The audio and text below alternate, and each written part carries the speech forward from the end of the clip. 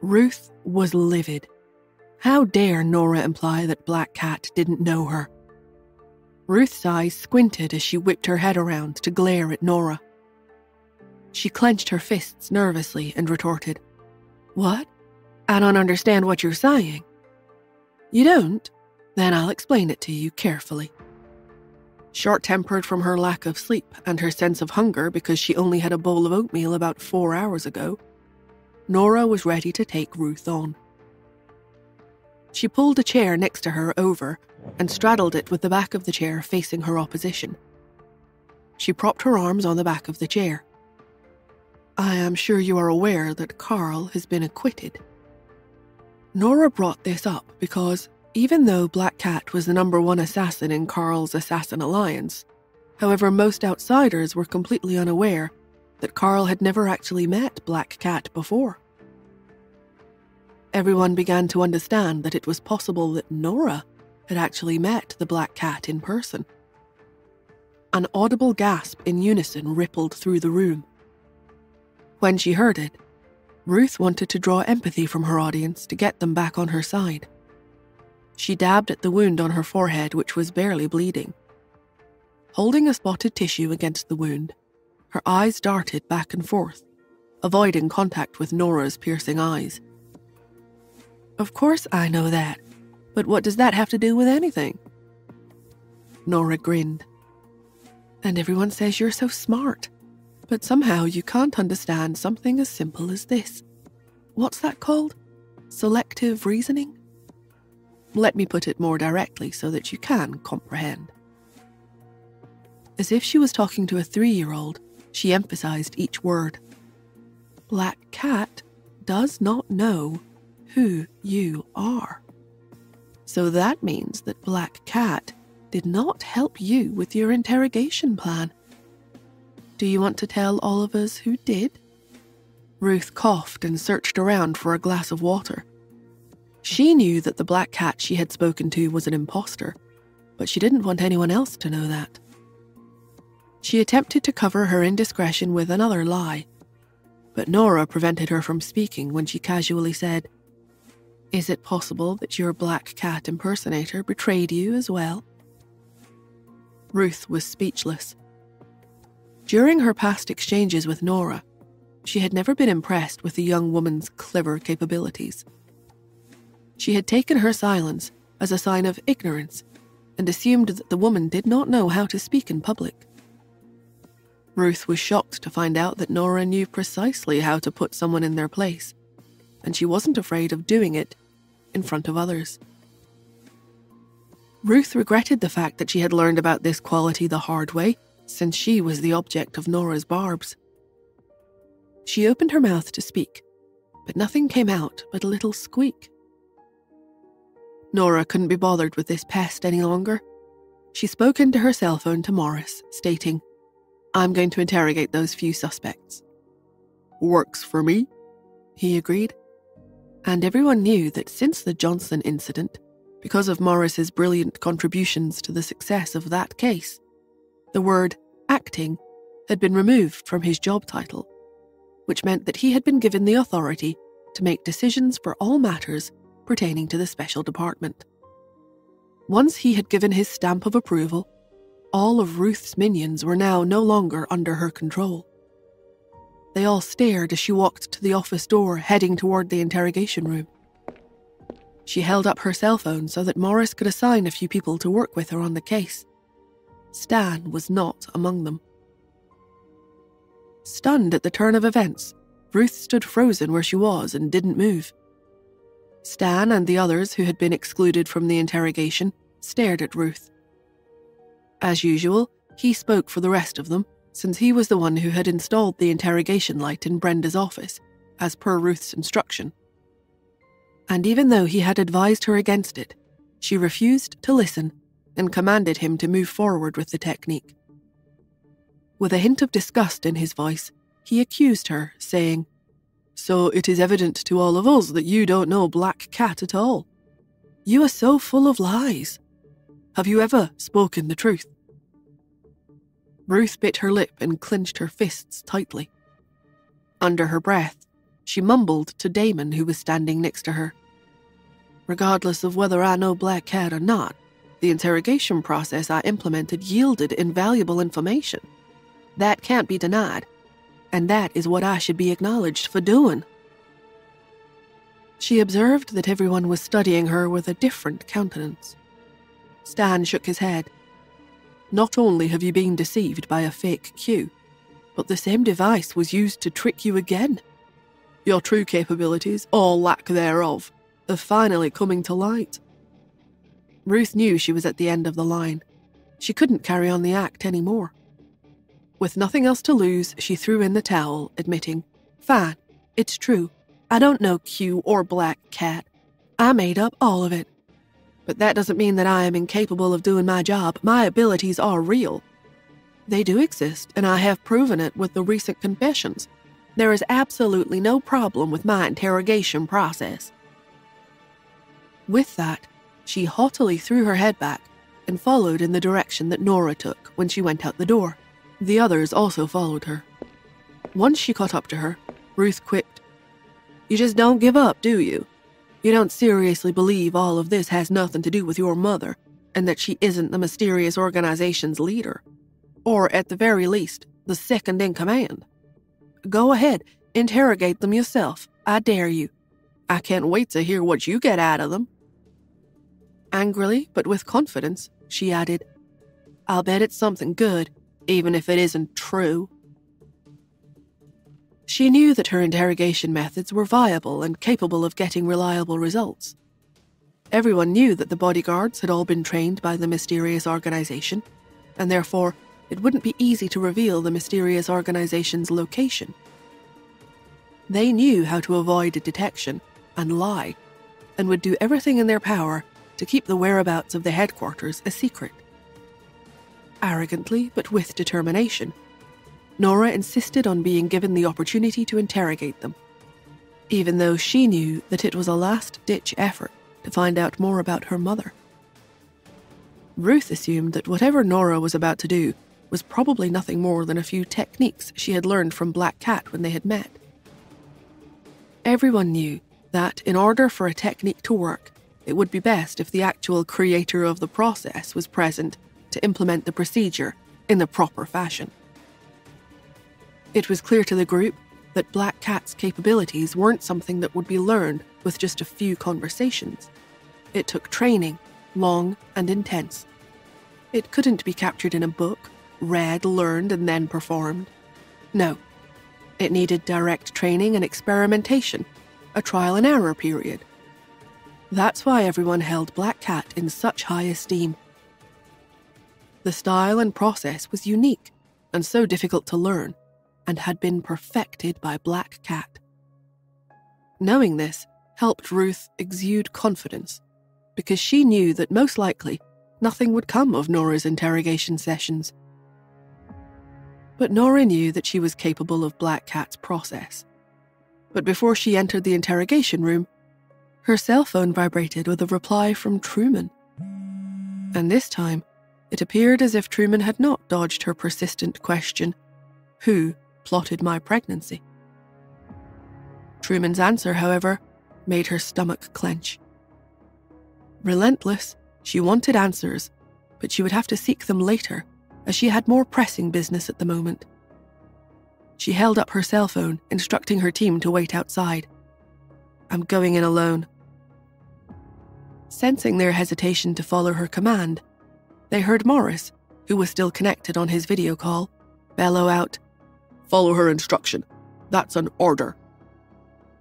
Upon hearing the stern quality in his tone, they stood at attention and waited outside the door as Nora entered the interrogation room and shut the door. The moment the door closed, all the sounds from the outside world were cut off, which meant the conversation inside the interrogation room would be isolated. Ruth paced nervously back and forth in front of the closed door. She knew that if Nora's results were different, and she were able to elicit contrary answers to Ruth's process, then, in all likelihood, Ruth would be dismissed from her position in the special department. Just relax, Ruth thought to herself. There's no way that Nora, in this short amount of time, would be able to solicit anything out of the suspects. She felt relieved. Of course Nora wouldn't be successful. But still, Ruth's concern made her pace in the hallway like a caged animal. On the opposite side of the door, Nora casually sat across the table from one of the bodyguards. She sensed he was the leader of the group. Shackled down with iron chains on his feet and hands, he glared at her from the opposite side. Nora decided the direct approach would work best. I'm going to cut to the chase. You claim that my mother was involved with the mysterious organization. Is that correct? The bodyguard nodded his head in acknowledgement, but refused to speak. Nora pressed, Is that the truth? The bodyguard leered and finally spoke. Probably difficult for you to believe, but yes, our sole purpose in coming to the US is to take over where she has left off. You, being her child, are automatically a part of the mysterious organization. Not wanting to address this issue at the moment, Nora continued, You never officially answered my initial question. Was my mother officially involved in your organization? Yes, she was, the bodyguard answered firmly. Nora confirmed and then got up and took her phone to the corner of the room. Morris, I'll take it from here. Even on the tiny screen, Nora could see the pity in his eyes. Good luck, Nora. We'll chat soon. Nora nodded her head. Thanks again. I owe you. He smiled and said, You do. She disconnected the video call with Morris. After putting away her cell phone, she flexed her wrists as she returned to her place at the table. Since you claim that's the truth, I want to inform you that the interrogation is going to officially begin now.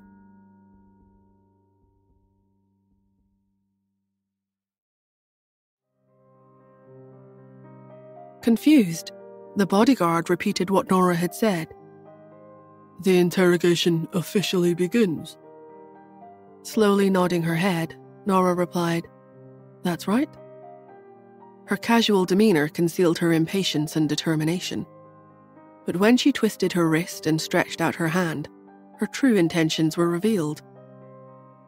Remarkably, even with the top-of-the-line soundproofing installed in the interrogation room, the sound of the bodyguard's cry pierced through the walls. The technology was not able to obliterate his pain.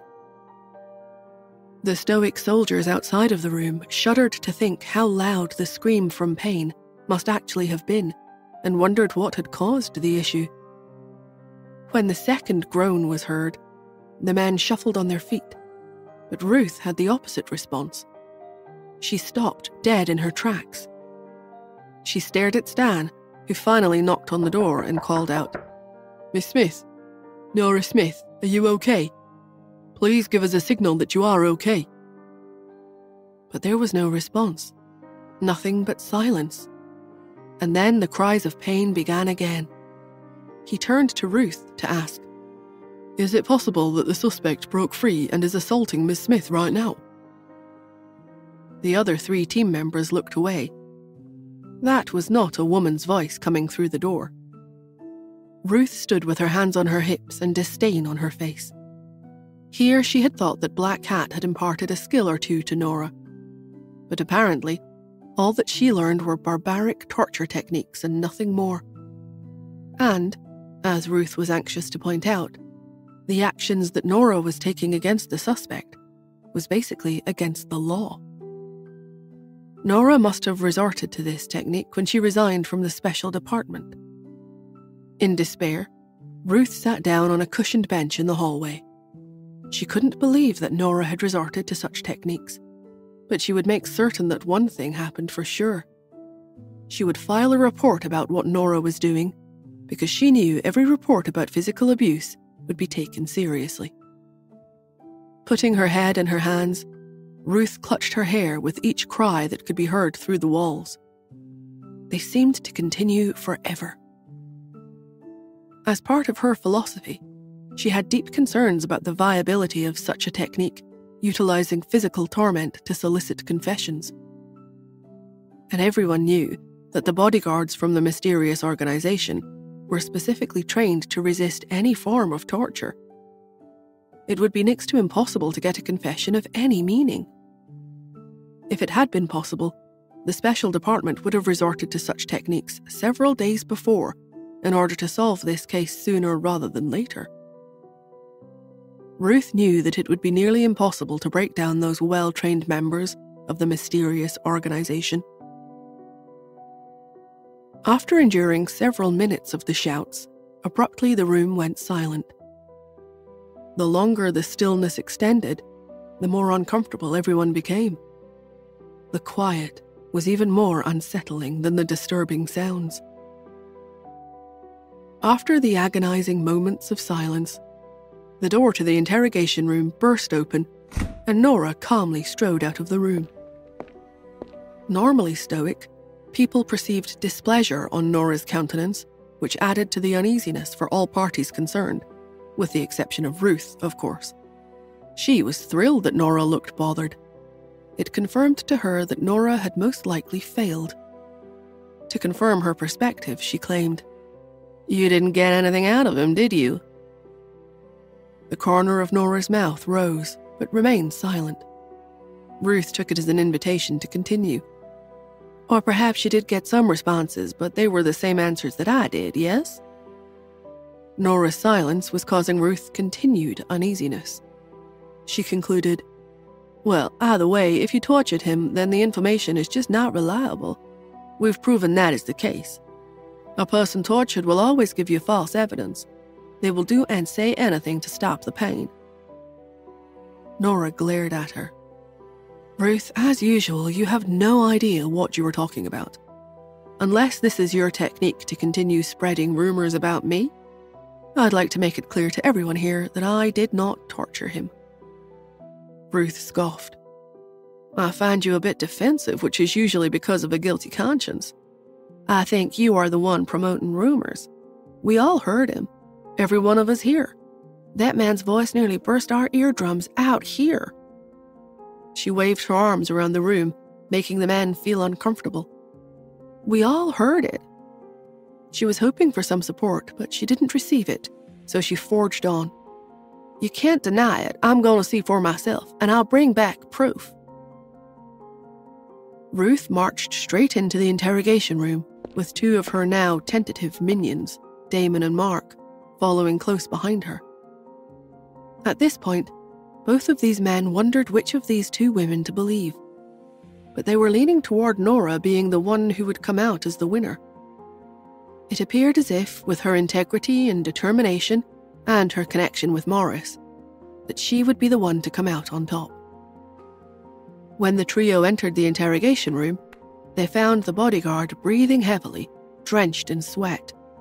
But surprisingly, he showed no signs of external injuries.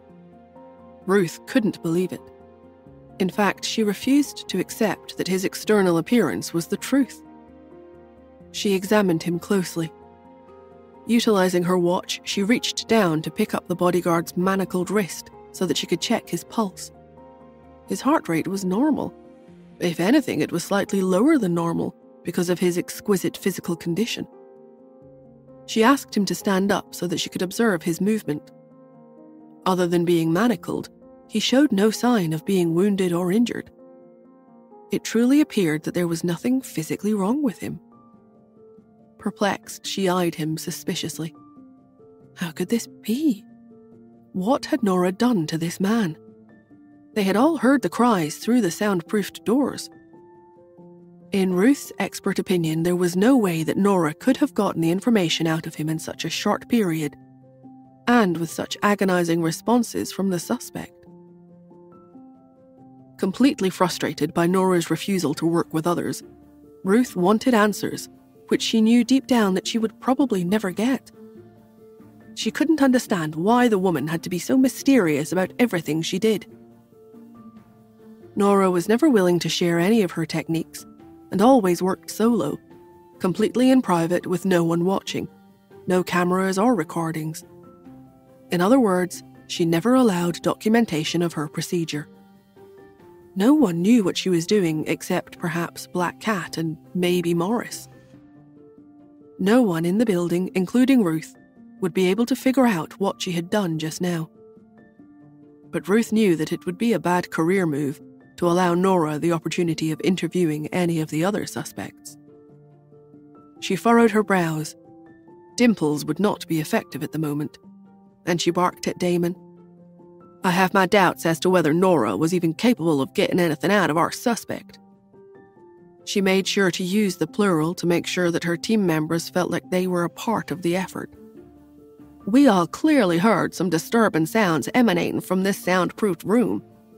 We can only imagine what techniques had been implemented to solicit such sounds.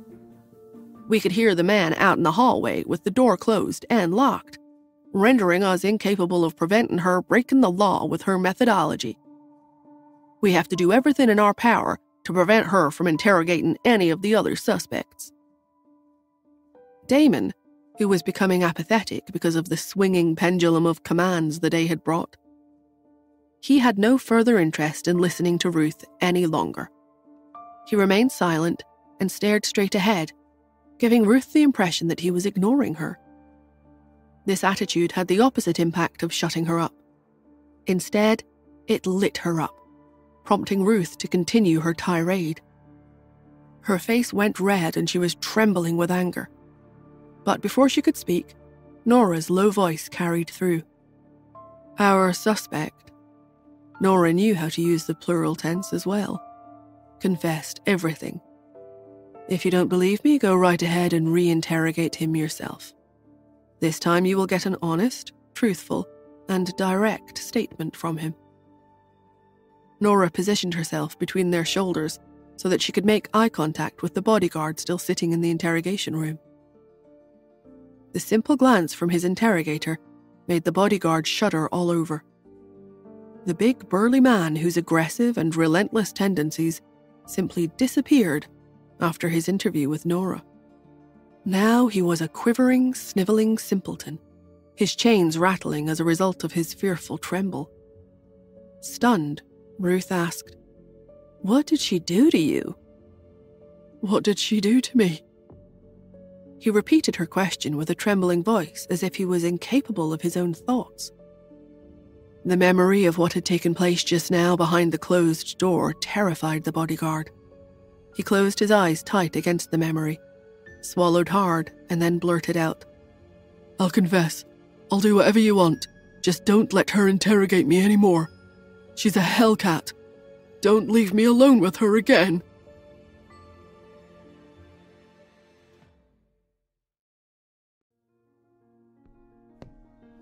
Half an hour later, a dispirited Ruth walked out of the interrogation room with the others with downtrodden looks upon their faces. Mark studied Ruth, stating, "I will send the new information from the interrogation to Captain Ford right away, and he can decide how to deal with you." He stepped aside to report to Morris, while the others warily observed Ruth. He returned within a few minutes. He took in her presence and relished the next moment. "I have been told to relay to you that Captain Ford does not feel that you are a contributing member in the special department, and therefore, we are to escort you out of the building." Ruth thought about deceiving them, but she knew her academic qualifications were real. Her claims of knowing Q and Black Cat were all made verbally, so there was no way her claims could be contradicted. Her accountability was secure. In the same way that lay people claimed to know a celebrity, could they be arrested for falsehoods? Unless they attempted to monetize their deception and thereby breaking the law, they could not be arrested. So Ruth reasoned neither could she. If someone pointed out that she had made a mistake, it would be considered negligence at most. Her academic qualifications were such that they should help carry her through. The interrogation plans she had devised, even if they were under false pretenses, were all rigorously reviewed and supported by science. She could not help it if the information she received from her interrogation contradicted the results that Nora had achieved. Ruth knew that how she responded to the announcement would have a huge impact on life as she knew it. She could feel the stares from her former team members. As much as she wanted to remain calm, cool, and collected like Nora, instead she clenched her fists and exploded. "You can't do this to me. Captain Ford? Who does he think he is? He has no idea what he's doing. My interrogation methods are effective, and the statements made by the suspects are not wrong. Nora's mother was definitely involved with the mysterious organization as either the leader or the second-in-command. I have no doubt about that." Seeing that she was still stubborn and unrelenting, Mark claimed, "But she has betrayed the mysterious organization. You were unable to get any of them to tell you this crucial fact. So that means that the statement you were able to extract from the suspects was only a half-truth. The new information makes it completely irrelevant and the opposite of the truth." Yvette had, in fact, been the second-in-command in the mysterious organization and served as the key figure in the gene serum's research and development. But when she later betrayed the mysterious organization, she was forced to flee and come back to the United States. After being arrested in this country, she escaped from prison to avoid pursuit from the mysterious organization. She would have been a sitting duck while she was incarcerated. She finally ended up in that secluded little town in California. Fortunately, when she escaped, Yvette knew that she had better have some protection, so she stole a key element of the gene serum, the mysterious organization's most important and lucrative project. And the elements that she had in her possession stymied the process, handcuffing the research and development team, rendering all the gene serums they had developed incomplete and therefore ineffectual. The crucial missing element caused the serum to result in one of two possibilities, either insanity or death. So the mysterious organization wanted this key element returned as soon as possible. But why had Yvette betrayed the mysterious organization? The bodyguards were not privy to that information. They had only been informed of their purpose in coming to the United States. They were to acquire from Yvette's successor everything that had belonged to the mysterious organization before her departure.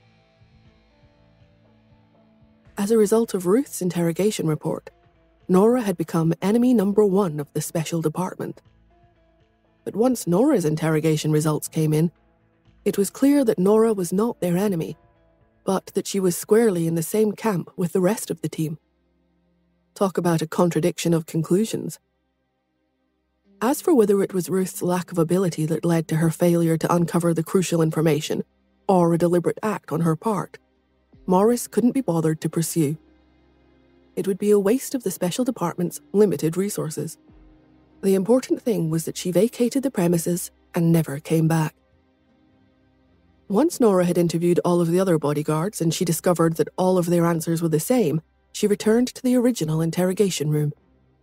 She braced herself to finally deal with the text message from Truman. She picked up her cell phone and looked at Truman's reply to her text message. "Your pregnancy was beyond all of our expectations. We did an investigation and were able to confirm that your mother set everything into motion. She made a deal with Caleb, but then she deceived him, and the rest of us as well. The original agreement between Caleb and her went like this. Once you came of age, she would give back to the organization what she had stolen away from us. You would marry into the Gray family, which would set your future. But for some unknown reason, she reneged on the agreement. Your mother was never one to be trusted." Nora stared at the text message in disbelief. Remembering back to her childhood, her mother fled to California behind Ian's back. That must have been when she had created the audio recording in California, which she left for Nora. In addition, her mother made it her business to make various arrangements to secure Nora's future. When she finally came to New York, she was able to learn from other people what her mother had truly been like. This helped Nora form the image of what she thought her mother must have been like. It had gradually begun to take a clear shape in her mind. And even though she had never felt her mother's embrace, she knew from the bottom of her heart that her mother was a strong, independent, powerful, and determined woman. Apparently, she had been able to catch the eye of young and talented men like Ian. And while she might have been intimidated, she was definitely respected by all. She had developed the carefree pill from an idea, and it had become sought after by all once she was able to improve the formula. She was recognized for her prowess in alternative medicine. Even John, although he never liked her personally, had to admit that he considered her as a talented person whenever he spoke of her. People of her generation always referred to her as a legend of their times. She was a ray of sunshine, vibrant but unrelenting. So why would such a person choose to be a member of the mysterious organization? And why would she invent a method like artificial insemination and utilize the technique to impregnate her own daughter? Upon reflection, Nora drew in a sharp breath when Caleb's words echoed in her mind. The final truth will definitely be cruel. Nora clenched her fists as she clenched her jaw. Whatever her reason for betraying the mysterious organization, Nora knew that her mother had made the right decision. And even for the special department, the fact that Yvette Anderson was not an enemy was a cause for celebration. But for Nora, it didn't make any sense to her that her own mother would plot against her like that. Why would she do it? Nora had always resented that her own life was out of her own control. Becoming pregnant had certainly derailed her expectations. However, she was grateful that Justin was the father of her children. But what if she had never met up with him again? Or, even though she had met him, she didn't fall in love with him? Would her twins have been destined to live without a complete set of parents? The answer most likely would have been yes. She couldn't believe that it would be possible, but she came to realize that her feelings towards Yvette just became even more complicated. Morris came flying into the office, interrupting Nora's thought stream. Apparently, he had just gotten off the helicopter. The moment he entered the special department building, he searched for Nora. When he saw her, he exclaimed, "You can't leave." Nora didn't respond. She was uninhibited by nature, and the lifestyle that required constant adherence to rules and regulations for every little thing did not suit her at all. Besides, she was up way past her bedtime, and she needed her sleep. It was essential for her well-being. Plus, she couldn't figure out, since they had arrived at the truth, why her presence would be required. She remained silent in protest, which required Morris to explain himself. "Never mind. It's only because certain people in the department disappointed you." His gaze swept towards Mark and the others nearby. He, along with the other team members, lowered their heads. Cooperating with Ruth when she insisted on interrogating Nora filled them all with guilt. Nora shook her head. I don't blame them. Ruth was manipulating them to help her. She never regarded Mark and the others as friends, more like her pawns to her queen in the game of chess. Seeing how indifferent she was to returning to the organization, Morris reflected for a moment and then offered, "Before you leave, I'd like to suggest that you pay Caleb Gray one last visit. There is information that he is the only one capable of sharing with you." Surprised, Nora responded, "Caleb?" Morris simply nodded his head. She shrugged her shoulders, then turned and walked in the direction of Caleb's interrogation room. Once she had cleared the hallway, Morris turned, and with a sharp look in his eyes, Morris stared at the people who had cooperated with Ruth. He pointed at them and said, "Do you guys understand what you have done wrong?" They all hesitated, not wanting to provoke his anger. Finally, Stan braved it again. "Captain Ford, we were following procedure as we were being directed by Ruth. None of us feel that we have done anything wrong, but we can apologize to Miss Smith if you think that will help." Morris shook his head. "You've heard the phrase, 'too little, too late.'" He knew that once she had made up her mind, Nora would never turn back. He also knew that everything that took place in the special department during this period of time had fallen far below her expectations. The team grumbled. Stan pointed out, "I think she's being unforgiving then, even arrogant." We have been trained to follow protocol, that subordinates are to follow the orders of our superiors. It is not our place to question our leaders. That's our training from day one. Wouldn't you agree?" Before he could finish his sentence, Morris's gaze cut him off. Then he spoke. "Have you forgotten that she's a forensic doctor? Perhaps her attitude is scientific, not arrogance. Have you ever thought about that?" Stan and the others grumbled as they looked away. When Morris heard the attitude emanating from the group, he continued, "A forensic doctor. That isn't the only thing she is capable of. The way I see it, you all have no idea what you have missed out on." Disgruntled, Stan replied, "What else could it be?" On the opposite side, Damon, who had watched Nora walk off, sensed that there was something mysterious and unfathomable about her. He could see it in her aura. Suddenly a thought popped into his head and he asked, "She's not Q, is she?" Morris's face was unreadable, and even though he didn't say anything, he did not deny it either. Damon's eyes gradually widened.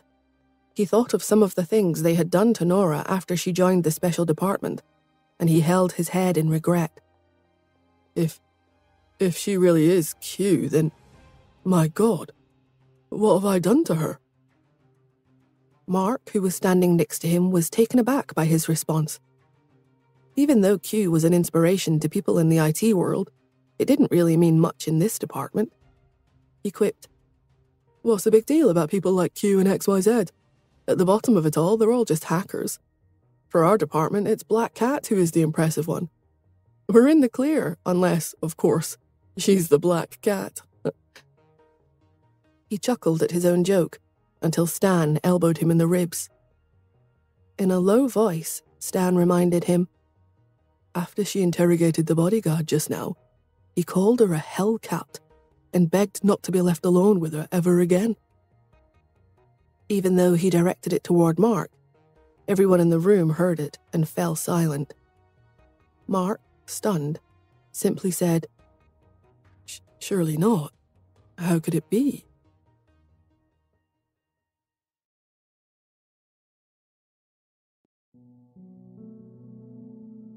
Mark blurted out, "That's impossible. If she's Q, how can she be Black Cat?" "How can that be?" Stan questioned. "She doesn't seem like the type to dirty her hands." Damon added, "That's right. Hard to believe that delicate thing can be the #1 assassin in the organization." Morris nodded. "The #1 killer and a top-secret agent. She trains every muscle in her body, every day." Mark was skeptical. "I don't believe it. Seems like to me that she's either sleeping or preparing to sleep at times. Are you sure it's her?" But when Morris validated her training schedule, the men began to believe that it was possible. But it was difficult. Nora appeared to be lazy, weak, and thin. Where did her strength come from? Mark went on. "When she was interrogating the suspects earlier, she must have used tips that she had learned from Black Cat." Nods and grumblings of approval came from the room, making everyone feel more comfortable. They could accept this theory as a possibility. It was just too inconceivable to accept Nora as Black Cat as well. Therefore, everyone nodded and chimed in agreement with this thought. Even Morris had his doubts that Nora was Black Cat. He considered. In terms of martial arts, Nora was a big sister with the Quinn School of Martial Arts. He reasoned that since she was both a big sister and Q, in all likelihood she was Black Cat. The persona was a top-secret agent with special class training to be an assassin. In addition to being physically capable and strong with martial arts training and quick intelligence, this individual must also have an excellent grasp of technology.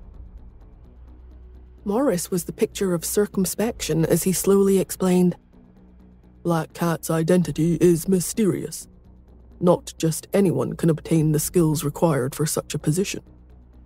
In addition, Black Cat isn't someone that just anyone can hire. But Nora does know Carl, and he might be the one person who understands this persona the most. This comment seemed to cause indignation amongst the team. Mark spoke first. Carl is also one of us now. Why can't we get Carl to invite Black Cat to come to the building? That's Nora's connection to Black Cat, right? Her connection with Carl. When he mentioned Carl, Morris's voice turned cold. Sarcastically, he questioned, "So, you're on a first-name basis with Carl, are you?" This comment silenced everyone. Morris glared at his subordinates. "From the moment she arrived, you all considered her useless. Shall I go through, again, all of the things she has done for your so-called special department? At great risk to her own safety and that of her family's, she took it upon herself to lure Truman out, which gave us a chance to capture him, which we were unable to do.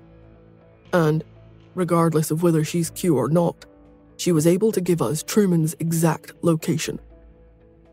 Without her assistance, our own internet department would not have been able to compare to those same experts on Truman's side. It was next to impossible for us to locate him at all. And with her abilities and expertise, she fixed the bugs in the special department's network system." This fact made Damon blush, since he felt responsible for the system. Morris glanced at Mark next.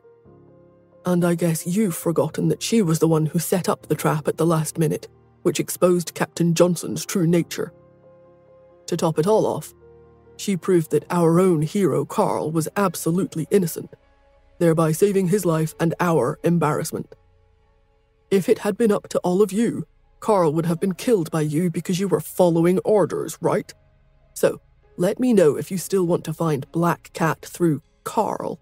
Let's call him up right now."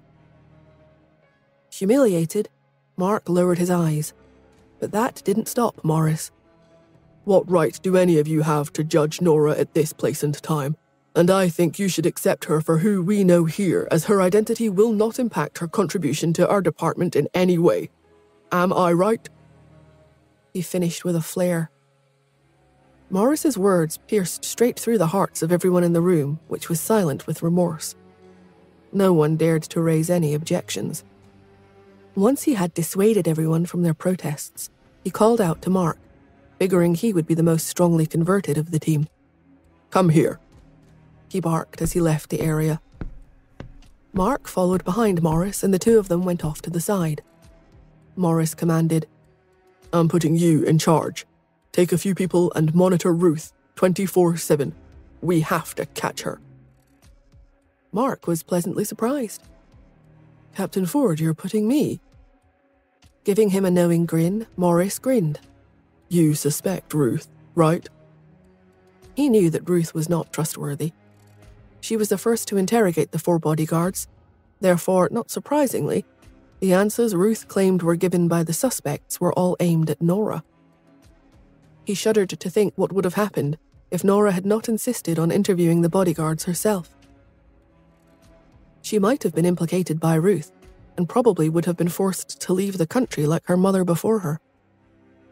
Moreover, after detaining Nora, he had found out that Ruth took advantage of the location and time when his cell phone would not have been capable of receiving a signal.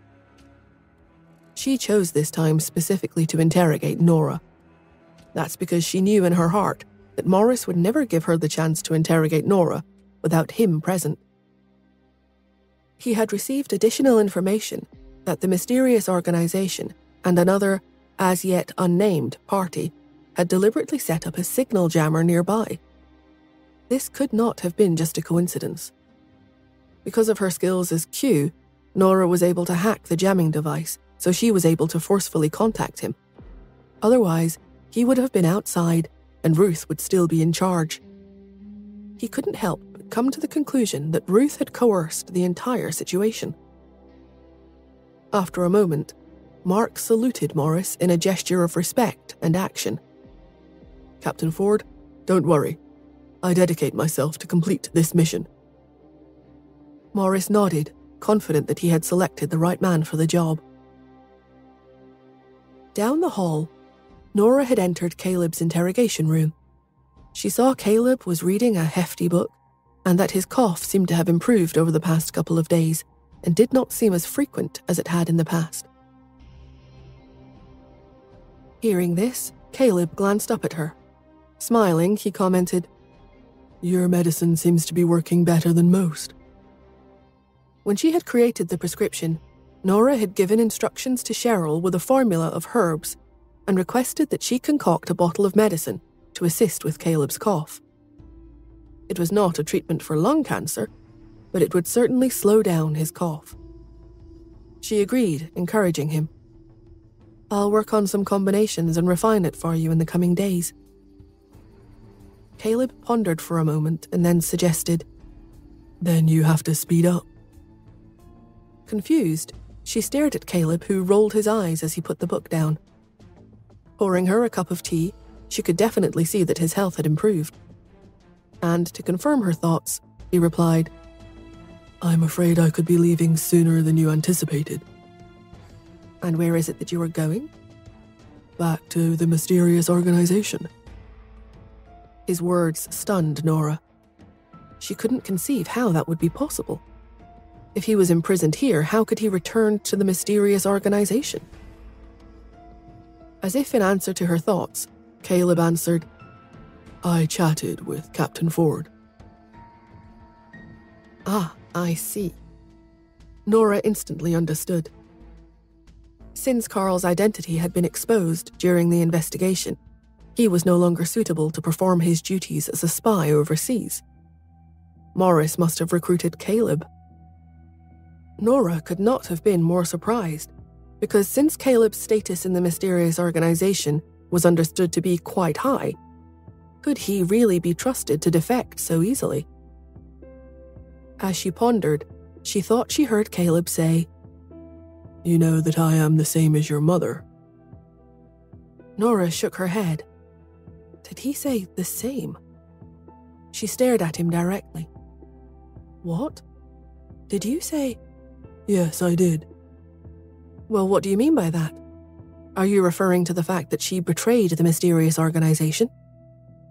"I am." Caleb took a step toward Nora and placed his hand gently on the back of a chair and indicated that Nora should make herself comfortable. "Please, have a seat. I have some things to tell you today and it could take a bit of time." Nora slowly walked toward the chair.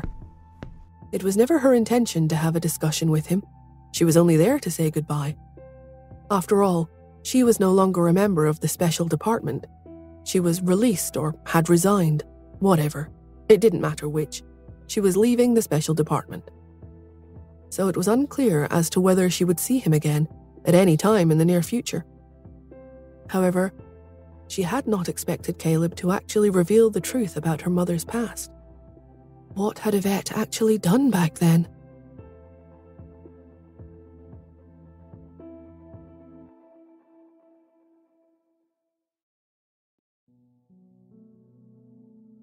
Nora sat opposite Caleb and looked at this man who was wasting away because of lung cancer. Giving the impression that he had seen the dark side of the world, his deep eyes reflected a resignation and made him look more refined but lonely. He inquired of Nora, "Do you know how your mother joined the mysterious organization?" Nora shook her head. Caleb went on, "This is painful to say, but she was actually tricked into joining." Nora was surprised but remained silent. The mysterious organization was a small, exclusive society. The leaders intentionally set up your mother with difficult questions. When she succeeded with the test, they deliberately baited her to join, but she had no clue what the organization was doing to get her to join. Your mother's main interest was in genetic modification, as an improvement for humanity. Our genes always have defects automatically built in. If you think about it, it is certainly understandable that everyone would want their genes to be perfect. There was a pure naivete that your mother possessed when she did her research in medicine. And at that time, it had come close to reaching the pinnacle. Across the country, everyone was of the opinion that Dr. Zabe's alternative medicine was untouchable. But that just was not the case. Your mother was, hands down, the best practitioner in alternative medicine.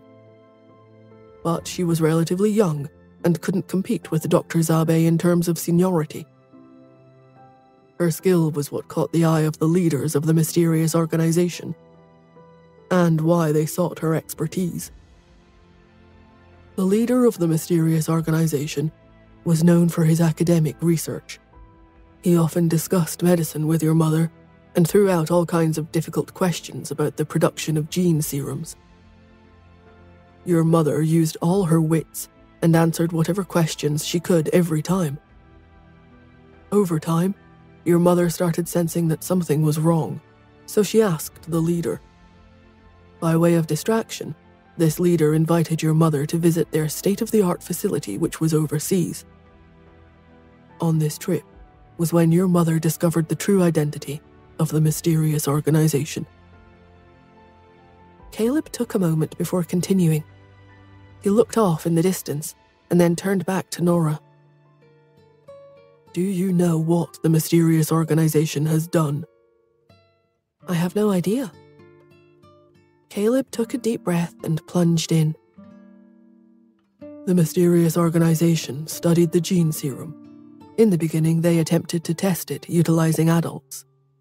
But they soon realized that adult genetic material was too rigid and therefore not receptive to change. It was not a viable option. Most of these patients who had been injected with the gene serum either turned crazy or passed away. As a result, they quickly changed their approach. With limited access to children for experimentation, they brought in 1,000 children who had been abducted or abandoned from locations all over the world. Unfortunately and unethically, most of these children ranged between newborns and 3-year-olds. The children all became the subjects of the experiments to create the gene serum. They were injected with drugs of varying doses. In order to study the impact, their blood was extracted to study the effects. The mysterious organization treated these children as petri dishes to watch the impact. They could size up the viruses and bacteria infecting the children. In further exploration, a test group was deliberately injected with the ratio virus in order to find out if the gene serum could actually defeat the virus. Some relatively distasteful experiments were done in an attempt to discover if the gene serum had the ability to regenerate new tissue. In order to get the purest results, at times they wouldn't inject the children with anesthetic because it was possible that the drugs would impact the power of the gene serum. As you may have deduced, few of these children were able to survive. Filled with horror and disgusted, Nora turned away, her heart clenching tightly at the thought of these children suffering. She had known that the mysterious organization had always been filled with evil. Its sole purpose was to change the human genetic sequence for its sole benefit. Over time, she had witnessed with her own eyes that Hillary, Yvonne, and the others had all been damaged by that serum. Once she had entered the special department, the first thing she did was check the rumors and confirm that the mysterious organization was experimenting with children. And according to the data, it had been about 1,000 children. But she had no idea that the details were so disgusting. With the details that Caleb had provided, an image slowly appeared in her mind. If it had been 6 years prior, before she had given birth to her beautiful children, then she would have simply called them animals. But now, with the thought of Cherry or Pete lying on an operating table and being tortured by these monsters, she wanted to see the entire mysterious organization burnt to the ground. They were so cruel and inhumane. With an icy stare, Nora asked, "Is there more?" "There is. When your mother saw all of this, She was filled with an all-consuming anger. It made her come to the conclusion that she had unintentionally helped a cruel, self-serving tyrant for so many years. But she had also had enough presence of mind to know that a direct clash would not resolve the problem. She pretended to cooperate and accepted the leader's invitation to become the boss of the Research and Development Department, which made her the second in command of the entire organization. She bided her time, as difficult as it was, until she found an opportunity to abscond with the data from the R&D department. Wisely, she fled back to the US with the information that she had stolen. Clenching her jaw tight, Nora asked, "What happened next?" Caleb had a slight coughing fit and paused to take a long drink of water. He leaned his head back with his eyes closed. Then slowly he raised his head. At that time, the mysterious organization was an organization engaged in child trafficking. Your mother got caught up in the madness by mistake. Once she found an excuse that would work for her escape, she figured out that the people in the mysterious organization were quite resourceful. She was unable to resist their resources, so she knew that she must flee in order to survive. Caleb set his glass on the side table and turned to face Nora. She could not resist at all, and thus she fled. Do you know why she went to California? Nora shook her head. Because she was determined to save a 3-year-old boy from the clutches of the mysterious organization. That young boy told her to look for his parents in California. Nora was stunned and looked at Caleb in shock. Caleb smiled. That's right. That boy is me. Oh my God. She stood up in shock and looked at Caleb in disbelief. Caleb lowered his eyes and slowly said, "When I was 3, they injected me with a gene serum with the purpose of improving my genetic code. They deliberately did not inject the serum all at once. At the time, my parents were quite capable of reaching the mysterious organization to find out about me. But they didn't. And, unfortunately, after a few months, I was incapable of leaving. My body had been conditioned to the point that I would die if I stopped taking the serum at regular intervals. I had to be injected with the serum every month to maintain my life and stay alive."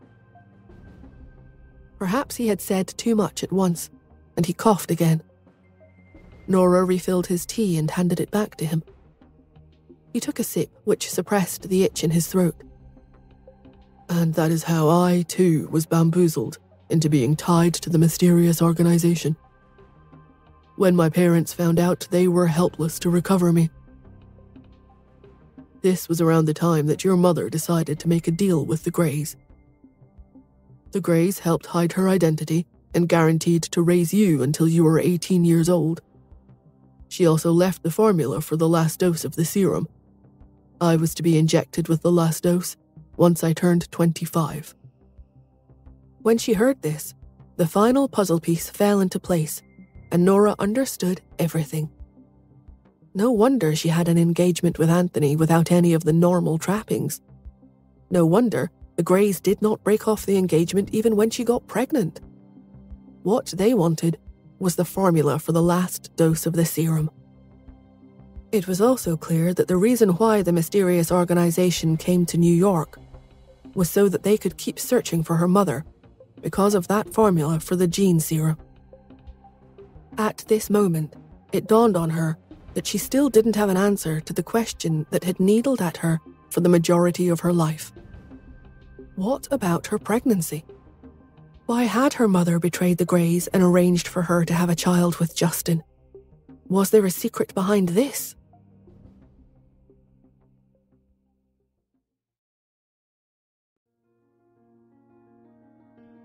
Stunned, Nora studied Caleb with her intense eyes.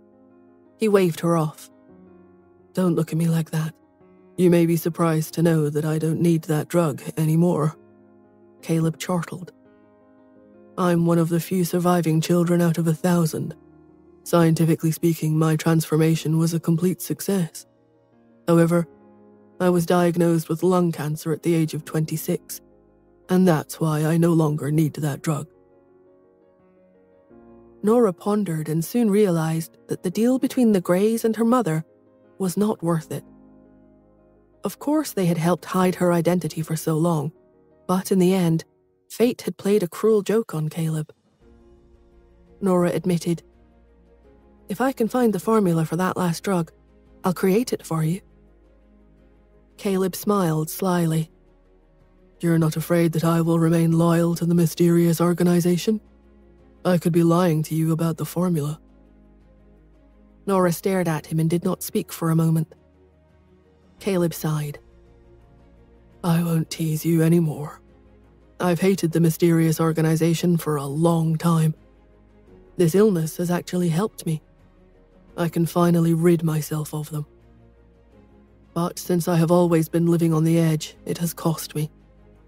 With only 2 months left to live, I want to use what remains of life to help this special department.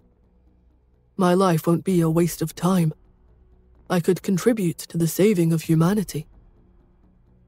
Caleb leaned forward and looked directly into Nora's eyes. "Let's make them pay for the 1,000 children who died instead of me." Nora nodded and confirmed. "Morris has signed off and is willing to let you go undercover." "Yes, he has. I know for a fact that Truman is a direct descendant of the original leader. You should know that the leader threw his children in the mix and tested them with the various serums. But only Truman survived. He's the second in command. This is also the main reason why the mysterious organization has been looking for the last formula that your mother took with her. If he doesn't inject that last dose within half a year, Truman will die." Nora was stunned. "So you and Truman—" Caleb mused. "That's right. I grew up with him. Many of us kept dying every month. In the end, there are only 4 of us left. I'm not sure, but perhaps because of what we experienced together, Truman is still considerate to me." Caleb paused and with a smile continued. "Because of the serum, I have a heightened intelligence that is beyond the ordinary. And I do have an elevated status in the organization. But I have to admit that even I don't have access to the leader and Truman. I don't know where they are located. But my goal for returning this time is to find their foundation so that the special department can cooperate with Interpol and eliminate them all." Nora was silent for a long time. The truth she had been searching for was exposed in front of her just like that. But this truth was incomparably cruel. After a long time, she asked, "How did my mother die?"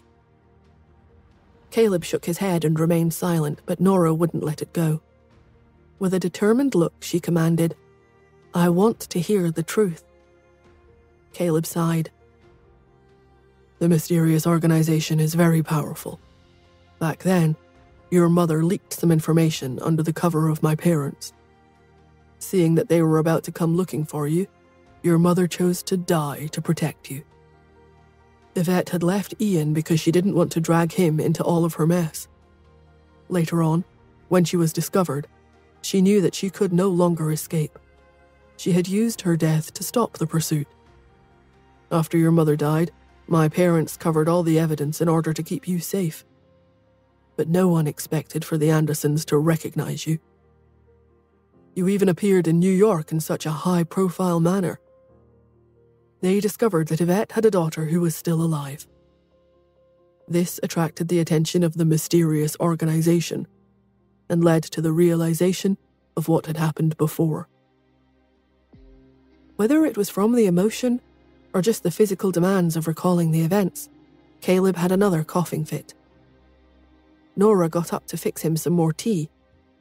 She was grateful for the space so that she could absorb at a distance all of the information he had just imparted to her. After he recovered from the spell, Caleb continued. When the leader found out that my parents and I had hidden your whereabouts to protect you, he was determined to kill me. But it was Truman who begged for mercy and evidently saved my life. After you were caught, Truman sent me a message. He said that he would answer one of my questions, but only if I agreed to give you medicine. He was certainly considering your well-being. Seeing the emotion on Caleb's face, Nora considered, Is that why? Yes. Caleb dropped his head. That's why I was unable to betray the mysterious organization for all these years. I knew that what they were doing was wrong, but I couldn't betray my friend. Feeling that the time had presented itself, Nora asked one more time, Please explain my pregnancy. I'm sorry, Nora, I don't know anything about that, Caleb replied.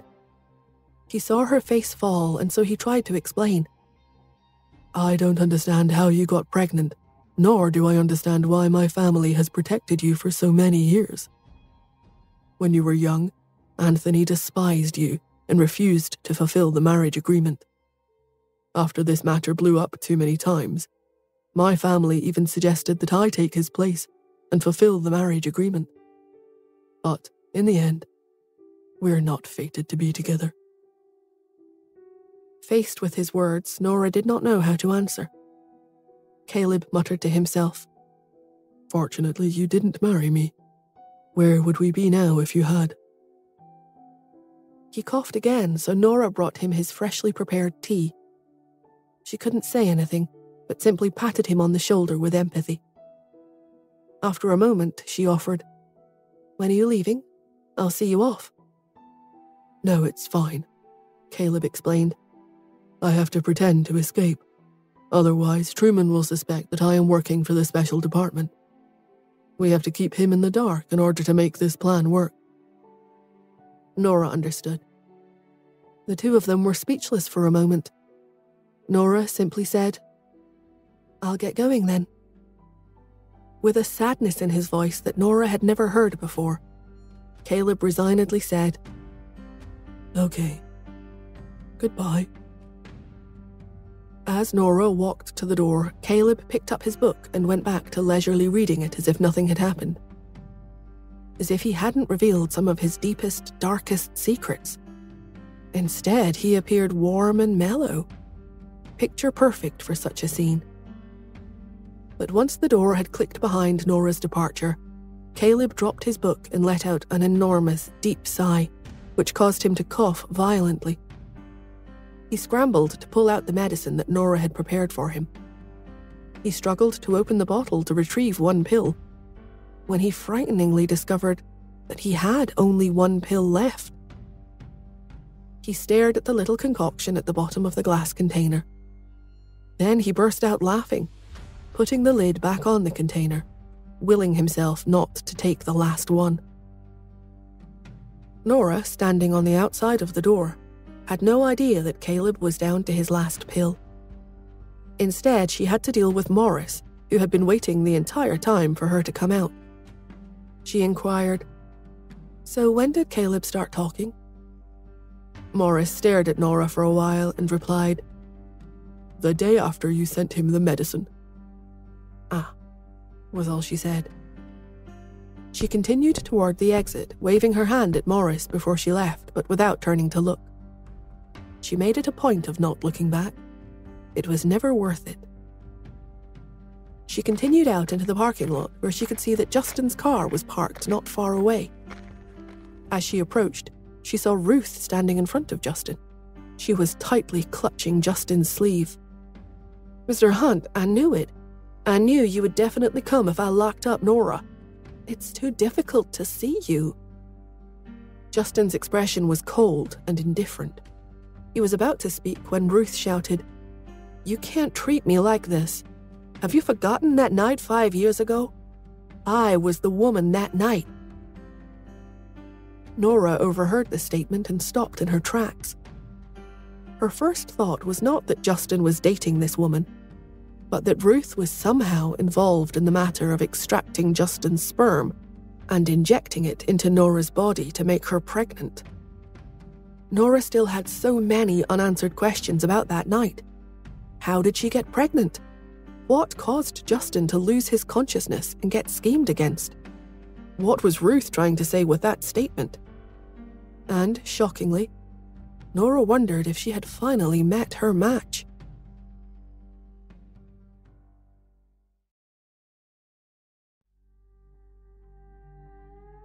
Justin had not planned to deal with this obnoxious woman at all. He wanted nothing to do with her. However, he was not expecting Ruth to come out with such shocking news. He furrowed his brow with suspicion. Ruth's statement had actually prompted for him the memory of a dream he had experienced several times over the past month or so. In it, he had the feeling of being robbed, not by some cold instrument. No, in the dream he had slept with some unknown woman, but in the dream there was no sense of desire whatsoever. So when Ruth shouted out her claim of being his one-night-stand lover, his lips tightened. Her words triggered in him the memory that he had indeed slept with a woman 5 years ago. With this realization, he became quite anxious. He could feel his heart clench when he caught a glimpse of Nora standing and staring straight at him across the parking lot. His first reaction was concern for Nora. Would she be angry, accusatory, unforgiving? As he considered those questions, he became angrier with Ruth. If she was the woman that he had slept with all those years ago, he definitely felt extremely disgusted with her actions, and in turn his own. In his memories, through the dreams, he did not seem to reject her on that night. He couldn't understand why he would feel like that. How could he let his body betray him like that? He felt no attraction to this woman at all. Interrupting his thoughts, 2 of his bodyguards rushed forward to prevent Ruth from her access to Justin. As could be seen by the expression on their faces, they were clearly stunned by her accusation. They shook their heads in disbelief. Had they heard the woman correctly? She was claiming to have slept with their boss, Justin Hunt. If so, they were not certain what their next step should be. Should they chase her away or step away? In confusion, everyone looked to Justin for answers. However, their big boss stood frozen himself. He was staring straight at Nora, who was stunned to the core. He had never seen her like that. He didn't even glance at them, leaving them in a stalemate as to what to do regarding Ruth. They were hoping that Justin would give them some sort of action to take. Neither of them wanted to become involved with some scene here in the parking lot of the special department.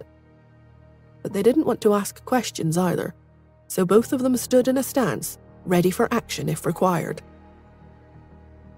Utilizing her skills at reading people, Ruth could tell that, because of her statement, everyone was lost in their own thoughts. She used it as an opportunity to showcase her skills as a crowd manipulator. She attempted to grab Justin's hand, but he hastily pulled it away. He couldn't bear the thought of her touching him. And even though she hadn't been able to get his hand, she was able to snatch his sleeve. She whipped around him so that she could face him and stared directly into his face. "We have slept together before, Mr. Hunt. Are you really going to pretend that you've forgotten me? I don't believe it's possible that you don't remember me and our night of extreme passion."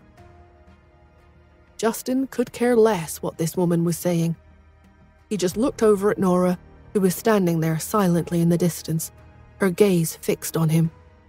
He remained cool, even though he felt a sense of panic. He lashed out at Ruth. "We all know your gift of inventing disinformation. Stop with talking nonsense." "I hate to disappoint you, Justin, but I am not talking nonsense. I have the proof." Anxious, Ruth took out her cell phone with trembling hands. "Once we slept together, I took a photo to remember it by. Would you like to see?" With that, she handed the photo to Justin. He couldn't believe his eyes. He studied the image carefully. In the photo, he was lying on the bed asleep. Ruth sat up on the side of the bed beside him. In the proverbial selfie, her cheeks were flushed and she held the sheet up, covering her chest but seductively revealing her fair shoulders. She smiled crookedly, revealing a dimple. In the image, she appeared to be bashful and shy. This evidence would be extremely difficult to deny.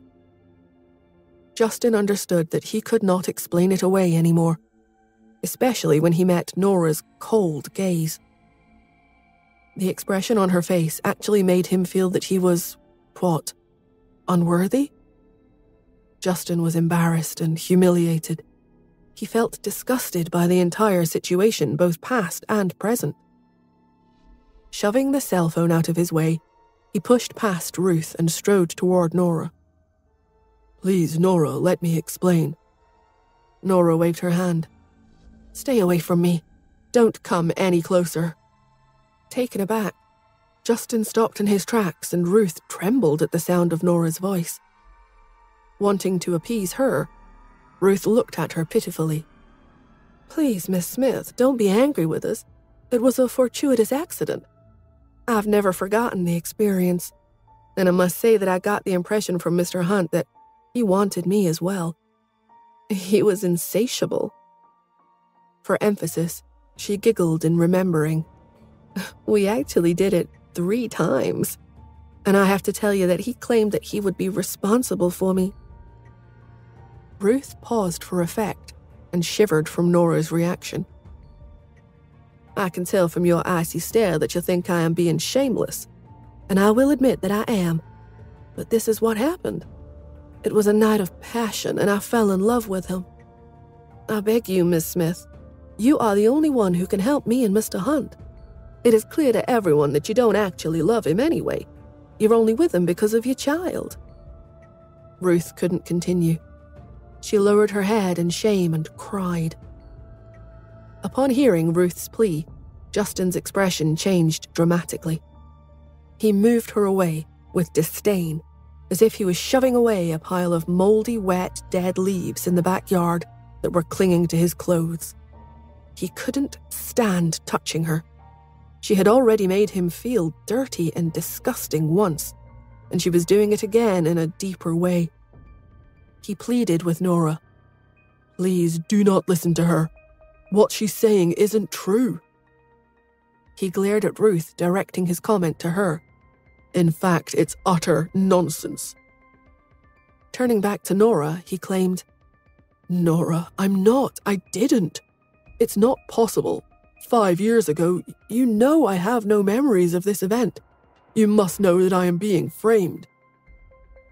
Keeping up her performance, Ruth cried even harder. "Oh, Mr. Hunt, how can you be like this? You clearly wanted me that night. If you were intoxicated, it was with the passion you had for me when you rushed into my room." She was even able to make herself blush as she glanced at Nora. "I've never been desired like that before, nor has it happened since."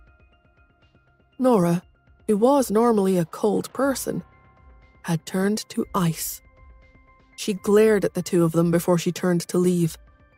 Justin reached out to stop her, but Ruth grabbed his arm, catching him at the elbow this time as she cried out, "Please, Mr. Hunt, you don't treat me like this." He struggled to free himself from this leech of a woman, but when he had finally done so, Nora had disappeared into her big black car and driven away. Ruth clung to him again, and he swung her around, grabbing her shoulders and holding her tight. His expression, which was full of anger and meanness, was so ugly that it made her turn away. But he lowered his head to stare at her, hissing through his teeth, "Please, leave." Ruth was frightened by his appearance. The mole at the corner of his eye filled with killing intent. It made her take a step back. Fortunately for her, Justin shifted his focus when Lawrence raced up to him, handing him his cell phone and whispering into his ear, "I hate to inform you, but it is more bad news as it relates to Ruth." Justin's eyes narrowed as he read the text while Lawrence explained, "It is unclear who sent you this message, but it clearly states that you are suspected of rape." and there is even a photo of you with Ms. Ruth that was obviously taken approximately 4 or 5 years ago." Justin scrolled the message down to see the image of him apparently breaking into Ruth's room, as Lawrence continued, "Social media has lit up. Everyone is commenting that you must use power and influence to force women to do things for you and to you in private, and that you even take pictures of them. It is being claimed that there are a slew of women who endured your predatory nature but were never photographed. A strict investigation is being demanded." Justin slowly turned to Ruth. He seethed. "You did all of this?" Giving him her best dimpled, deceitful smile, she purred. "Yes, I did, Mr. Hunt. Now, I can go out there and explain that this is all a misunderstanding, that you and I are actually girlfriend and boyfriend." His eyes darkened in protest, but that didn't stop her. "Or the other alternative would be that I claim that it was rape, for which you will most likely be investigated and will definitely be sued." Justin turned away in revulsion, but Ruth continued to press him. "Mr. Hunt, can we talk now?" Without looking at her, he growled, "Get in." Ruth strolled over to the passenger side of the Bentley and waited for him to open the door for her, but he stomped around the back of his car and got in. She shrugged her shoulders and opened her own door, already slipping into her own world as Mrs. Justin Hunt. And even though they rode in silence the entire way to the Hunt Manor, she pictured herself as his wife and all the perks that would come with such a position.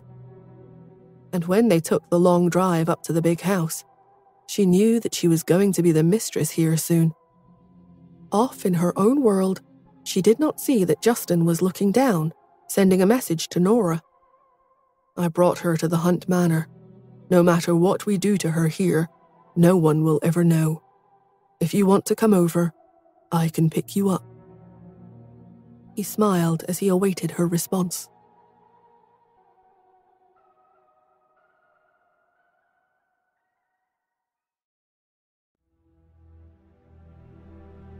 Nora replied, "No need. I'll drive over to Hunt Manor later. I need rest."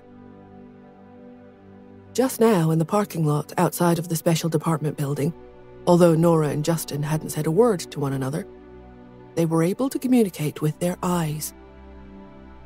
The minute that Justin connected with Nora, he knew instantly what she meant. Since the Special Department was partially a police station, it was a fairly strict place. It would be inconvenient to interrogate Ruth there, and not a smart thing to do strategy-wise. The best thing to do was to remove her to a more remote and secluded place. That's why Nora went into action mode. It is normal for girlfriends to be jealous of past relationships. That made it obvious for her to get angry and leave. Subsequently, Ruth directed and acted in a public opinion battle. It seemed like she was forcing Justin to lower his head in shame and guilt. But Justin was outwitting her and beating her at her own game. He had completely taken advantage of the situation that Ruth put forth. After receiving the message from Nora, Justin put down his cell phone and narrowed his eyes again. He was determined to defeat this woman once and for all. Ruth should be thankful, because if it hadn't been for Nora coming to question her about her role in those past events, he wasn't sure what he would have done. But he did know that he felt a murderous impulse when listening to her talk about his supposed passion for her. But Ruth was completely oblivious to this fact. Once the car had arrived at the Hunt Manor and pulled into the driveway in front of Justin's residence, the trip was done. Justin hurried out of the car and Ruth followed him into the living room. She made a note to herself about correcting his manners the next time she had a chance. The minute they entered the living room, Justin was about to call for someone to take Ruth out when he heard Mrs. Hunt's voice calling from the other room. "Oh, Justin, you're finally back." She came into the room trembling and out of breath as she leaned onto her walking stick, trembling. "What's with the report on the internet? I don't understand what is going on between you and that woman." As she said this, Ruth stepped out from behind Justin, which startled Mrs. Hunt. Unable to disguise her concern, she asked, "And this is?" Ruth confidently stepped forward and grasped Mrs. Hunt's hand. "Mrs. Hunt, I'm Ruth." Mrs. Hunt looked shocked as Ruth continued, "Yes, I am the woman from social media news. Mr. Hunt and I are, At this point, she continued her performance and shyly glanced at Justin. Then, with her crooked smile and dimple, she lowered her head and raised her eyes coyly at Mrs. Hunt. "It's just that kind of relationship." Mrs. Hunt scowled at her and then turned to Justin. "I certainly had no idea. Justin, are you?" But before either woman could say anything else to insult Justin, he barked, "Grandmother, I don't mean to interrupt you, but I am dealing with a crisis here, and I have something private to discuss here. I am asking you kindly to please leave for now." Startled by his tone, Mrs. Hunt became afraid of Justin. When he was young, he was obedient and listened to her. But once he reached his teen years, he had developed his own views, so he never listened to her again. Mrs. Hunt knew that while he respected her, Justin's feelings for her were of familial love and not one of advice and counsel. She refused to do anything to hurt their relationship, so she complied. "All right, I understand, Justin. The two of you need to talk." But it seemed to take forever for her to leave, as she slowly walked out using her cane for support, while Justin glared at Ruth for the duration. Once she had finally cleared the room, Ruth directly spoke her mind. "Mr. Hunt, just in case I haven't made myself completely clear, I want to be Mrs. Justin Hunt. In fact, at this point, I can almost demand it." Justin clenched his jaw in disgust. In the meantime, Nora had returned to the Smiths and saw Tanya standing outside the door with her hands on her hips. She said anxiously, "How is everything going?" Tanya sadly replied, "They're still arguing." Nora had rushed back to the house because Tanya had sent her a message saying that the two children had gotten into a fight and Nora was trying to figure out why. This was the first time she had ever heard of them getting into an argument. Cherry was adorable, even when she spoke her mind, which is what drew people to her. And Pete was the opposite, always the sensible and obedient little gentleman who refrained from getting into conflicts with anyone. What could possibly make the two of them get into a fight? When she heard Tanya say those two words, "still arguing," Nora sighed and exclaimed, "Well, fortunately, I was able to come back here quickly. I'd be so grateful if you could go back and talk with them." "Why would I do that?" Nora quipped. "I want the chance to see what a fight between my two little angels would look like." She winked at Tanya as she went out of the room. When Nora came into their room, she could tell that Cherry was still arguing with Pete. He replied to her sternly, "Cherry, you can't play games every day. You need to learn something." He reached for the cell phone in her arms. Cherry turned her body away, refusing to let go of her prized possession, hugging it in her arms as if it were a teddy bear. "You need to just stop it, Pete. You're bad. If you keep trying to control me, I won't love you anymore. What's the point of learning anyway?"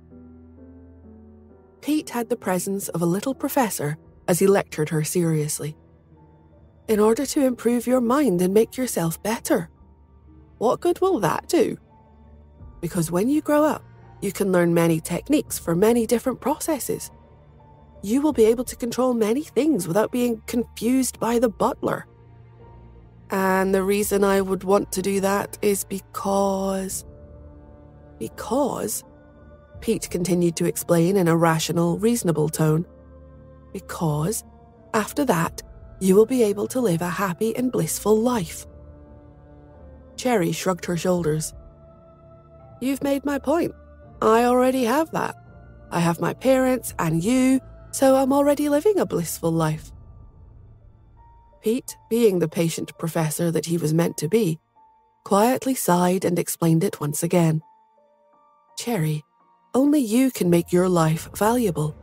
You can't live every day in such a frivolous way. It is wrong. Pete, that makes absolutely no sense. Why is it wrong? In my book, making life valuable means that you satisfy your own desires. Don't you agree? Before he could respond, Cherry continued to share her wisdom. The purpose is also to make your own self happy. So the value that I place on my existence is to get first place in the game. That would make me extremely happy. I am needed every day by my fellow players. Without me, Chesty can't even get first place in the national server. Cherry patted her chest. And that makes me very awesome.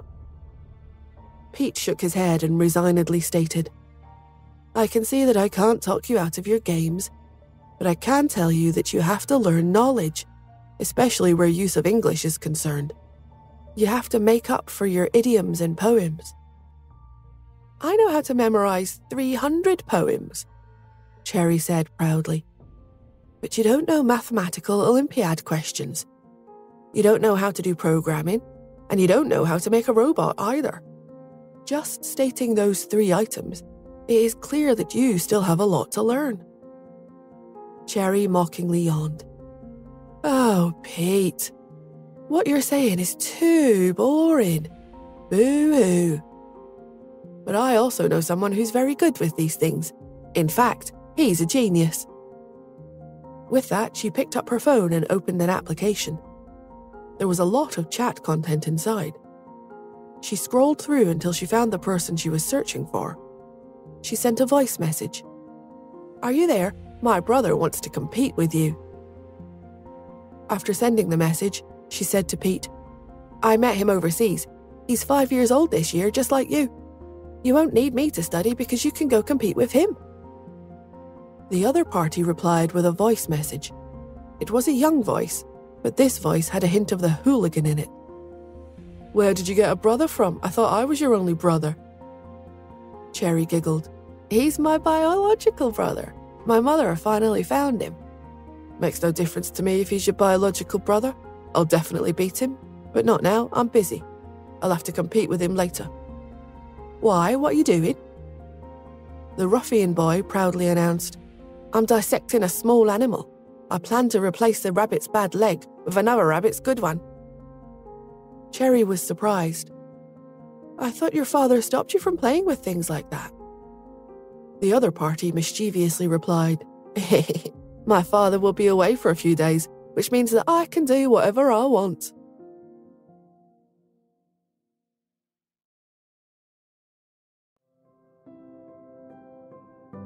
Cherry was curious. So where did your father go? Who knows? The little boy on the other line replied. Anyway, that's not important. The important thing is that no one will care about me. Cherry asked, Doesn't your mother care about you? I don't have a mother. I lived with my father alone, but I don't want to talk about it.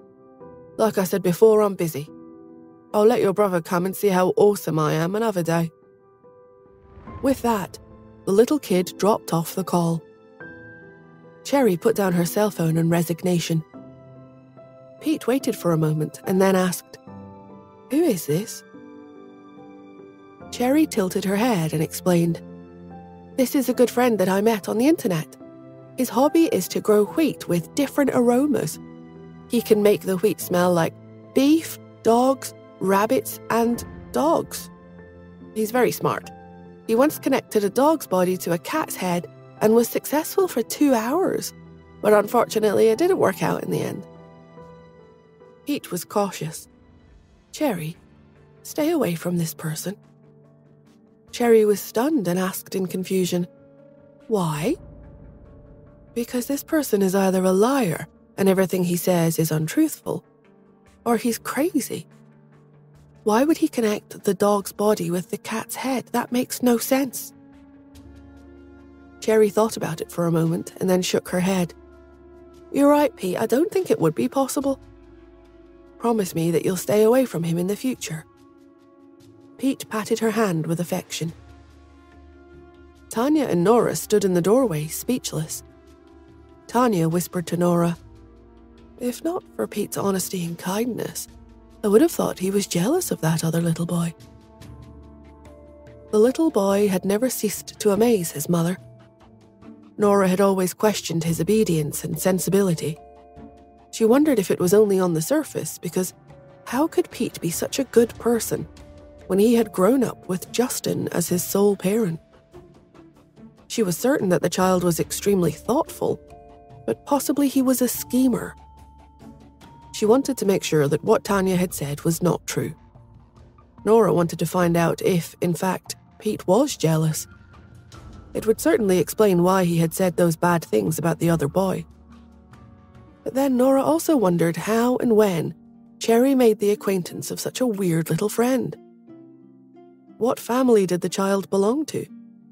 He was certainly very young to be so cruel and apathetic. But she knew that Cherry was not to be fooled, which her daughter demonstrated by saying, "Pete, I wouldn't have to talk to him if you'd only play games with me, or leave me alone when I play online." He was silent for a moment. Then he sighed and with resignation dropped the subject. Forget it. Cherry picked up her cell phone triumphantly. The slightly intense dispute dissipated into thin air and was quickly forgotten between the two. Nora pointed toward them and spoke to Tanya. "See that? What did I tell you? It's a good thing I came fast." The two obedient children went to their separate corners and the arguing ceased. But the peaceful moment did not last, because as Nora turned to leave, her cell phone rang. She glanced at the number and knew that it was Morris on the other end. She was stunned for a moment before answering the call. She heard Morris say, "Caleb has escaped." Nora was surprised. "So fast?" "Yes. Everyone's attention was on you and Ruth today, so he took the opportunity to escape." Nora smiled at his cunning. After all, Caleb wanted it to appear as if he had escaped, and this was the perfect day to do it. The special department was in chaos because of Ruth's actions, so it would be clear to anyone from the outside that the staff would definitely be distracted. And, while she was happy that Caleb chose to escape today, she felt a twinge of regret. Previously, she had asked Cheryl to prepare a few pills for his cough. As it was her first time making them, she had only made a few and was urgently making a second batch. Unfortunately, with him gone, she would not be able to give them to him once she had created them. Concerned about his medications, Nora was about to bring it up when Morris changed the subject. "I heard that Ruth and Mr. Hunt have returned to the Hunts. And what is this about Mr. Hunt assaulting her?" Nora frowned. "Where did you hear that?" "Well, my people saw her enter the Hunt Manor through their surveillance. I have concerns that she won't come out. Is there anything that you can do to spare her life? She can still be useful working in our department." Nora was silent for a moment before saying, "I don't know what you are implying. Both Justin and I are good, law-abiding citizens." Before he could respond, Morris heard his other cell phone beeping. Grimacing, he picked up and heard Mark carefully explaining the circumstances at the Hunt Manor. "Our people are not capable of entering the Hunt Manor, so we have no idea what is going on inside. We'll just have to sit and wait unless we can get Miss Smith to take a look and report back to us." The whole incident was all part of Morris's bait.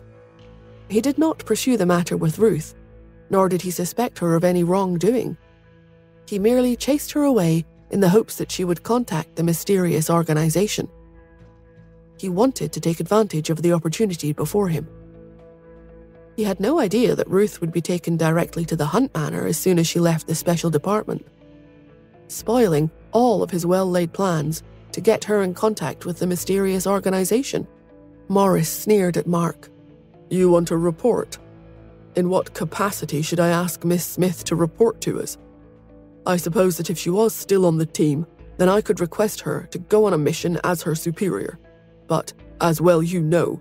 Because of your actions, I am no longer able to do that now." Mark mumbled something as Morris clicked off the phone. He was exhausted. Why did it feel like the special department was in disarray ever since Miss Smith walked out the door never to return? The investigation that had finally got back on track previously was derailing once again. Approximately a half an hour later, Nora got out of her car and was about to walk to the living room of the Hunt Manor when she was pulled aside by Mrs. Hunt, who spoke in a low, quiet tone. "I don't know what's happening, child, but you mustn't take it out on—" She stopped speaking when she saw the scowl on Nora's face. The elderly woman had begun to tremble and wheeze. She looked sadly at Nora. "Would you please get me a glass of water? I'm having a hard time breathing." Impatiently, Nora hurried to the kitchen where she filled a small glass with filtered water from the sink. The staff was shocked to see her in their space, but could tell from the look on her face that she was not to be bothered. She was one determined lady. Once she returned with the water, she gave it to Mrs. Hunt, who drank it down quickly. It seemed to renew her spirit and give her courage. She addressed Nora directly. "Miss Smith, you have to be forgiving." Overwhelmed with guilt, she continued, "I'm an old woman and I've made some mistakes. I know that I haven't treated you well, but now that I know you are the mother of that sweet boy, well—" The emotion seemed to overwhelm the matriarch because she fell silent. She hadn't wanted Nora to become too full of herself as Justin's wife. She didn't want her to be too arrogant in the Hunts. But now there was this other woman. What if Miss Smith got angry and suddenly broke off the engagement? Nora could tell that Mrs. Hunt was becoming anxious, but she couldn't be bothered with her. Not right now. She patted the woman on the hand and simply said, "Bring your servants if you want another glass of water." Then, Nora stormed into Justin's living room, where she observed Ruth sitting calmly on the ground. And even though her hands and feet were already tied, Ruth did not appear to be anxious or flustered. She spoke with certainty, stating, "Mr. Hunt, I dared to come here alone with you because I have leverage. Your interrogation techniques are useless against me. Have you forgotten that I know the game?" She sneered. "So, unless Black Cat comes here in person to chat with me, I doubt that there is anyone else on this planet who will be able to make me talk, although you are more than welcome to try."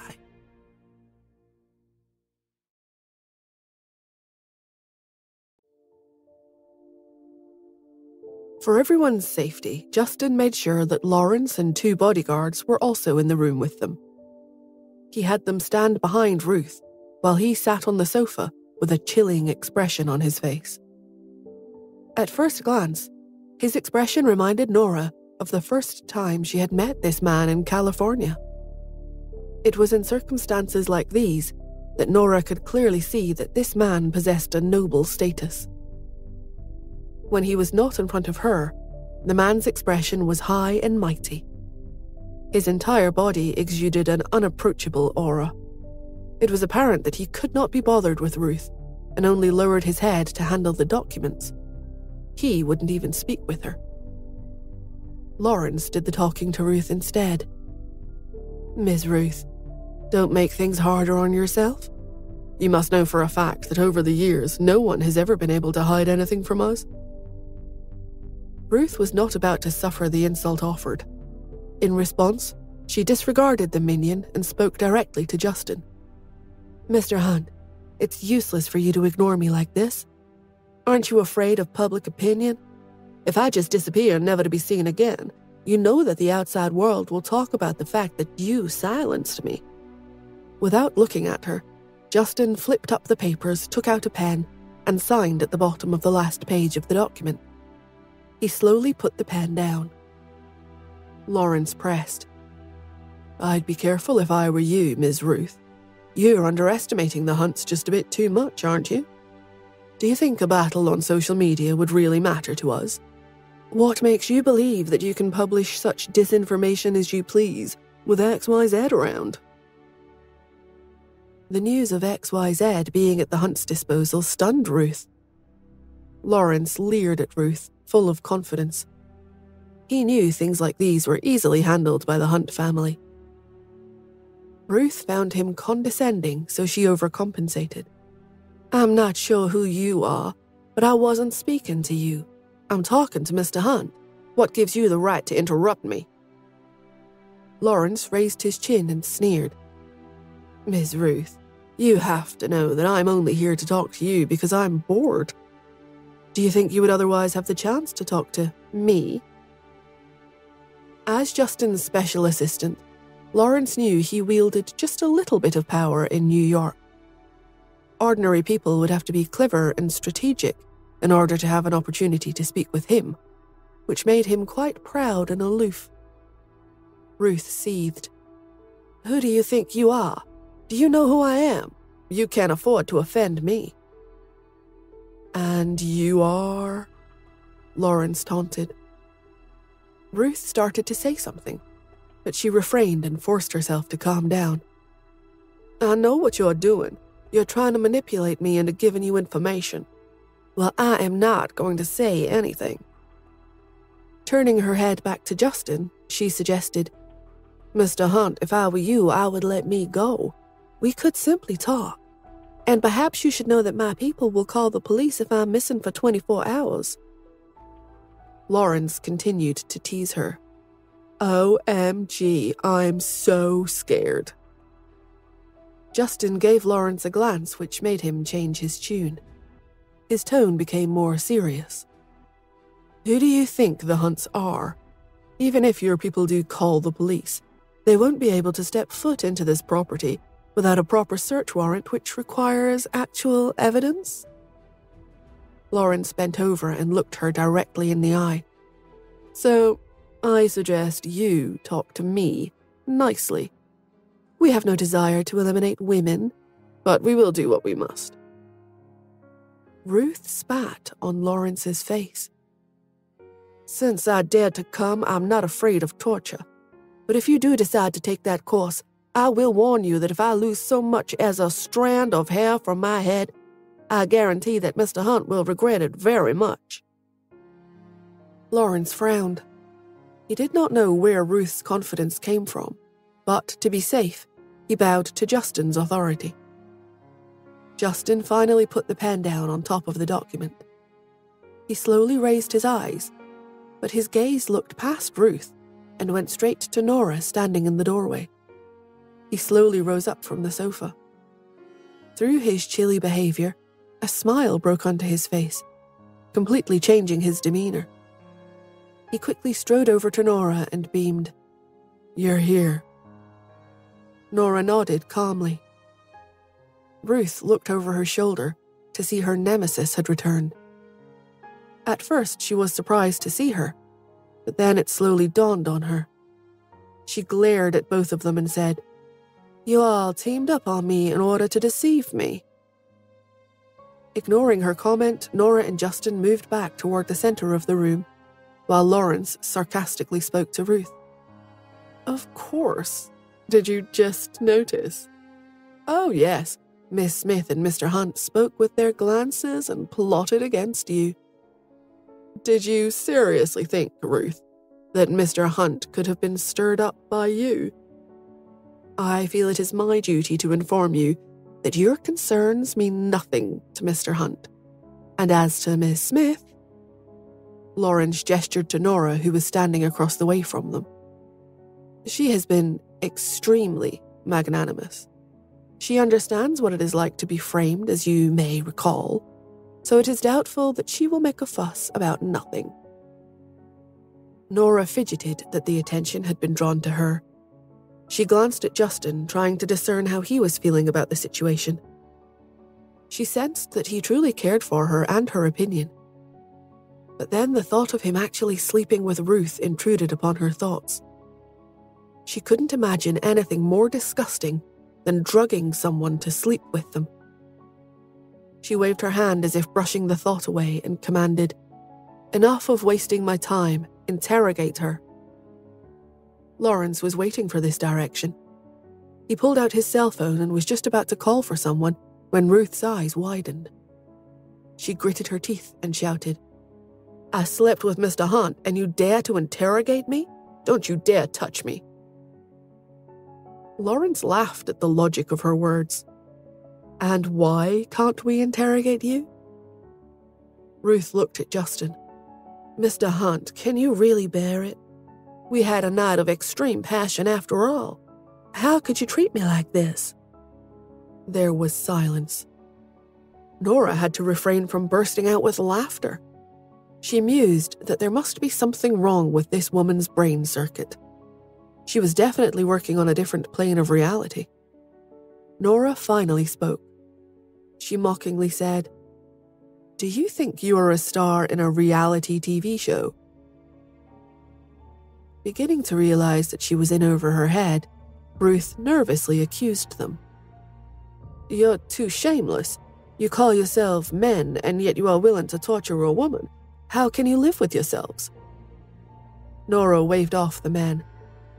"Since Ruth insists, find me a soundproof room, and I will interrogate her." Lawrence was stunned. "Miss Smith, what are you doing?" "I plan to interview Ruth. Do you have some objections to that?"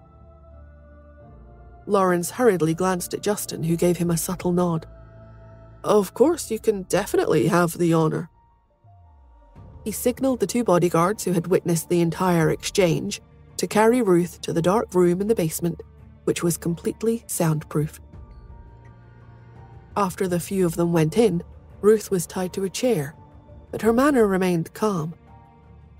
"I've already said that you will only hear what I want to say. You'll never know what I don't want to say." Lawrence also persuaded. "Miss Smith, why don't we do it? After all, it's not appropriate to let you do such a bloody thing, right?" Silently, he was thinking to himself, "I know, Miss Smith, that you can treat illness, but can you really interrogate people?" However, he quickly figured out that Miss Smith wasn't here simply to interrogate her. She intended to take the opportunity to hurt Ruth. Musing to himself, "Women, they can be so jealous, even though they claim they are not," as he closed the door on the two ladies. He figured that Miss Smith was going to have fun and that he would finish off the job when she was done.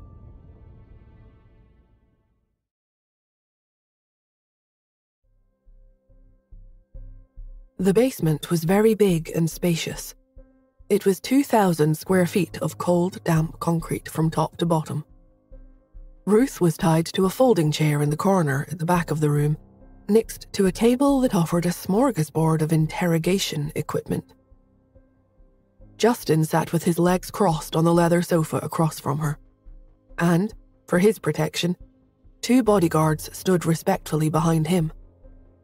Lawrence explained to Nora each of the devices utilized for effective interrogation. "Miss Smith, this is no ordinary whip. It has spikes on it which make it especially painful. Even the strongest man can't last 5 minutes with this tool. Would you like to use this one?" Nora shook her head and sighed. That might be a bit rough. Lawrence shrugged his shoulders and walked to the other side and took out a box of needles. "Miss Smith, have you seen this before?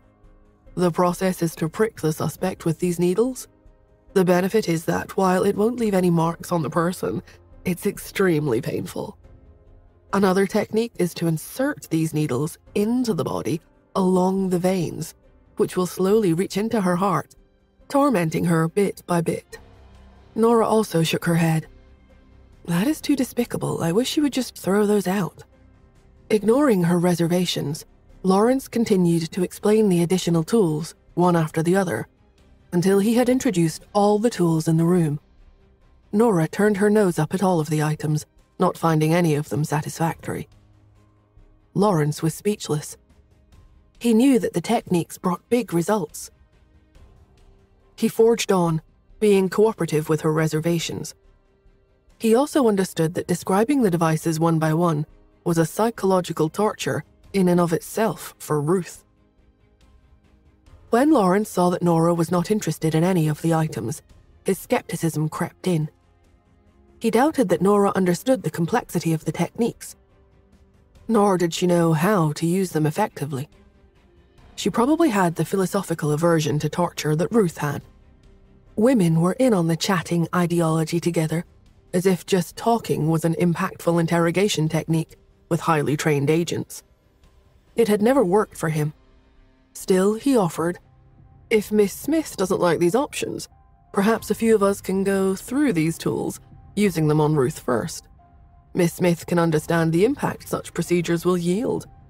And if we are not satisfied with the suspect's responses, Miss Smith can apply the techniques a second time."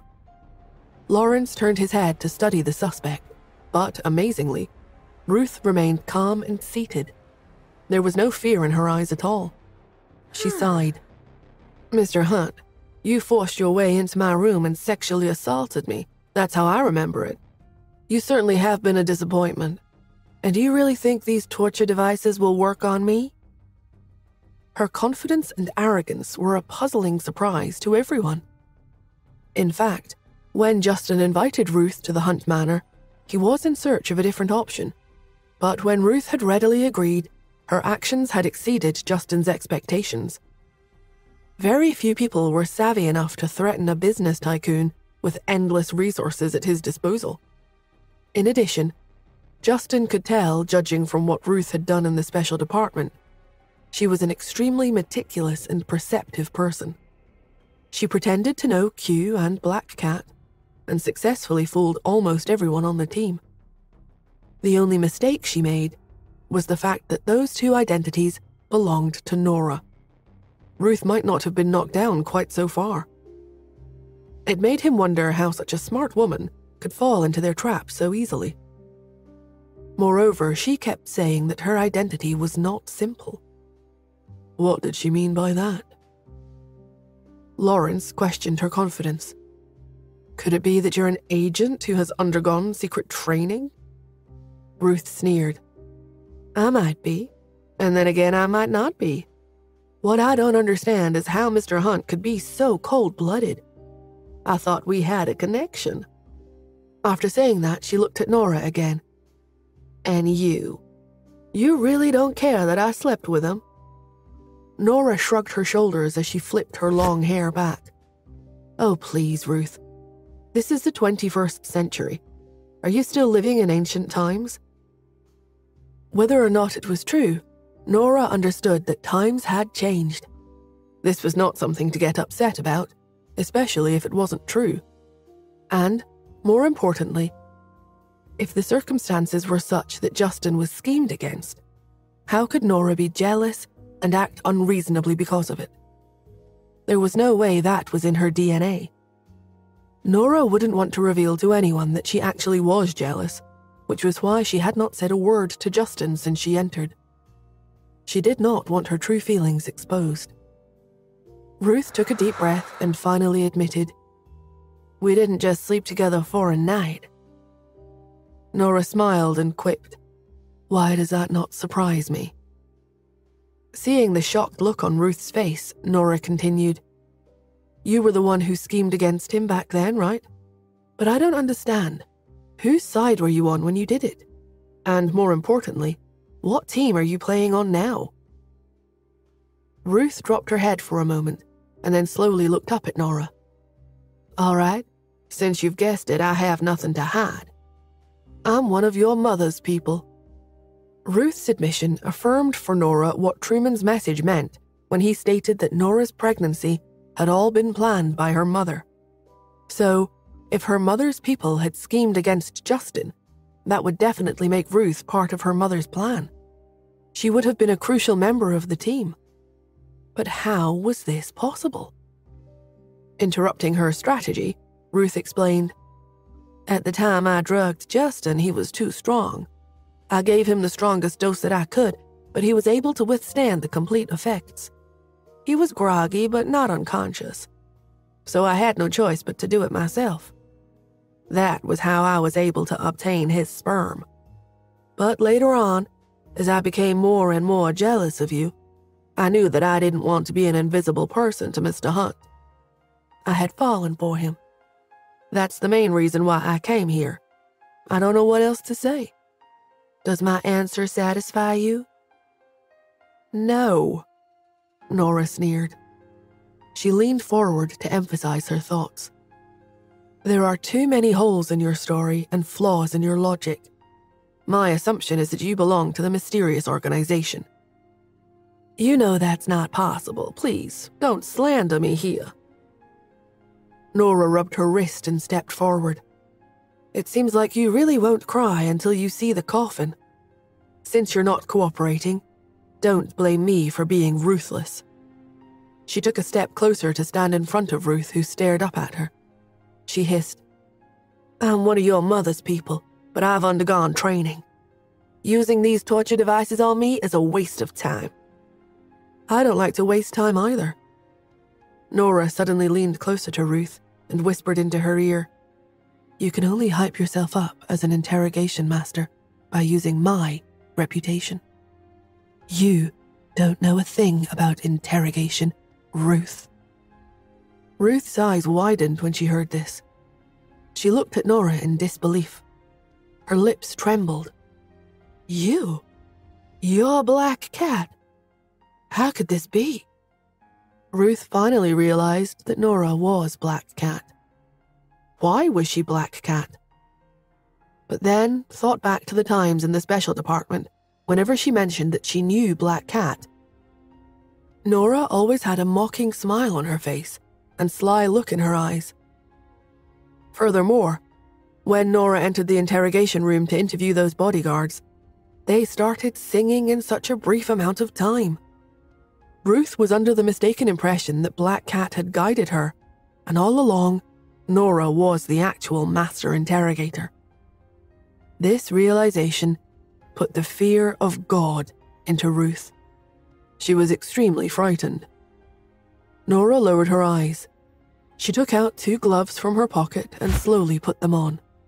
Snapping the latex at her wrists for emphasis, Nora bragged, "Last time, I only needed 5 minutes to interrogate the top secret agent known to have the toughest mind and the strongest will." Nora flexed her fingers for emphasis and then grinned at Ruth. "So how long do you think you will last?"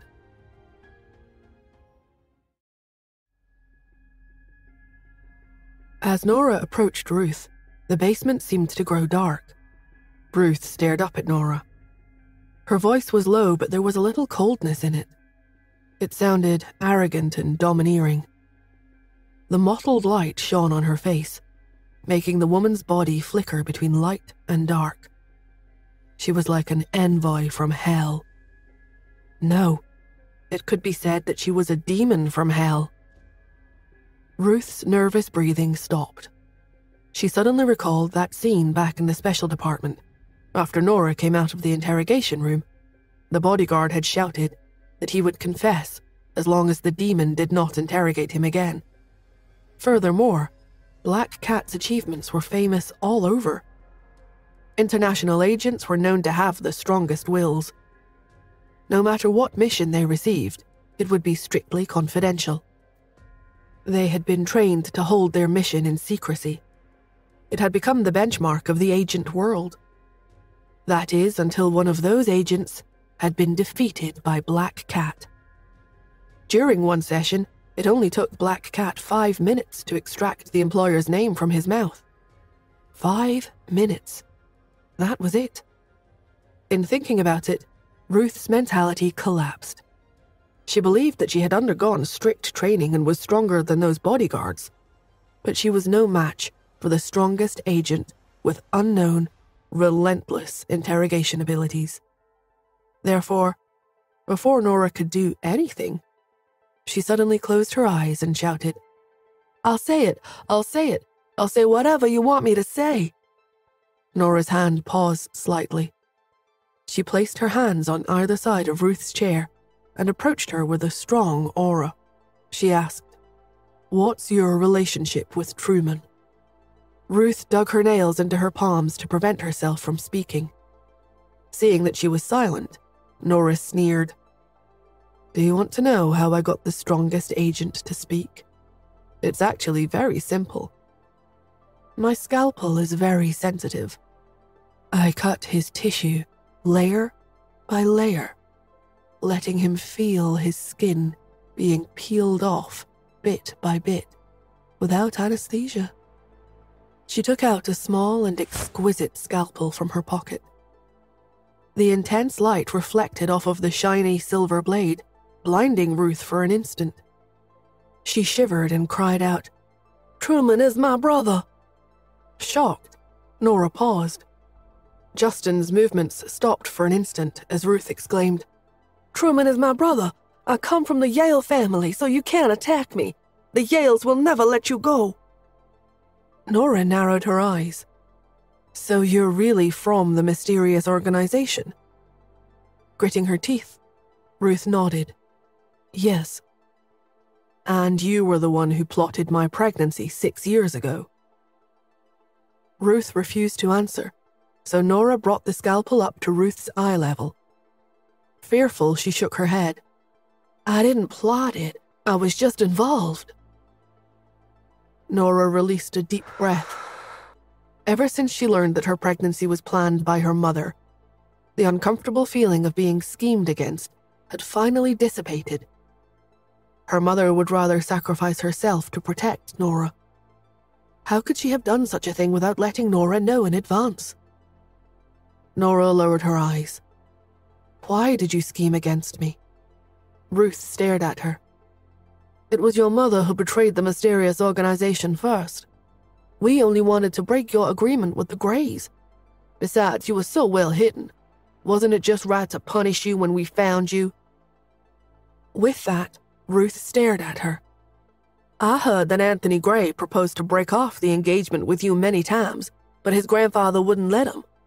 If not for me, where would you have found such a good man? And you were so lucky to have a child for him." Nora raised her almond-shaped eyes slightly and looked at Justin before calmly saying, "Yes, I want to thank you for this. If not for you, I might never have known who this man was." Her words stung Ruth to the core. She mumbled, "Yes, if you hadn't given birth to his child, how could Mr. Hunt have fallen for you? You should thank your womb for bringing him to you." Nora sought more answers. Then why him? Why Justin Hunt? If it was to punish me, wouldn't it be better to find some random bad man? Ruth frowned. "How would I know? I told you I didn't plan it, I just cooperated. My mission was to scheme against Justin." Nora was puzzled. "Was it planned by Truman?" "That's right. My brother has found a really good man for you, he insisted."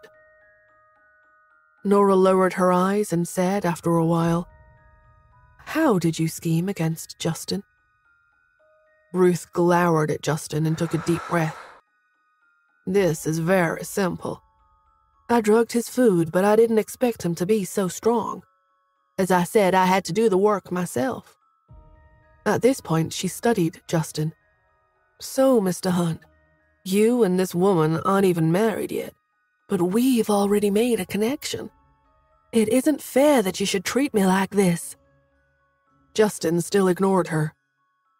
Countering her attack, Nora directed her comments to Ruth. "Who cares about marriage? Children are the most important. Can't you even see this?" As soon as these words were out, Ruth was furious. She gawked at Nora and Justin. "Children? Hey, do you think you're the only one with a child? What if I say that I gave birth to a child for Mr. Hunt, too?" "Mr. Hunt, I also got pregnant that night. I gave birth to a boy. That child is yours. And if you really consider it, we did it the more natural way." The room went so quiet that you could hear a pin drop. Even Lawrence, who was absorbing the conversation, remained silent, and the smile on his face disappeared. He stared at Ruth in disbelief. Justin also raised his eyebrows and looked at Ruth in surprise. This was the most unexpected answer in today's interrogation. Nora's eyes narrowed and she froze on the spot. Seeing that none of them spoke, Ruth sneered and finally found her place. "Why did I come here with Mr. Hunt? Don't I know that he takes both black and white? If I didn't have a trump card, I wouldn't be here." She looked at Justin. "Our son is in the hands of my brother overseas. I wanted to tell you that I video chat with my brother every day to ensure nothing happens to our little boy. Otherwise, our son will suffer every pain I do. If I break a finger, he will also break a finger. Since you love your children so much, you won't ignore the well-being of our child, right?" Justin narrowed his eyes. Ruth took a deep breath and finally had the upper hand. She slowly smiled. However, she did not expect Justin to stand up the next moment. He walked over step by step, his tall figure filled with oppression. He finally said his first sentence since entering the basement. "Do you seriously believe that I have totally forgotten what happened that night?"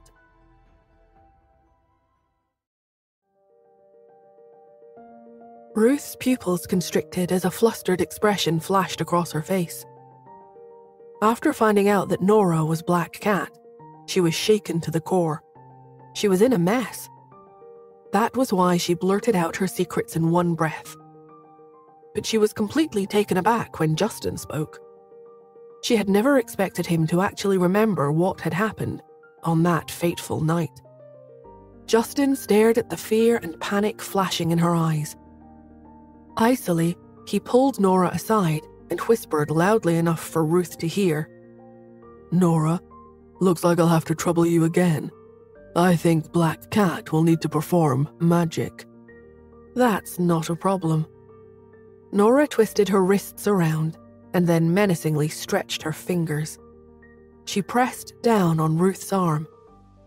In the next moment, she produced a long silver needle and inserted it into a very specific acupuncture point, which instantly caused a sharp pain throughout Ruth's system.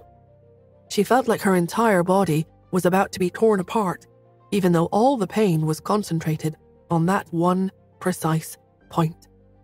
The sensation was such that it gave her an intense desire to dig that piece of flesh out because it hurt. It hurt so much. She had never experienced such pain before in her life. "Ah!" Ruth cried out in pain. The shrill scream was so piercing that the men in the room covered their ears. In order to make her stop screaming, Nora removed the needle. But when Ruth saw her pick up the razor-sharp scalpel instead, she imagined Nora slashing little cuts all across her body. Out of that fear, Ruth shouted, "I told you before, if you do anything to me, my brother will take revenge on that child." Those words made Nora pause. She stared at Ruth and saw that her forehead was already covered in a cold sweat because of the pain. The frantic woman clutched at her hair that was already matted down with sweat as she glared at Justin fiercely. "He's your son.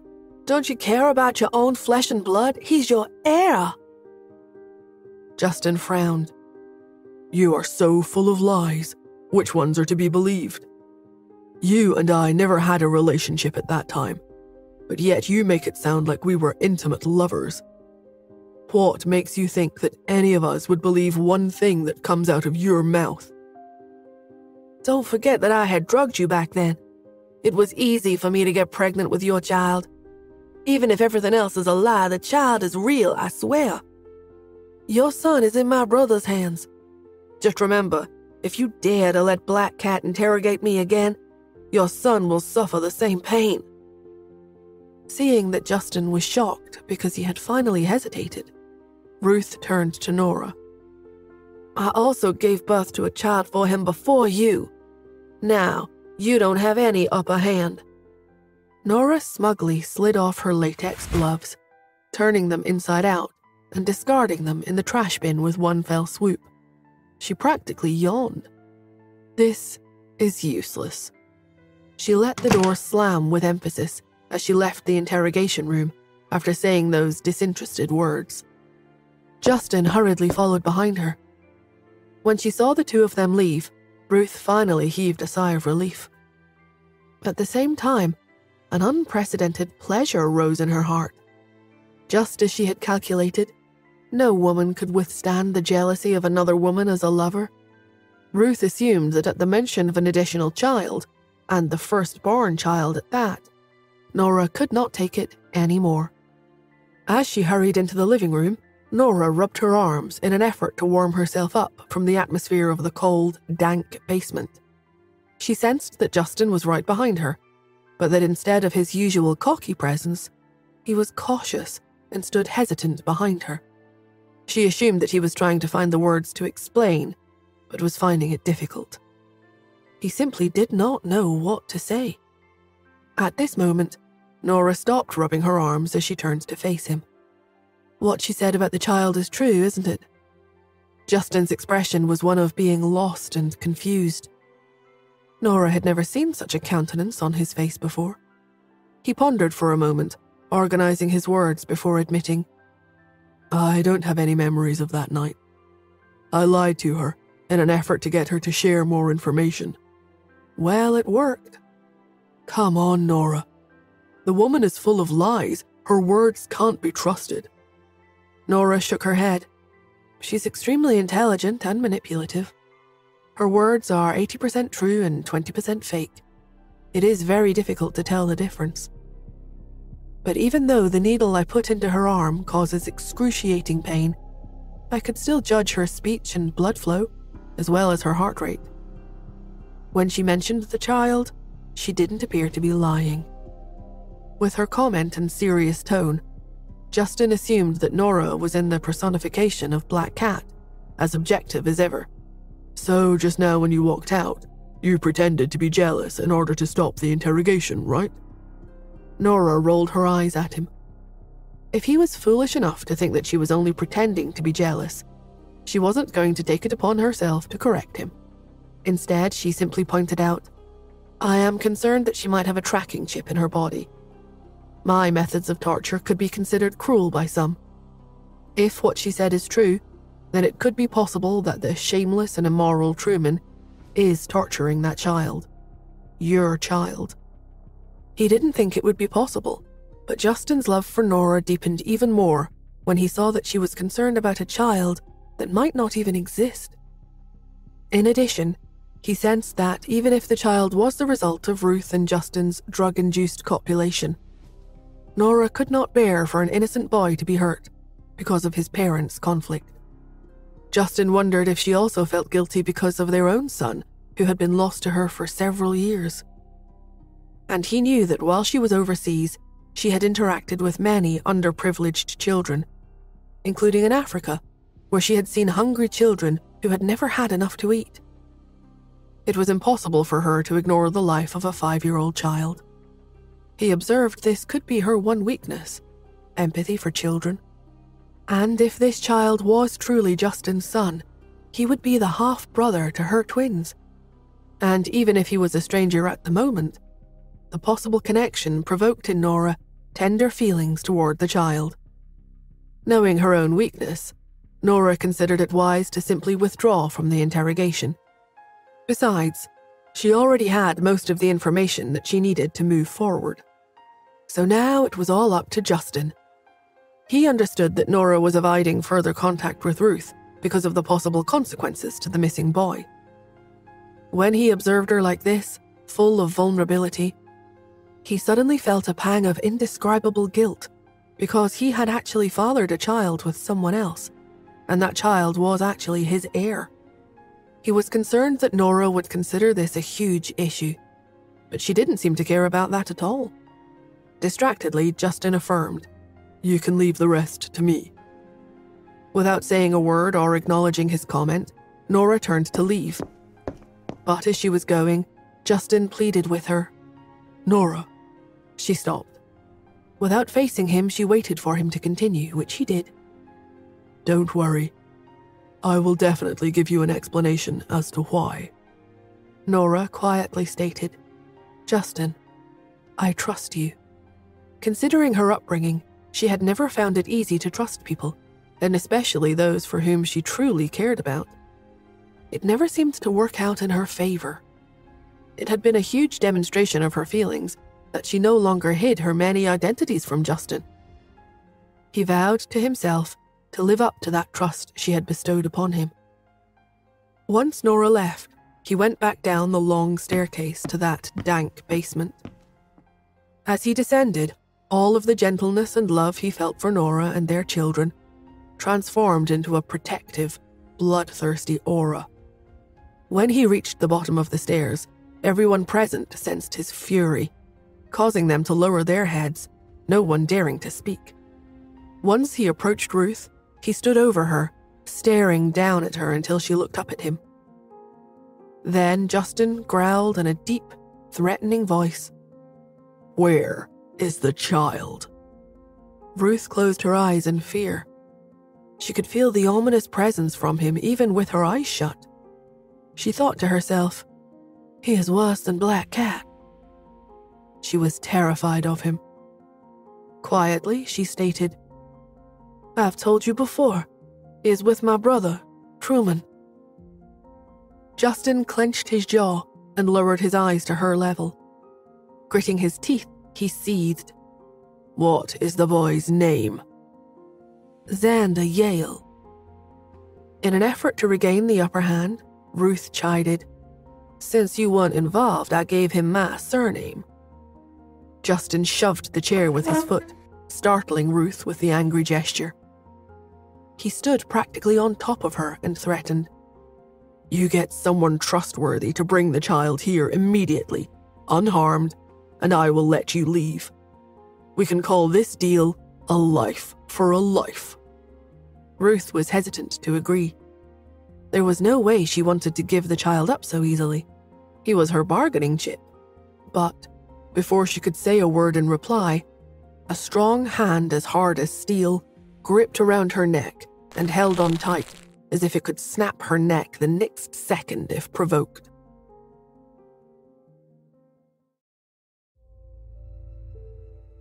Ruth's eyes widened, a look of despair forming in them.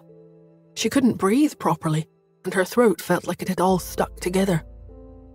Since she was hyperventilating, her brain was not receiving sufficient oxygen, causing her vision to blacken intermittently. As a result, she blacked out from lack of air. A basin of icy cold water was thrown onto Ruth's face, waking her up with a start. It was at that time she realized that she had been released and had fallen onto the ground. Since the basement had no windows, she had no idea how long she had been lying there unconscious. She wiped her face with her hand. When she looked up, she saw Justin seated on the sofa with his legs crossed, coldly looking at her. The expression in his eyes gave Ruth a shock. When she thought of what had happened before, she swallowed hard and said, "Mr. Hunt, you can't kill me. If you kill me, your son will die too." Because Justin had pressed down on her throat so hard, he had slightly injured her windpipe, causing her voice to be hoarse. Additionally, the more she spoke, the more strained her throat became, which continued to cause her searing pain. Ruth clutched her neck. She instantly assumed that he truly must have wanted to kill her just now. While she was thinking, Justin produced a small chip, presenting it to her in the palm of his hand. "This must be how you keep Truman Yale informed of your location at all times, correct?" Ruth's pupils shrank. That was a tracker device that had been implanted in her before she'd left headquarters. It allowed Truman to check in on her situation at any time he desired. It was this computer chip and the child that protected Ruth's safety. Without them, she would be in grave danger. What would happen now that the communication device had been discovered? Justin flipped the chip he was holding between his fingers onto the floor. Grateful that Nora had reminded him of the possibility of its existence before she left the living room. When he had returned to the basement, Justin had instructed Lawrence to bring him the relevant apparatus, which he used to find the device located near Ruth's abdomen. Staring directly into Ruth's eyes, Justin took the toe of his shoe and intentionally and dramatically crushed the chip with his foot, as if he was crushing out a burning cigarette. Once it shattered into a million pieces, he scoffed. "Do you think my men won't be able to find the child once you're dead?" Blood drained from Ruth's face. "But I am the child's mother." "As if that would make a difference," Justin countered dispassionately. His voice was low and gravelly, making him sound like a wounded but angry animal in the dim basement. "You know that I can make it such that the child will never know that I'm the one who killed you." Ruth swallowed. Seeing the strong, murderous intent in the man's deep-set eyes, she knew that he was telling the truth. She began to shake uncontrollably. She came to realize that Justin was 100 times, no, 10,000 times more terrifying than Black Cat. No matter how powerful Black Cat was, what she did was ultimately defined as torture. But Justin's dispassionate and unconcerned demeanor throughout the entire day was chilling.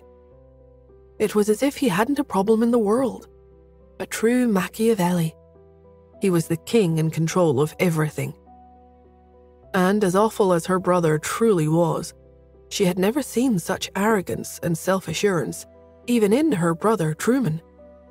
While Ruth was filled with fear and trepidation, Justin tossed off, "Of course, whether the boy exists or not, as well as whether he is my son or not, has not been verified."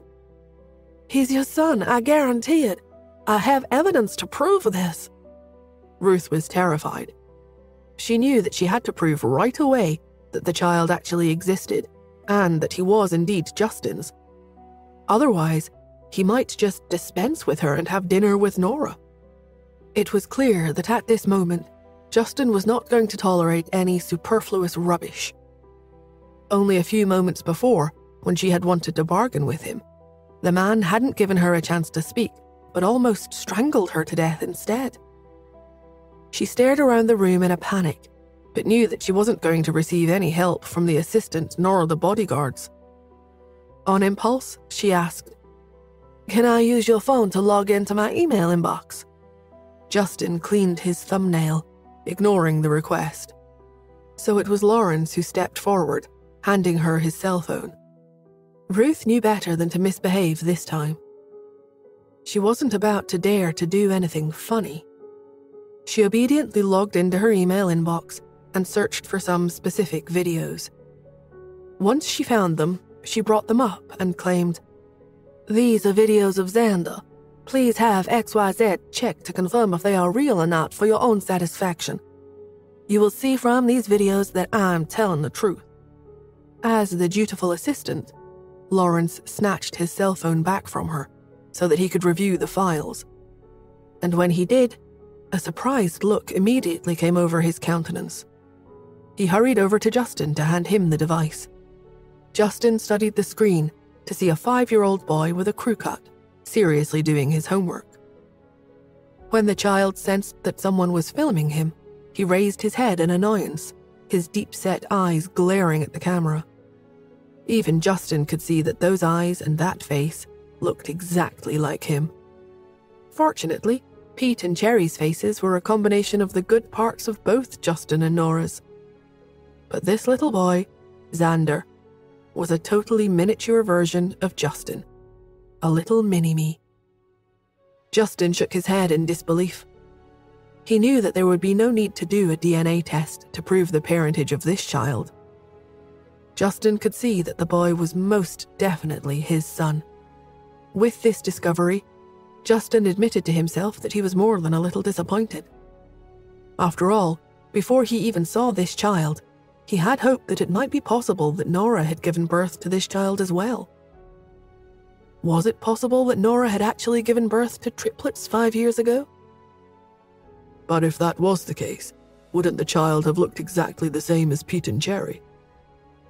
However, upon seeing the video, this was clearly not the case. Ruth shouted, "Mr. Hunt, Xander and I are very close. Please don't kill me. He's my boy." Justin slowly lowered the cell phone. Staring straight at her with fury in his eyes, he demanded, "Call Truman Yale. I don't care how you do it. I will grant you 5 days to get him to send the boy here. No extensions. After that time, I will not back down on you, I promise. It will be all over." He gave her an icy grin, stood up, strode across the room and up the stairs. But as his foot hit the bottom step, Ruth couldn't stop herself from shouting, "Mr. Hunt!" Justin stopped but didn't look back. Her throat sore from being choked, Ruth continued hoarsely, "Why are you doing this to me? Nora and I are both the mothers of your children, and yet you have singled me out for this punishment." Justin, without looking at her, seethed through his teeth, his jaw clenched tight. "Because you are not worthy." He ascended the stairs, his steps echoing throughout the concrete room. What Ruth didn't understand was that it wasn't because of the children that Justin was in love with Nora. Before he even knew that she was Pete's mother, he had admired her and fallen in love with her beauty and her strength. When Nora said that she was washing her hands of the matter, she meant it. She headed directly to the hospital to treat Quentin's condition. As this was the second time she had bandaged his wound, she was able to do a simple change of dressing. She took her time, and after fussing over him for 5 to 6 hours, she finally went home, where she fell into a deep sleep, cozy in her own bedroom. She woke up 2 days later, fully rested and ready to face the world once again. When she entered the study, she saw her 2 children with their heads together, intently studying Cherry's screen. As Nora walked over, she heard Cherry say, "Did you see that, Pete? I told you he is really impressive. He has solved all the mathematical Olympiad problems you created." They were currently on the phone, so a voice rang out. "I'm a genius, you know. These problems were pretty simple." Insulted, Pete remained expressionless. Stoically, he replied, "You mean a fake one?" The child's voice chortled. "Oh, come on, Pete. You were just jealous of how smart I am. I have an IQ of 301. Who can beat that?" Grinning, Pete straightened and proudly announced, "Sorry to disappoint you, but I have an IQ of 302. "You're just bragging. The current highest recorded human IQ is 301, which happens to be mine." The little boy on the other end of the line said lightly, "You're being so competitive today, Pete. Is that because you want to show off in front of Cherry? But remember, no matter how hard you try, you can't hold back your piss, can you?" Pete flushed at once. Raised by Justin to always be a gentleman, it was difficult for him to tolerate the use of such crude words, especially in front of Cherry. How could that twerp talk about things like poop and pee so casually? Seeing that he was upset, Cherry hurriedly changed the subject. "Did the rabbits recover? The ones you were working on a couple of days ago?" Disappointed, the boy brushed it off. "Nah. When they showed symptoms of rejection, I knew the experiment wasn't going to work." Cherry asked, "So what happened?" He scoffed. "Both of them died." "Oh," she blinked. "So is that why you're in such a bad—" But before she could say mood, the boy sighed and said, "I am indeed in a bad mood." Cherry was about to comfort him when he went on. "After all, those 2 rabbits were not made of the right stuff. They were difficult to work with. But it's okay though. I also have another 10 to 15 creatures to work with for future experiments." Nora hurried into the room, unsure of where the conversation was going with this strange child. She asked, "Cherry, sounds like you've made a new friend. What's his name?"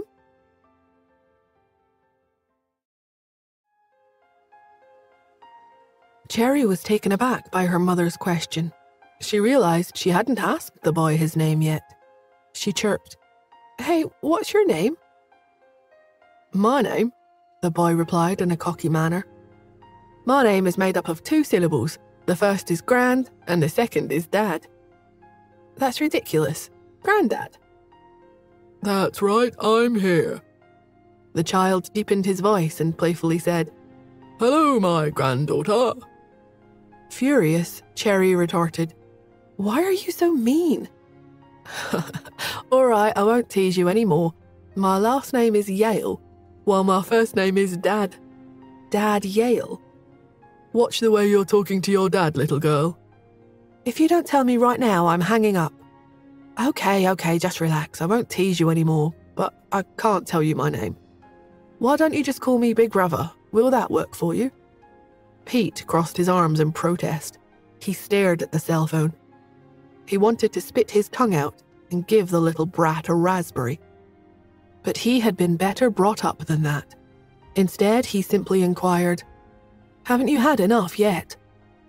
"I have, and let me make it clear, I have no desire to be your big brother. I only want to be Cherry's." Nora stood amazed, listening to the conversation just off screen. She had thought that Cherry was cheeky enough. She made snarky comments all the time and was often mischievous. There was no way that she was ever as well-behaved and sensible as Pete. But compared to this new boy on the cell phone, Cherry seemed to be an angel, and she certainly never used such crude language. Nora frowned. It stood to reason that she wouldn't feel any fondness for that little boy. But for some reason, as she listened to the young and tender voice acting like an adult, she actually didn't feel annoyed or disgusted, which she couldn't understand. She decided to reveal her presence. With a low, soft tone, she asked, "Boy, has your father come back yet?" She remembered from the last conversation she had overheard that the boy didn't have a mother, only a father. She wondered if his father was going to discipline the young boy when he behaved so inappropriately. The boy replied, "He's back. Who are you?" Cherry answered for Nora, "She's my mummy." The boy quipped, "The Queen of Sleep, eh?" Nora gazed straight at Cherry, but saw on the screen that the little fellow's eyes were darting about. Nora spoke pointedly. "Children shouldn't use such crude language, okay?" "Yeah, right, as if." The boy seemed a little angry. He retorted, "Do you know why Tom's grandma lived till she was 108 years old?"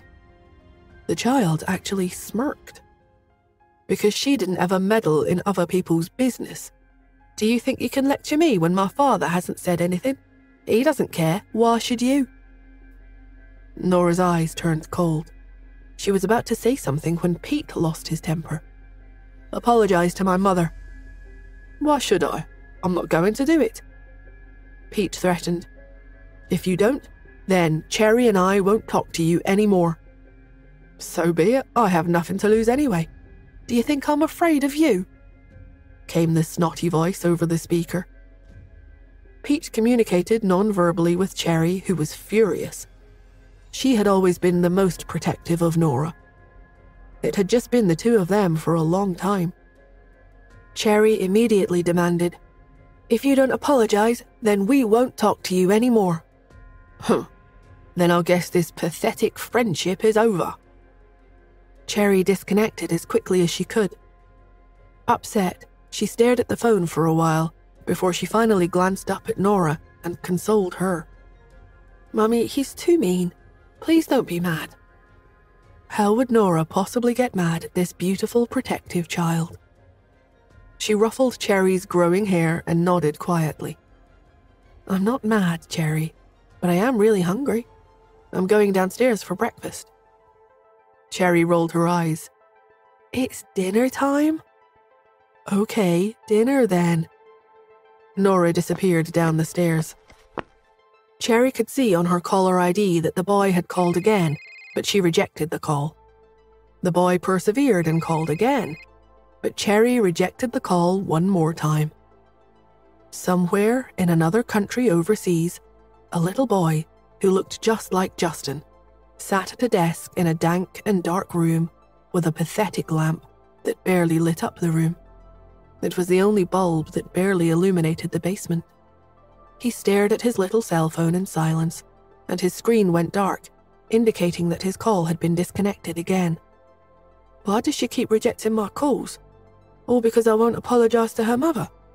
Who needs a mother? She's going to regret doing that. He threw his cell phone aside. He decided to put his hurt feelings into his work. He studied the rabbits, puppies, and kittens in the cages outside. He went up the steps and out to the cages.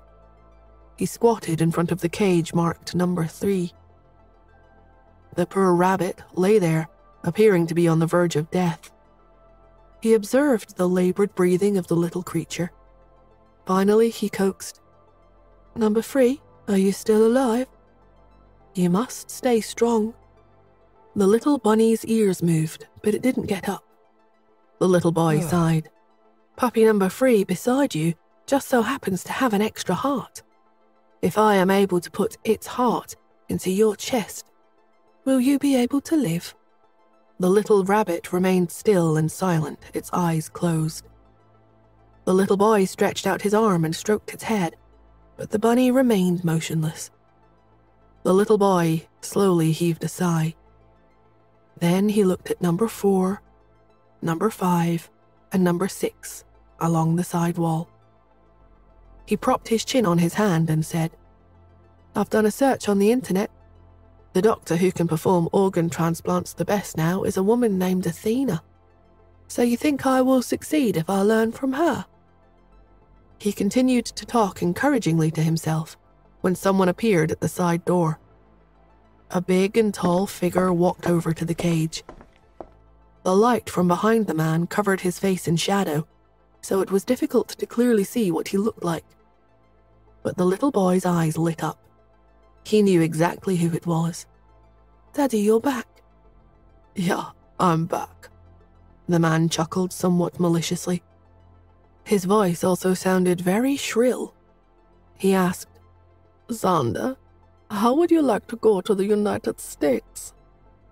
Xander was surprised, but he quickly shook his head. "What for? Why would I want to go to the United States? I don't want to go, Daddy. I want to stay here with you." He understood his work was important.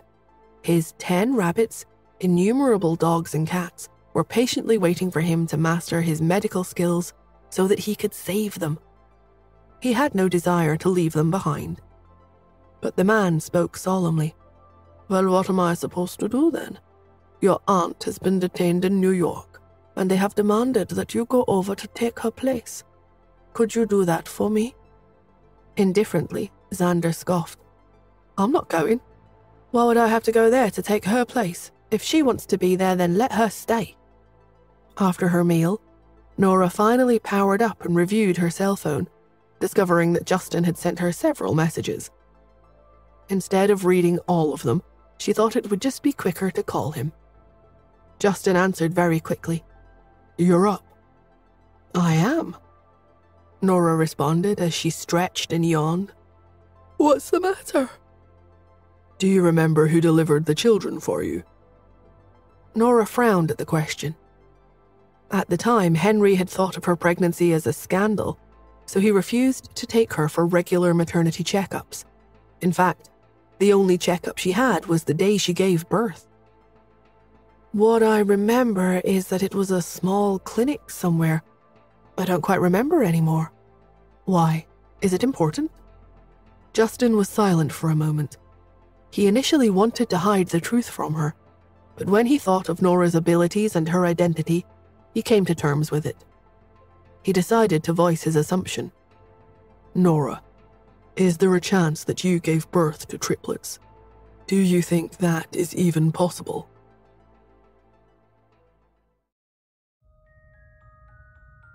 "Triplets?" Nora exclaimed internally. "I think I would remember something like that, don't you?" But just as she was about to do so out loud, she recalled that due to obstructed labor, she was struggling so much that she passed out at one point during her childbirth process. From what she could remember, she only fainted for a brief moment. She regained consciousness after what she thought was a brief blackout. When she heard the doctor tell her to continue pushing, that was when she gave birth to a child, her son, who was immediately taken away by her father. Ardently, she struggled to get down from the delivery bed in an attempt to retrieve her crying baby. But she contracted again, which caused her to collapse against the bed. That is when she realized that she had another child waiting to get out. Once the attending staff was able to get her back up on the bed, she was able to give birth to her daughter, Cherry. Regarding the possibility of a third child, Nora found Justin's supposition disturbing and a bit odd, but she didn't want to argue, so she simply replied, "I suppose it's feasible, but medically speaking, the chances are extremely low." She had to admit to herself that she hadn't noticed 3 different heartbeats during her pregnancy. And since her father hadn't allowed her to go for any examinations during the gestation period, there was no record of 3 babies in her womb.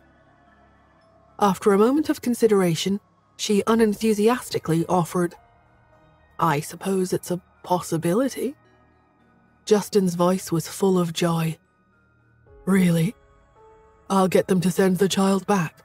When he's here, we'll do a DNA test and find out for certain." Seeing that he was so anxious about it, Nora wasn't about to offer any objections. She shrugged her shoulders. That will work. However, her true feelings didn't give her much hope. But she did understand Justin's feelings. He wanted truthful answers, not just supposition. Although, should it turn out not to be true, she would find it disgusting if he had had a child with another woman, especially if he was unaware of how it had happened. And she knew herself well enough to say that she would never be able to treat Ruth's child like her own.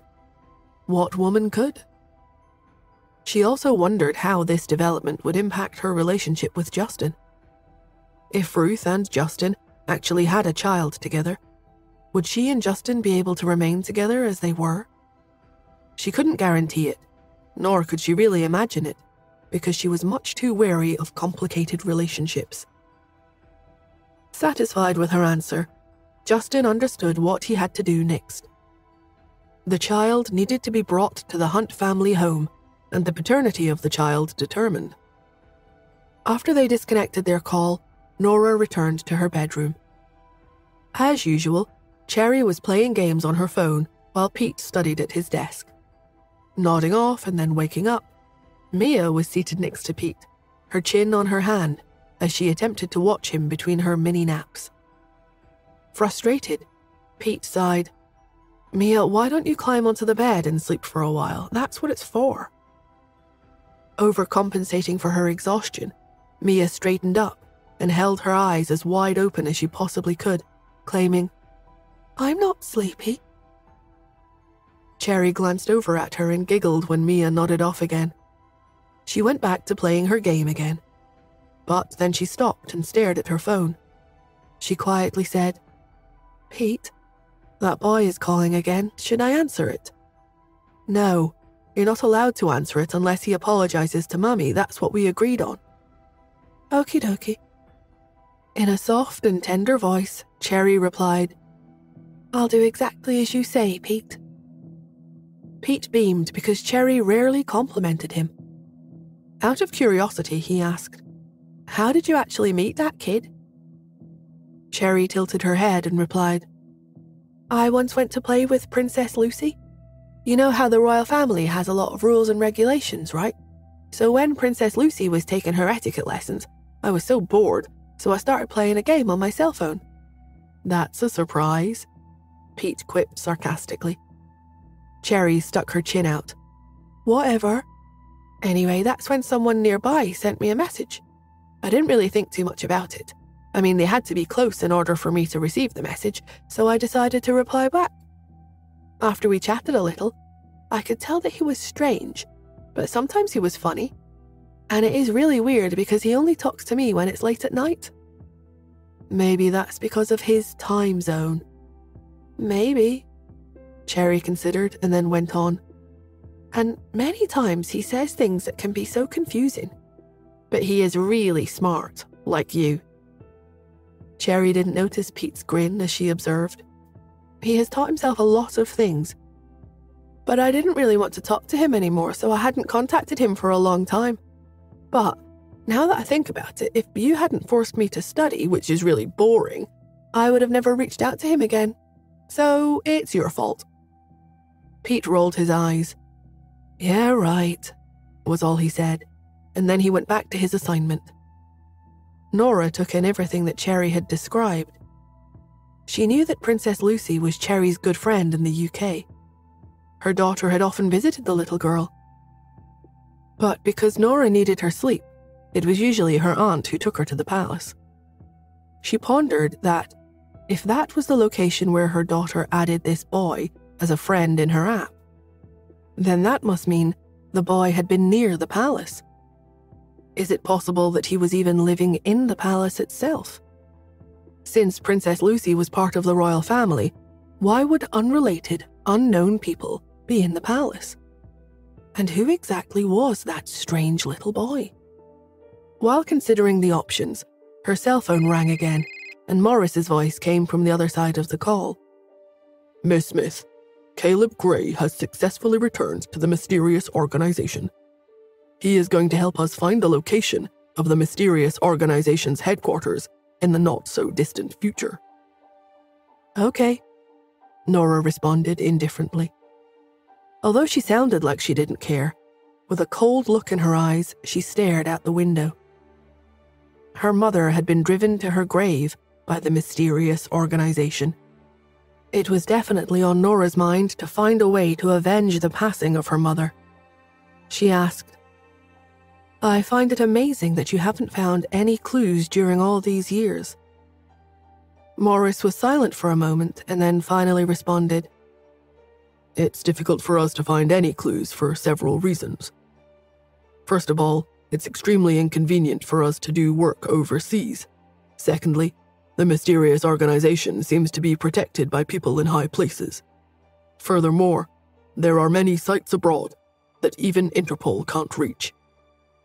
Nora understood. Not every country was like the United States. There were still many countries with a monarchy, like the United Kingdom, who had different rules for investigations, and some members of the royal family were strictly off-limits. His comment about hidden spaces made Nora think about the mysterious child hiding in Princess Lucy's palace. Yet no one could go in and investigate because of protocol. Having shared what was necessary, the conversation ended and Nora hung up the phone. Frowning, Justin tapped the sofa with his finger lightly as he mused over something making him furrow his brow. Next to him, Lawrence wondered if perhaps the pressure had gotten to his boss and he was going a little bonkers, because the man had just dispatched someone to California to investigate the doctor or midwife who had delivered the children for Ms. Smith. Not wanting to reveal his true feelings, Lawrence remained silent while they waited for news. In his service to Justin and the Hunt family, Lawrence had witnessed many things, but this latest was more than he could comprehend. He was still trying to figure out how the mysterious kid could possibly belong to his boss and Ms. Smith. And even if it were true, how was it possible that the child ended up in Ruth's hands? And, on top of that, the boy was in Truman's possessive clutches, which could never be a good thing. Things were getting extremely complicated. But it was just as strange back then. Late one night, someone had called to inform the boss that he had a child who was about to die. After driving like a banshee to a specified location, when his boss finally arrived, he discovered the little boy, Pete. The child was in pretty bad shape. And only recently they met the little girl Cherry, who was obviously Pete's twin sister. And now, according to Ruth, there was a third child, Xander, too. Was it going to be possible that there was a fourth, a fifth, and a sixth child? That was way too many children. The doorbell rang, interrupting his thoughts. Whoever was out there was extremely agitated. He could tell by the shuffling and grumbling noises coming from the porch. When he opened the door, Sean barged in and raced straight over to Justin, without even acknowledging Lawrence. In a low voice, Sean claimed, "I found information about that small clinic in California."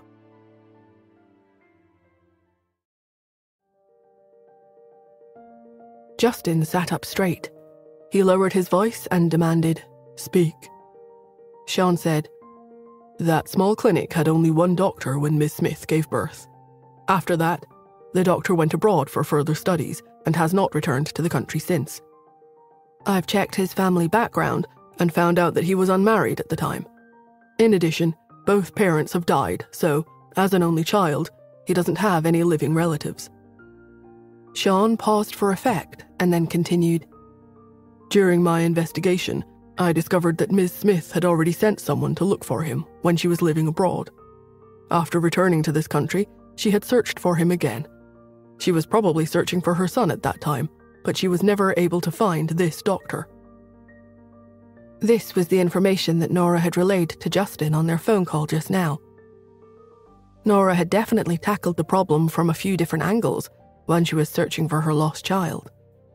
Yet, despite her abilities, she hadn't been able to find the actual doctor who had delivered her twins. This indicated to Justin that the man had hidden himself very well. But why? He tapped his long, slender fingers against the sofa. Anxious, Lawrence barked at Sean. "What are you doing? You can't even find a doctor from some small clinic." Sean glanced at him silently but held his tongue. He knew better than to argue with Justin's right-hand man. Instead, he stared ahead as Lawrence lifted his chin and glanced over at Justin. "Boss, what is the next step? What do you want us to do?" His reply was, "If we can't find him, surely there is someone else we can ask." "Who would that be?" Justin asked. Sean, seeming to understand, nodded his head at Justin, saying, "You're right. I will send some men to look for him right away." He scurried out the front door, letting it slam behind him as he raced to his car. Once he was gone, Lawrence immediately looked at Justin. "Boss, who are you looking for?" Justin glanced at him indifferently. "There is only one other person that would know, because he was in the delivery room with Nora." Finally understanding who his boss was referencing, Lawrence acknowledged, "Ah, yes. That's right. Henry Smith." "You're right. Her father had watched Miss Smith's entire childbirth, so he must know how many children she gave birth to. Why didn't I think of that?" Rest assured, Justin, after his wife and daughter betrayed him, Henry didn't even have money to buy a plane ticket anywhere. Our men worked him over and created a beggar out of him. I am certain that he must still be under our surveillance. We need to find him right away.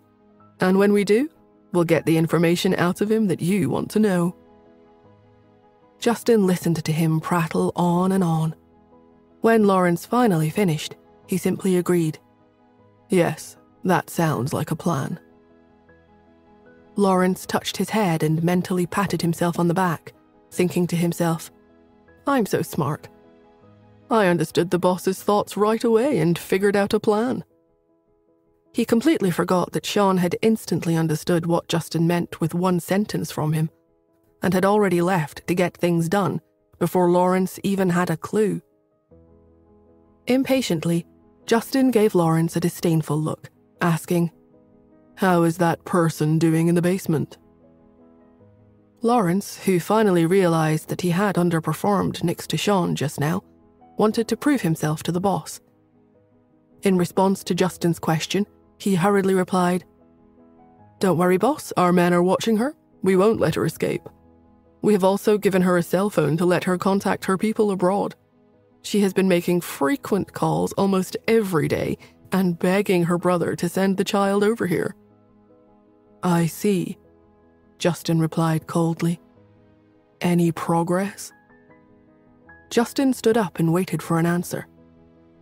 The silence read to Justin that there had indeed been no progress, so he stood up and headed toward the exit, causing Lawrence to ask, "Boss, it's been almost 3 days. Are you really not going to give her any food?"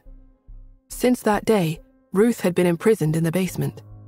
Justin had left instructions forbidding anyone to give her food. At least in the basement, there was a bathroom with running water in it, but there was nothing to eat, and Ruth had already asked for food several times over the last few days. It had been an entire 3 days, and she was growing weak with hunger. Lawrence was fearful that she might actually starve to death, which was why he had asked about it. Coldly, Justin responded, "She won't die of hunger. Of course, if the child doesn't return within 10 days, then it won't matter even if she does starve to death. I made my demands clear." Justin understood that if Truman didn't send the child back, then it meant that he didn't care in the least whether Ruth lived or died. If that was the case, then why would Justin care? The woman had caused him nothing but grief. Lawrence swallowed. He felt that there was murderous intent in his boss's voice when he said that. It was only then he realized that his boss had become extremely angry with this woman. Justin rarely became truly angry. After all, he could pretty much solve every problem with just a wave of his hand. For him to become so full of rage this time, it must have something to do with Ms. Smith's jealousy of Ruth's existence. This was a revelation for Lawrence. He'd figured out another complexity of the situation. Justin couldn't be bothered to go to the basement, or rather, the sight of Ruth made his stomach turn. He had no desire to go down those long stairs. He would just send his subordinate, Lawrence, who was forced to go because of his position. And in performing his duties, Lawrence constantly reminded the woman several times a day to call her people overseas. This time, when Lawrence went down to the basement, he saw Ruth lying on the ground and eating, of all things, paper towels. She was in a pathetic state. Her hair was greasy and stuck to her face, while her cheeks were sunken in from hunger, making her look a bit crazed. At the sight of him, Ruth put down the paper towels in her hand. She stared at Lawrence, her eyes fierce and vicious. She said, "Give me something to eat. My son is about to arrive in this country soon. When he does, he will become the next heir to the Hunt fortune. So even if Mr. Hunt does not give me the status I deserve, he must at the very least acknowledge his son, my son. Xander will be the head of the Hunts in the future. Lawrence, aren't you afraid that my child will make your life so difficult in the future because of the way you are treating me now? He will know about it." He scoffed and tossed a burner phone to Ruth. "It's time for you to make another phone call. You'll be fed once your son arrives and not before.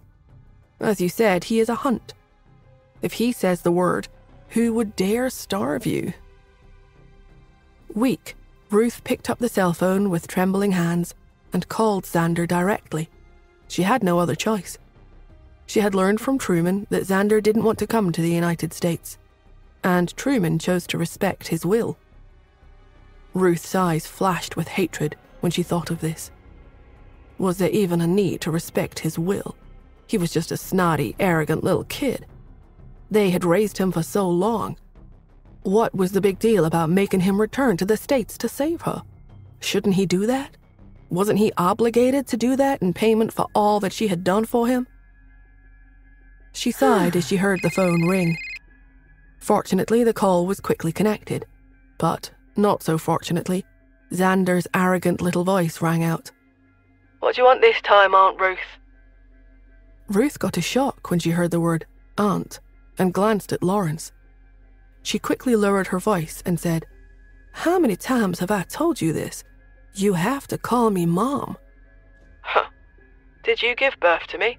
Why should I call you Mum?" Ruth was so angry that she yelled, "Xander!" "I'm still here, so you don't have to be so loud. I can hear you." Ruth took a deep breath and suppressed her anger. "Xander, be good. Hurry and come and save me, okay?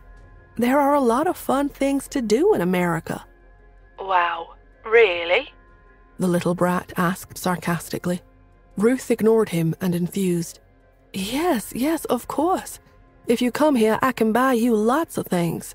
Bored, he stated, "I don't need anything. If that's all you wanted, then I am going to hang up now." But before he disconnected, he added, "And, Auntie Ruth, don't ever think about referring to yourself as being my mother again.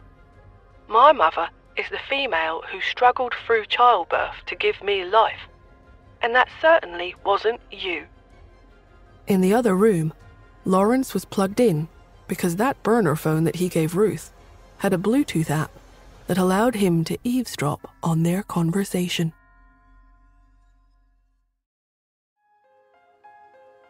Lawrence heard clearly everything that Ruth said, but, unfortunately, he heard only static noise coming from the other side. It was clear to him that the other party had a very powerful hacker who was able to block his signal, so that only Ruth could clearly hear the voice on the other line. Frustrated, Lawrence ripped the listening device off of his head and chucked it onto the desk. He raced back out to Ruth, yanking the phone out of her hand and putting the device on speaker mode. Weakly, Ruth grinned up at him. Of course, she had already known about the signal interference, otherwise she would never have made the call. She had no fear of Xander revealing any crucial information, because she knew that Xander's phone had been modified so that no one could listen in on his voice. But when Lawrence switched to the speaker mode, she blatantly called out, "Xander, behave! Hurry up and come to America to look for me. I promise I won't touch your rabbits anymore when I come back." When Xander heard this, his voice rose in surprise. Really? Ruth nodded. Yes. To Xander, this was a huge promise. He, who grew up in the basement, had never been allowed to go out. His father was the only one who had accompanied him and taught him everything. He was also able to teach himself a lot of things through online classes. He loved the internet. And, since his father was very busy, he would often stay alone in the basement for long stretches of time. The little rabbits, cats, and dogs had been his sole company for many years. They were his closest friends. But one day, he discovered that those friends of his were actually creatures used for experiments. This realization made Xander angry, but he didn't know how to fight back. Having grown up alone, he wasn't sure that he could fight back. But he did understand that he wanted to save the rabbits, keeping his little friends alive. So if an organ transplant was possible, then he was willing to do it. In his world, there was only life and death. There was no right or wrong. There was only lose or save. He would do whatever was necessary to keep dog number 6 alive. That's what mattered to him. After a moment's consideration, Xander accepted her offer. All right, I'll come. Ruth breathed a sigh of relief. Come over as soon as you can. Okay. You're so annoying. Xander hung up the phone. Ruth breathed a sigh of relief. When she handed the phone to Lawrence, she said weakly, Mr. Zimmer, I hope you'll keep your word. The day Xander arrives at the manor, you must send me food. Lawrence picked up the phone and nodded. That was the deal. Striding through the Smith's household, Justin took the steps 2 at a time to get upstairs to Nora's haven from the world, her bedroom. When he entered, he found Nora lying on the bed. Her head rested on one hand as she watched Cherry and Pete. She had her phone in her hand, and she glanced at it from time to time. Seeing the 3 of them peaceful and happy, Justin fell silent. After a moment, he walked over and nudged the bed with his knee. Nora glanced at him and then back to her phone. She nonchalantly commented, You're here. I am. Justin sat on the edge of the bed. He stared at her for a while before he suddenly chuckled and asked, Are you jealous? No, Nora replied calmly as she slid her phone to another screen. If I have the time for that, I might as well use that time to make up for lost sleep instead. He narrowed his eyes a little and then sighed. Nora, I feel that this incident has at least proven one thing. She finally looked up at him. Only one thing? What could that be?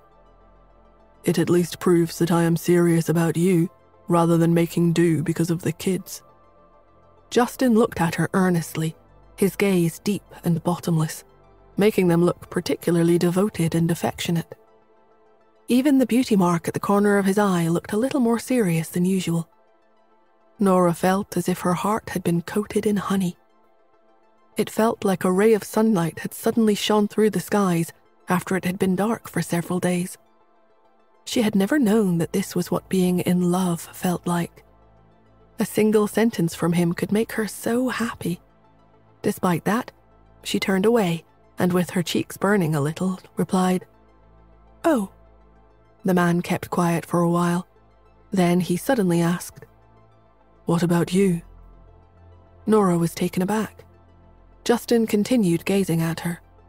"Are you only with me because of the children?" Nora kept quiet for a moment. To be honest, someone with a personality like hers did not understand what being in love was. When she first learned that Justin was Pete's father, she had been wary of him and had feared that the man would take the child away after he knew the truth. After all, her first reaction was also to take the two kids and get out of the country immediately. But what happened later?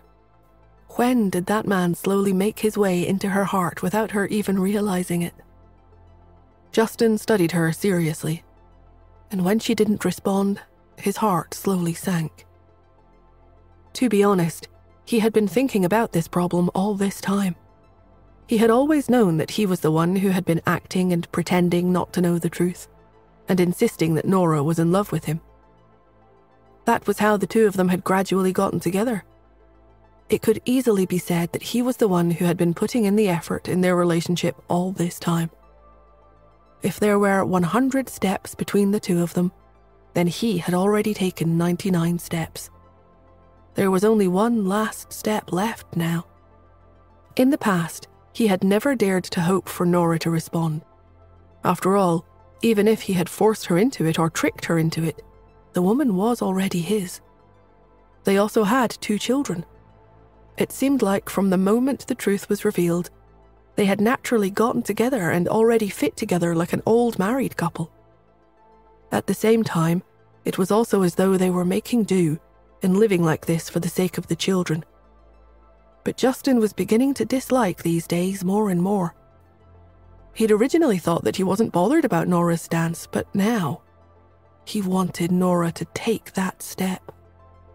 He observed Nora's expression seriously, but instead saw hesitation, confusion, and even puzzlement on her face.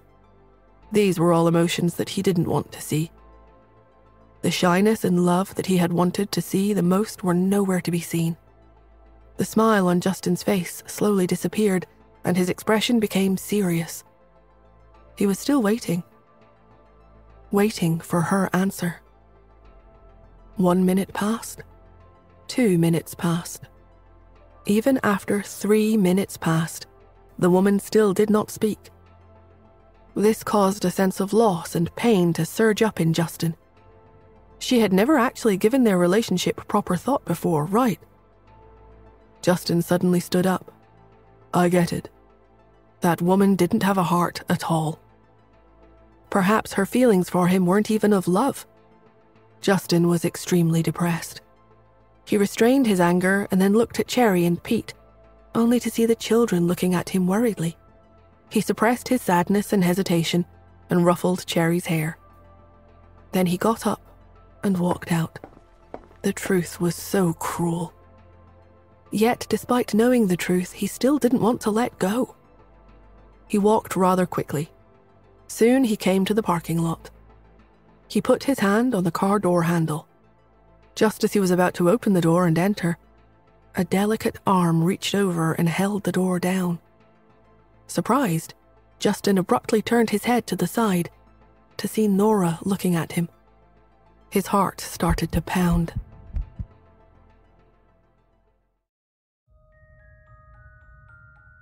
Nora chased after him. Was she going to say something? Justin looked at the woman expectantly. Then she said, "You're leaving now?" The woman's voice was lazy and filled with confusion. He knew that this woman did not know how to be flirtatious. He lowered his eyes and sighed. "Yes, I have something to do at the company." He suppressed the unhappiness in his heart and said in a fit of pique, "Is there anything else?" "Yes, there is," Nora said, word by word. "When I first interacted with you, it was indeed because of the children, and I actually had no plans to get married in this life." Justin's heart slowly sank. The woman leaned against his car and raised her chin slightly. Her almond-shaped eyes were staring into the distance. You also know that because I was quite heavy when I was young, I was humiliated and scolded by others. At that time, I wanted to live alone in the future. Later on, when I had a child, although I was very curious about how she came to be, I took things as they came. I slowly understood that I could live with the child and not have to rely on any man to survive. She had her own hands and feet. If she was capable, what man did she need to rely on? Justin sighed. Indeed, while many women looked for men that they could rely upon, he knew that this kind of love was wrong. Neither party would ever feel that it was an equal partnership. Marriage should be for both parties to rely on each other for various things. If a woman looked for a man only to find someone to rely on, then in such a relationship, the woman would naturally be at a disadvantage. Justin could understand some aspects of Nora's opinion. He had never planned to get married before. He even felt that life would be better if he only had Pete. He had never dreamed of actually meeting Nora. That had changed everything for him. As he was thinking, he heard Nora say again, "Later on, when I met you, I slowly came in contact with you. I was quite comfortable being with you. The two of us were always honest with each other, and you always acted like a qualified father." Hearing that they were honest with each other, Justin's eyes shook guiltily. However, when he heard that he was a qualified father, he felt sad again. Was that all he meant to her? That he was just a qualified father? It was great that she felt that way, but he wanted to mean more to Nora than just being a good father to their children. As he thought about this, he heard Nora say, "After that, I realized that I was treating you a little differently." Justin's disappointment seemed to be turning a corner. A light flashed across his long and narrow eyes as he pressed. "What's different?" Nora tilted her head. "It's just different." Justin was very anxious. "Where?" "It's different everywhere." "Where?" Nora shuffled and shook her head. "I don't know, it's just different. Isn't that enough?" Justin laughed softly. Observing the couple from the second floor of the Smith mansion, Ian stretched his neck and stared into the distance, holding a telescope in his hand. "Justin doesn't look too good. Did they quarrel? You just passed by there. Did you hear anything?" The butler said, "I only heard Mr. Hunt asking Miss Smith, 'Where?' That's it." "Where?" Ian thought about it carefully. "I understand. Are they discussing where to go for a vacation?" The butler raised his eyebrows. He didn't think that was what the couple was discussing, but he didn't want to correct his boss. He simply said, "Dear sir, I don't know if you had been informed, but apparently there have been posts on the internet claiming that Mr. Hunt had his way with a woman against her will a few years ago." As soon as he said this, Ian glanced at him. "Humph. I don't believe such nonsense. You have to look beyond the surface. You and I both know Justin. He couldn't be bothered with such a silly woman. My theory is that even if the internet is in an uproar, it must be part of an elaborate plan that Justin and Nora have put in place. But that is not the main question." "Then what is?" Ian rolled his eyes. It was so difficult to get through to the help. He explained as if he were speaking to a child. "The main question is, where are they going?" The butler was perplexed as Ian put on his reading glasses and pulled out a map from his desk drawer. "Which places did Yvette want to go for her honeymoon years ago?" The butler replied, "I am not sure." Ian studied the map for a while and then checked the couple outside, prompting the butler to ask, "Sir, I would ask, do you agree with Mr. Hunt and Miss Smith's relationship now?" Pondering the question, Ian spoke quietly. "It's just that I feel I've never seen Nora smile like that before." With a smile like that on his child's face, How could he bear to stop them? He didn't have the answer. Meanwhile, back in the parking lot, Nora and Justin played around for a while.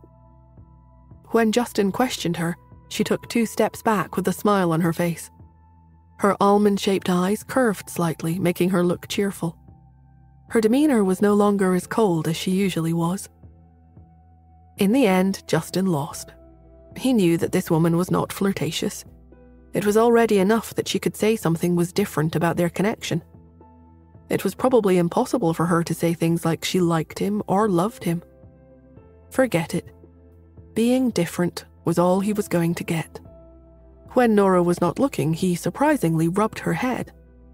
Her long and soft hair was as smooth as silk in his hands, making him love her so much that he could not bear to let her go. Unfortunately, Nora lowered her head and avoided it.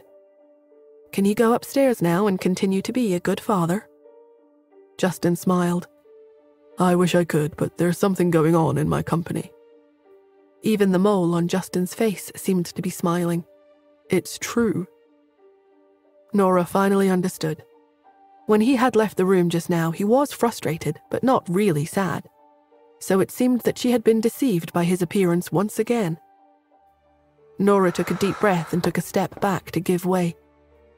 All right, then go. Justin nodded happily and got into the car to leave. When he arrived at the company, Sean and Lawrence happened to catch up. Lawrence instructed, Boss, I keep feeling that Ruth doesn't have a good relationship with the child. There is a really strong possibility that the child really isn't hers. And wherever the boy is located, there is a mysterious hacker who is capable of blocking his phone line. This feature prevented me from hearing what he actually said. Justin lowered his eyes. That's not unusual. The mysterious organization had existed for so many years and even had a tendency to expand day by day. There had to be a lot of power within, so what was strange about a hacker who could block their signals? As he was thinking, Sean said, Boss, our people went to look for Nora's stepfather, Henry. This sentence made Justin stop in his tracks. He barked. And? Sean sighed. He's dead. These words made Justin and Lawrence release huge sighs in frustration. Lawrence asked nervously, What's going on? Didn't our people follow him all the time? In order to punish Henry, Justin had someone steal his driver's license and money, making him unable to leave New York. Ever since then, he had been begging for a living. Even so, he had always been under Justin's surveillance. Logically speaking, bringing him in to talk to him should have been a simple matter. But now, it had turned out that he was permanently beyond any further action. Sean explained, I learned about it just now. It happened yesterday.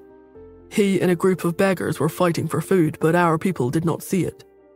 When he separated from those people, he kept clutching his stomach and staggered. When he fell to the ground, our people rushed forward and realized that he had been stabbed in the stomach. He died in the hospital today. When Lawrence heard this, he was angry. How did he die? All your people had to do was watch him, and they weren't able to do that. They are too useless. Do you have any suggestions for what we should do now? Sean did not speak. Justin turned away from his quarreling subordinates. He didn't want to get involved with their petty jealousies. He simply stated, I will say this.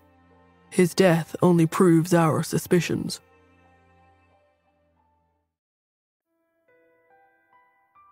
The room was silent for a moment in response to Justin's comment. Sean nodded in agreement. Yes.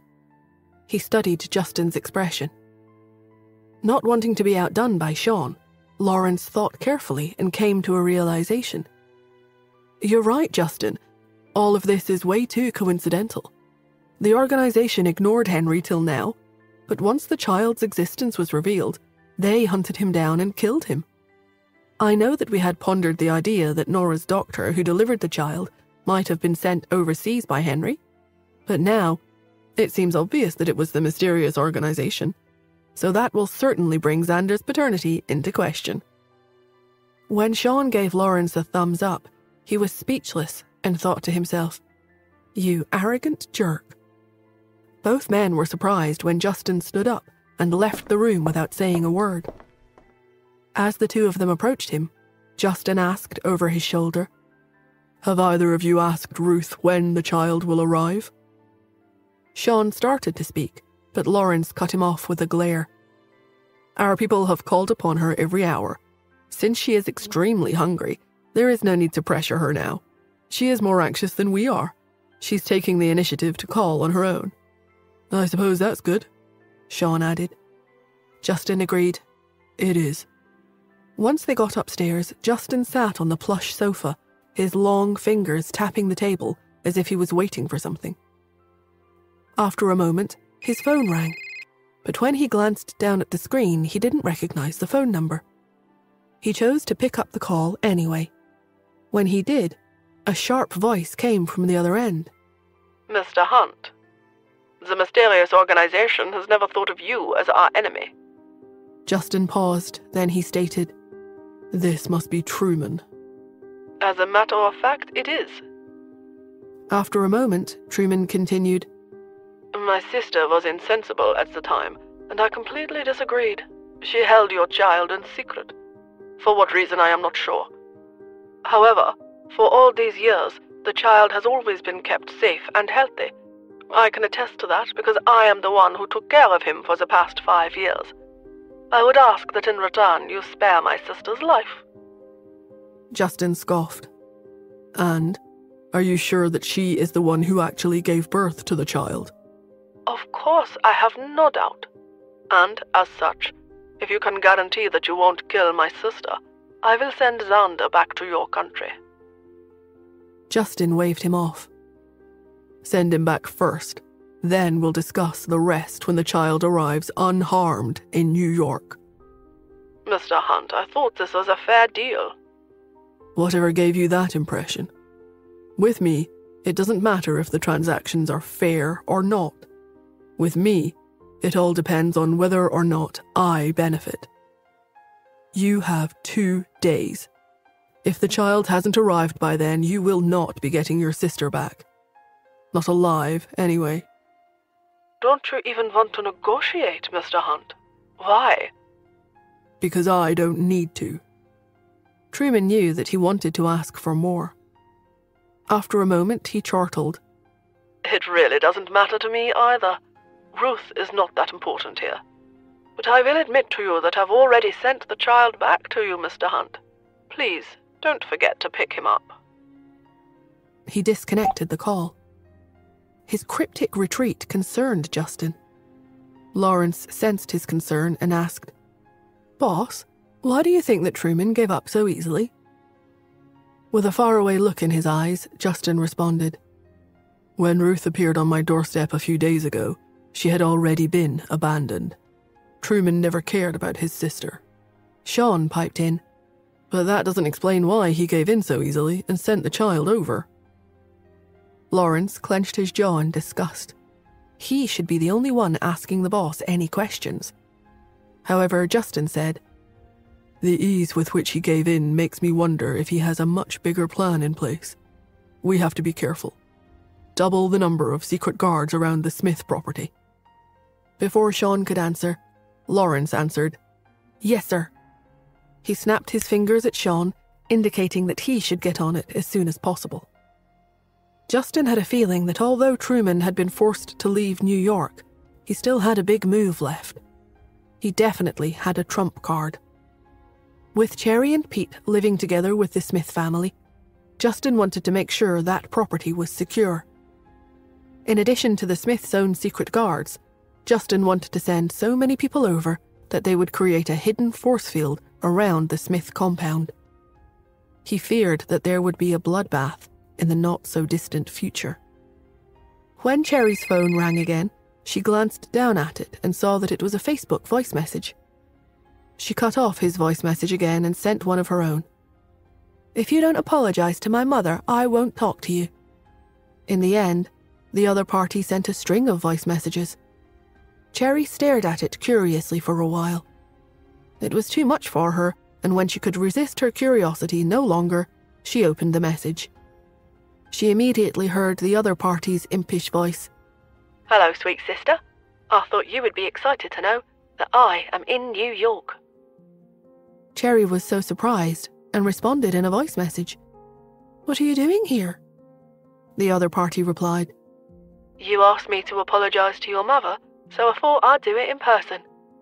Skeptical, since she had chatted with the boy for about half a year, Cherry could not believe that he had instantly become a good person. She queried, Why don't I believe you? Oh, come on, sweet sister. You really disappoint me too much. How can you not believe me? I thought we were good friends. You don't understand me if you don't believe me. The boy paused for effect and then guffawed. Of course you're right. He laughed so hard he couldn't hear Cherry when she tried to speak, so she threw her cell phone across the room. She didn't want to talk to him anymore. He was too bad and nothing like her good brother Pete at all. At the same time, outside the Hunt's house, a small figure stood there on the doorstep. After he had sent his hilarious voice message, he disconnected his phone and stuffed it into his back pocket. He stared at the massive Hunt Manor double door in front of him. He wished he was tall enough to use the lion brass knocker at the top of the door, but, frustratingly, he couldn't reach it. He reminded himself that his true dad had asked him to come here and had told him that his biological father was the person who lived in this massive place. It was at that moment that Xander understood that Truman was not his biological father. So not only did he have an unknown mother, he also had an unknown father as well. What was wrong with these parents? They must be a heartless pair because it had been 5 years and they hadn't even come to look for him. In addition, he got the sense from all of this that his biological father didn't even like him.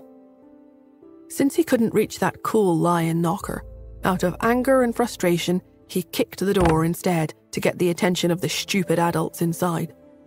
A gruff voice asked, "Who is it?" The boy shouted, "I'm the little fella everyone is searching for, and I am supposed to talk to some bozo named Justin." The guard was stunned at the voice's attitude. "Who do you think you are?" "I'm your grandfather, moron. Open the door. Or, trust me, Justin is going to be pissed off." The guard was concerned, so he asked the butler, who immediately let the child in and informed Justin that the package had arrived. Justin ordered the butler to secure DNA samples from the child. He demanded, "When you get the DNA samples, rush them over to Miss Smith right away." He was determined to find out more about this mysterious little boy.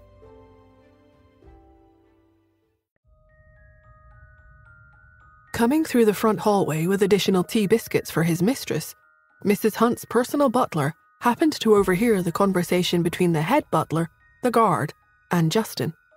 He couldn't wait to get into the conservatory to share his news. "Mrs. Hunt, something big has happened. A small child who looks identical to Mr. Hunt has come to our door, claiming to be Mr. Hunt's son." Shocked, Mrs. Hunt set down her teacup and stared at her personal butler. The old lady was shocked and stood up. "What? Do you mean he is Justin's son?" The butler nodded. "I think so. It was Mr. Hunt on the line. Excuse me, Justin." She rolled her eyes and swallowed carefully. "What woman gave birth to that child? I'm rather surprised that this is Justin. He should know better. How many children does he have out there?" The butler thought to himself, but would never dare say out loud, "He became a father once 5 years ago. I guess he has become a father again." Mrs. Hunt held onto the butler's arm to steady herself in her attempt to rush to the hallway. "Let's find out what is going on." As they went through the door from the conservatory and back into the main house, she added, "I'm sure you'll keep in mind that you have signed a non-disclosure agreement, yes?" "Of course, Mrs. Hunt." The butler turned to close the door behind him and continued helping her down the long hallway. "Good. You must keep this matter a secret. No questions asked. And we mustn't let the Smiths hear about it." Stunned, her personal butler was surprised by Mrs. Hunt's comment. He hesitantly asked, "You don't agree with this marriage into the Smith family?" He regretted asking as soon as he said it because he saw the scowl on his mistress's face. What nonsense are you talking about? In all of New York, the only person worthy of being pampered is the eldest daughter of the Smiths. But Yvonne is gone, and now only Nora is left. And we all know now that she is Pete's mother. That's not what I meant at all. What I am worried about is that if the Smiths find out about the existence of another child who might possibly be the heir, they will call off the engagement. Mrs. Hunt frowned. When she thought of her maiden family's matters, she lowered her voice even more and whispered, Besides, we have a request for her now. The butler assumed he understood what the elder woman was talking about and simply nodded. He wasn't about to speak out again.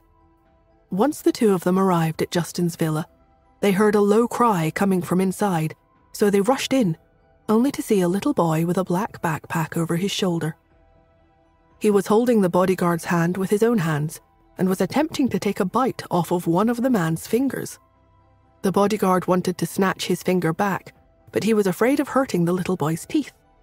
But if he did not use force, his fingers could not be withdrawn because the little imp was using all his strength to bite the big burly man. The steward beside him was Justin's trusted aide. When he saw what was happening between the little boy and the bodyguard, he shouted anxiously from the side, Xander, let go of his hand. His fingers will break off if you keep biting. Xander glared at him with a pair of long, narrow eyes identical to Justin's. He refused to let go and muttered something between his teeth, which was inaudible because he was biting a mouthful. The head butler couldn't understand the mumblings of the little boy, so he tried to explain clearly. All we want to do is sample some of your saliva. There is no intention of harming you. Xander just growled. The head butler continued, I swear I'm not trying to hurt you at all. He tried to reason. You have claimed that you are Mr. Hunt's son, and we need proof. Doesn't that make sense to you? Shouldn't we go and check? What if he's not your father? You don't want to call a stranger your father, do you? Wouldn't you like to know who your father truly is? The last question seemed to penetrate into the little monster's mind. His eyes darted around the room before he opened his jaw, releasing the bodyguard's bloodied finger that carried the marks from a row of small teeth. Everyone, except Xander, was shocked. Mission accomplished, the butler wiped the cold sweat from his forehead as Xander demanded, You have to tell me before doing such things, okay? You didn't say anything and stuffed a cotton swab into my mouth. I thought you wanted me to eat it. Stunned, the head butler was speechless and simply nodded. Yes, you're right. Fine. Hurry up and take it. I also want to know if Justin is my father. Xander opened his mouth up wide. Actually, he didn't care one way or the other. He was only anxious to get back to his bunnies and was hoping that he would be able to save number 3 before it was too late. He was worried. The second bodyguard stepped forward in fear. As he took out a cotton bud, he hesitantly requested, Xander, don't bite me. Xander raised his brows and made a hurry-up gesture with his little hands. The bodyguard held the boy's chin and carefully reached into his mouth. With the cotton tip, he swabbed the boy's cheek. As he was about to withdraw his hand out, Xander jokingly bit down, causing the man to jump back. The little boy laughed so hard, he grabbed his stomach and bent over, howling with humor. His eyes were full with mischief as he pointed at the bodyguard. He raised his head to laugh. With wanton arrogance, he exclaimed, "How fun!" The head butler shook his head and pondered. He certainly missed young Mr. Pete. When Pete was young, everyone thought he usually hid quietly in a corner. He was the opposite of this little demon who played with people in such a menacing way. The head butler carefully placed the DNA bud in a Ziploc bag. Wiping his head in relief for the completion of this first task, he immediately sent the second bodyguard over to Nora with the sample. He then took the bloodied bodyguard into the servants' quarters so that he could be attended to by the nurse on staff. When he returned only a few minutes later, he observed Mrs. Hunt was standing in front of Xander. She asked in a trembling voice, "You're Justin's son? Who's your mother?" "You mean it isn't you?" Xander quipped. "Oh no, that's not possible, considering your wrinkles. You must be a grandma instead. I take it you are Justin's mother? Does he look like you? I hope not. If he does, then I don't think I'm his son because I don't look anything like you." Mrs. Hunt felt herself growing older by the minute. She stepped away from the brat, pointing her finger in his face, but careful not to be too close, having seen what the twerp could do. Shaking her head, she shook her head. You. Xander took 2 steps towards her personal butler. He tapped his head and replied in a snarky tone, "Hey you, I think she's already demented. Do you really want her living here? Maybe someone should think about sending her to an assisted living place, and soon." The loyal butler claimed, "Mrs. Hunt isn't demented." Xander blinked. "Is that so? Then she stammers. It's so fun. Grandma, what's your age anyway?" Mrs. Hunt was indeed old, but because of the Hunt's high status, no one had dared to ever even ask this question over the years. No one actually knew how old she was. Her hands immediately trembled in anger as she pointed at Xander and shouted angrily, You. My name is Xander. You think you can remember that? I like to be called by my name." Xander's eyes were extremely bright like black grapes and were filled with anticipation. "But please don't stammer or you'll be calling Zan. The young man laughed at his own joke. Mrs. Hunt, trembling with anger, rolled her eyes back in her head and fell over. "Mrs. Hunt!" her personal butler cried out in shock. He bent down and grabbed her hand and began to slightly tap on her face in an attempt to keep her alert. He looked up at the head butler and called out, "Hurry, call the family doctor." A few minutes later, when Justin finally arrived at the manor, he saw Mrs. Hunt being carried out. There was no choice. He went straight over to Mrs. Hunt without even searching for Xander. Mrs. Hunt had fainted from the little boy's provocation. The family doctor measured her blood pressure, gave her some medicine, and used Zabe Corporation's calming pill to calm her down, which was quite effective. Mrs. Hunt stared at Justin. "Justin, where did you get such a son?" When the old lady finished speaking, he could see that she was terribly frightened.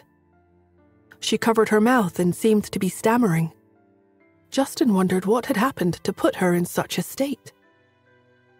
After the Hunt's bodyguard had delivered Xander's DNA sample, Nora hurried over to the hospital as quickly as she could. When she arrived, she headed to Quentin's room because she needed to check up on him again. She arrived at the door of the ward. She overheard Quentin say to Lily, "You don't seem very busy lately." Lily nodded. "Yes, the boss hasn't asked me to do a DNA test for such a long time. It's awesome. You'd never know that I'm a top student, since all I seem to be doing these days are such menial tasks. I'm afraid of getting brain freeze. I need something more important to do. I want a challenge." Nora pulled the Ziploc bag with Xander's sample out of her purse and wondered how Lily was going to respond to the request she was about to make.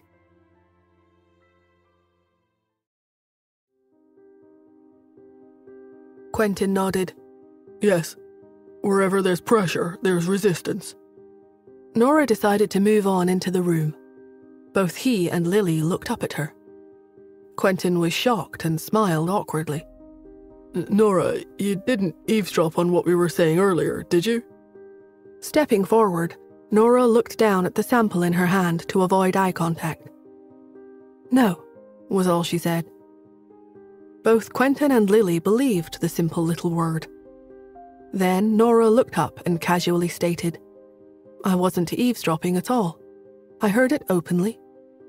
The room was silent for a moment, so Nora took out the sample bag from her pocket and handed it to Lily, who stared at it and winced. She had just told Quentin that she could not bear any more humiliation, and her boss had heard it. She chose to get out of it with humor. Jokingly, she laughed. "Oh, boss, you're too much." Nora raised her eyebrows at her subordinate's cheery response, so Lily continued with her light tone. "You're only giving me one bag. What am I supposed to compare it to?" By the look on Quentin's face, he wondered about that very thing as well. But both of them were shocked when Nora directed, "You can take my DNA." Lily took a moment to calm herself down. "For clarification, do you want the DNA of the cord blood or your current one?" She knew that Nora's DNA from the past was now quite different from her current one. After a moment's thought, Nora responded, "Why don't you check them both?" "Okay." Lily stared down at the bag as she walked out. After taking 2 steps, she stood in the door, then turned to look back at Nora again. "You know, boss, I was just joking earlier. I love it when others insult me." Sadly, she smiled as she left the room. Quentin watched Lily's departure, feeling perplexed and confused. He knew that the poor woman was feeling quite hopeless and downtrodden, and this latest request wasn't going to help matters at all. Oblivious, Nora began tending to his dressing. Once he felt that Mrs. Hunt had recovered, Justin returned to his villa. When he entered the dining room, he quite literally saw a mini version of himself sitting obediently at the long, empty table. The little boy was sobbing as he stared down at the plate of rabbit meat in front of him. "How can you do that? Rabbits are so cute. How can you eat rabbit?" With that, he raised his tear-stained face and looked at the cook accusingly. He thought about nothing but his little furry friends back home, and wished he could be with them all. Justin stood at the door and did not move. He wanted to see what this child was planning. The chef was stunned. He stared at Xander and asked, "Please don't cry. I thought you would find it special, but I was wrong. What do you want to eat? Tell me and I'll cook it for you." Xander sighed. "I never eat small animals. They're all living beings just like us humans. We can't be so cruel." The chef shrugged his shoulders. That was kind of his business, but he didn't want to argue with the little fella, especially because he looked so cute and had such fair skin. He simply acknowledged the child's wishes. "Xander, you really are kind. Why don't I cook something different for you?" The man thought about fish. Nobody in their right mind thought fish were cute, so he suggested, "How about the braised carp?" "No. Carps are small animals too. You can't eat them." Xander offered the chef a list of off-limit creatures. Puppies, kittens, rabbits, even little chicks and fish, ducks, cows, little pigs. We can't eat them. The chef comforted him. "But you need nutrients to grow. You are still going to have to eat meat so that you will grow. You are such a tiny thing yourself." "I see," Xander offered. "Actually, I do eat meat, but there is nothing I like in this house." The chef heaved a sigh of relief. "Then tell me, what do you want to eat? I'll go out and buy it. There's no meat that the Hunts can't buy in New York. If you want to eat seafood, we can get live fish flown in by helicopter. Or we can buy wild animals from Africa or the mountains." Xander stared at him and said softly, "Is that so?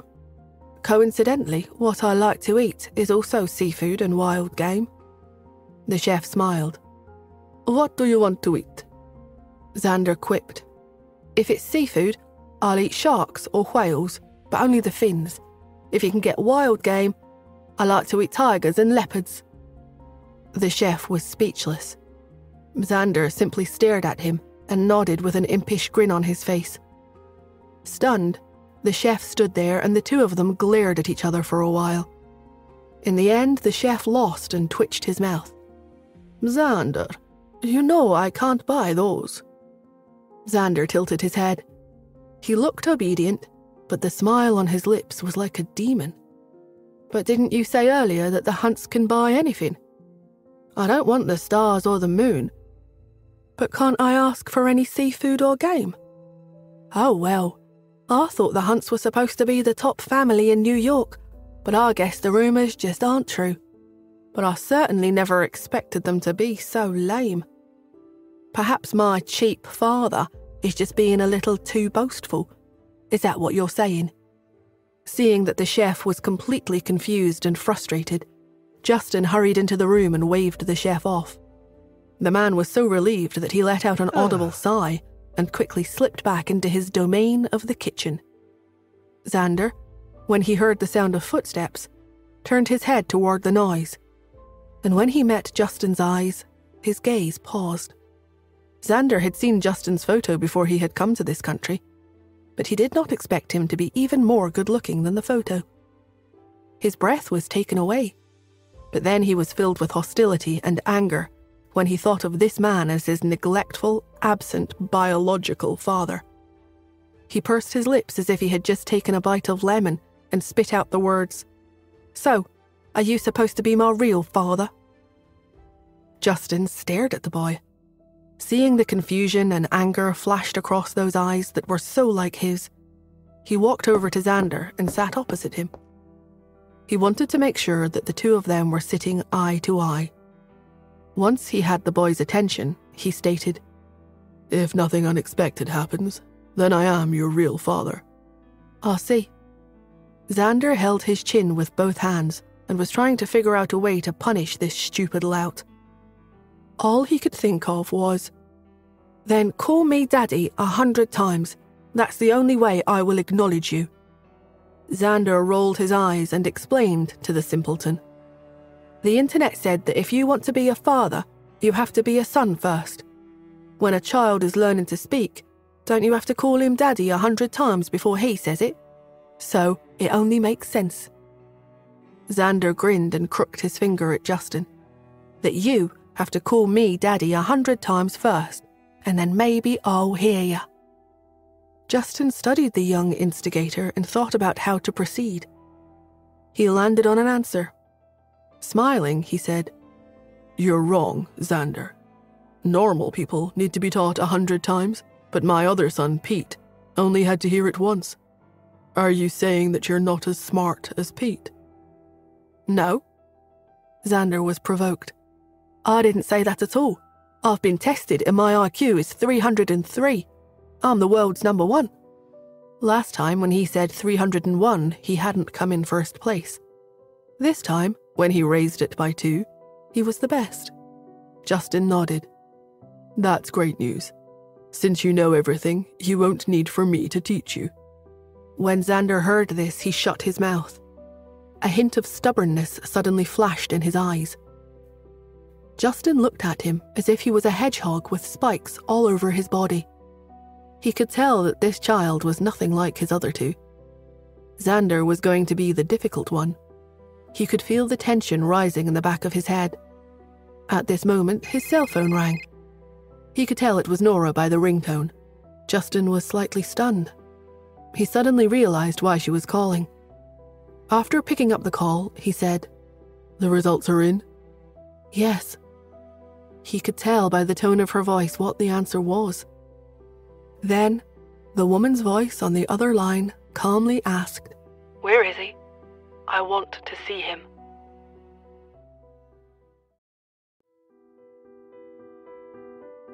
Justin's heart beat wildly. He did not expect Nora's answer to be yes, but he responded, "Okay, I'll bring him to see you." "No, I'll come to you." After Nora finished speaking, she hung up the phone. Justin did not know whether to laugh or cry. At the same time, he inexplicably began to feel uneasy. For a man who was always calm and collected, he had a frightening thought. What if this child wasn't Nora's, but really belonged to that awful other woman? As soon as the call was over, he wished that Nora had said a few more words to him to let him know the truth about who the boy's mother was. Lost deep in thought, he turned around and saw Xander studying him with curiosity. The child's eyes were pure like a sheet of paper. However, when Justin caught his eye, Xander deliberately changed his expression to appear calm and composed. The little man had his own pride, but the innocence that occasionally leaked out softened Justin's attitude toward him ever so slightly. The father had to admit that the way Xander had secretly looked at him earlier pierced his heart. It made him unable to hate or detest his child, even for a moment. He sighed silently and walked to Xander. He touched his head and was about to speak when Xander said, "Did you get a call from a tigress?" Justin was perplexed as Xander rolled his eyes. "Anyone can see how scared you are." The hand Justin had used to touch Xander's head began to feel quite itchy. He had never had to deal with a disobedient, cheeky child. He lowered his voice and said to Xander, "I have never beaten a child before." Xander looked stunned. The boy was about to protest when Justin continued in his deepest voice, "I hope you won't give me a reason to do it for the first time." Justin's coldness sent a shiver down Xander's spine. He was frightened, but tried not to show it. Justin went out into the kitchen and returned with a frigid bowl of porridge. He plopped it onto the table and shoved it toward the little brat. He barked out, "Eat." Xander stared down at the unappetizing food sitting before him, but he didn't quibble. He picked up a spoon to eat. Justin sat across from him and stared at him. After a while, you could see that the boy had finally calmed down and was doing as he was told. Justin heaved a sigh of relief. When Xander was done eating, Justin stood up and took the dirty bowl and spoon away, saying, "There will be a beautiful aunt coming to see you soon. I hope that you can be more gentle with her." With a chilling emphasis, he added, "Do you understand?" Regardless of whether Xander was Nora's son or not, Justin wanted Xander to make a good impression on Nora. He studied the boy's face in detail. Xander did not look like Cherry, and she looked identical to Pete. Before he knew it, the two of them had already known each other for a while and developed deep feelings for each other, as twins often do. But Xander, he was a complete stranger to Justin, and his personality was very unpleasant. There was nothing charming about him. Justin feared that if Nora and Xander got into a fight, or if Xander angered Nora, she would not want to live under the same roof with the little monster. And if it were up to Justin, he would definitely choose Nora, Cherry, and Pete without hesitation. When Xander heard him say this, he pursed his lips. "Didn't I make a good impression on you?" Justin felt that this child might not understand social graces and tact, always so important in creating a good impression. He returned to the table and sat beside him so that he could size him up. The little fella did not sit properly. He liked to curl his legs and move them continuously. He wolfed down his food without any hesitation, as if he was someone who had been hungry for a long time. As for Pete, Justin had raised him since he was a baby. The boy had grown up with his father. Food, clothing, and housing were all arranged in strict order. And even at a young age, Justin recalled, Pete had always been very noble. Although Cherry was a bit cheeky, she was vivacious and loved by everyone. Her little voice and how she used her words were especially pleasant to the ear. And her bearing was comparable to that of a foreign princess, which was not surprising, since he had heard from the little girl that her grandmother had hired a nanny for her, who was Princess Lucy's family teacher at the palace in the UK. Comparing Xander to these two children was impossible. They were simply incomparable. Justin could feel his headache pulsing a little bit more this time. A person's personality solidified at a young age. Later on in life, even if one could forcefully correct their habits, their personality could not be changed. Under Justin's troubled gaze, Xander asked, "Why did you take my dish over there? At home, I just drop everything on the floor so that Frank can clean it up." "Well, unfortunately, Frank isn't here, is he? So you had a butler at your home?" Justin asked. The question threw Xander into fits of laughter. "Oh my goodness, no. Frank isn't my butler, he's my dog." Justin's temples throbbed as Xander's cell phone suddenly rang. He picked it up and Ruth's voice came from the other end. "Xander, why are you still picking up the call? Have you left?" Xander rolled his eyes and slowly answered, "Yes." "That's good. That's very good." Ruth's voice was extremely weak from hunger. She softly croaked, "What time is your flight? When can you get here?" Xander pondered for a moment, then raised his brows and said, "In the morning." "Morning? Then you'll have to wait for a few hours. Why didn't you ask your father to buy you the earliest flight?" Xander, "He did. I meant yesterday morning." After a moment of silence, Ruth's voice suddenly rose. "Yesterday morning? Then you haven't boarded the plane yet? Or have you already arrived?" "I have arrived," Xander continued slowly. She was really anxious this time. "Why didn't you tell me?" "Because you didn't ask." Xander was bold and confident. Ruth shouted, "Didn't I tell you to contact me when you got here? Besides, I told you before, what do you have to do when you get here?" Xander, "I have to send you food, I remember it." "Then what are you doing now?" Xander blinked his eyes. "I'm eating." "You're eating? I've been hungry for 5 days. Hurry up and come down to bring some food to me." "What's the hurry?" Xander's voice was still slow and roguish. "You haven't starved to death yet, right?"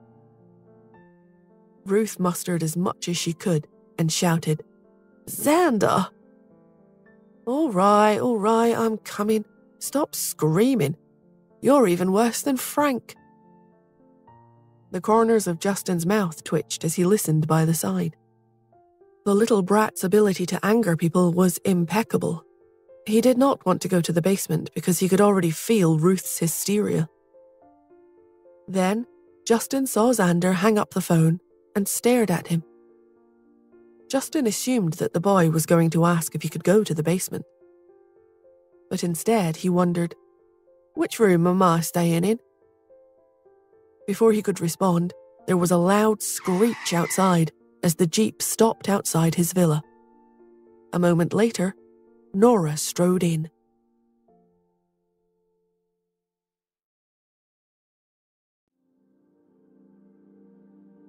When he saw Nora, Justin hurriedly stood up and went out to greet her. Xander whistled. "I think your tigress is here." He gave Xander a warning look. After Xander shut his mouth, Justin turned back to Nora, and she had already arrived in front of them. Her gaze went beyond Justin and landed on the little boy behind him. Sensing that she didn't want any nonsense, Justin took a deep breath before he waved Xander over. He demanded, "Come here." With disdain, Xander slowly got down from the table and strolled over to Nora. After he glanced past Nora, he turned his face to the sky. "Greet her," Justin ordered.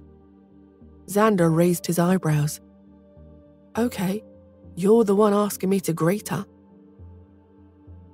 A bad feeling had just risen in Justin's heart when he saw Xander claw his fists like an animal as he said, "Hello, tigress."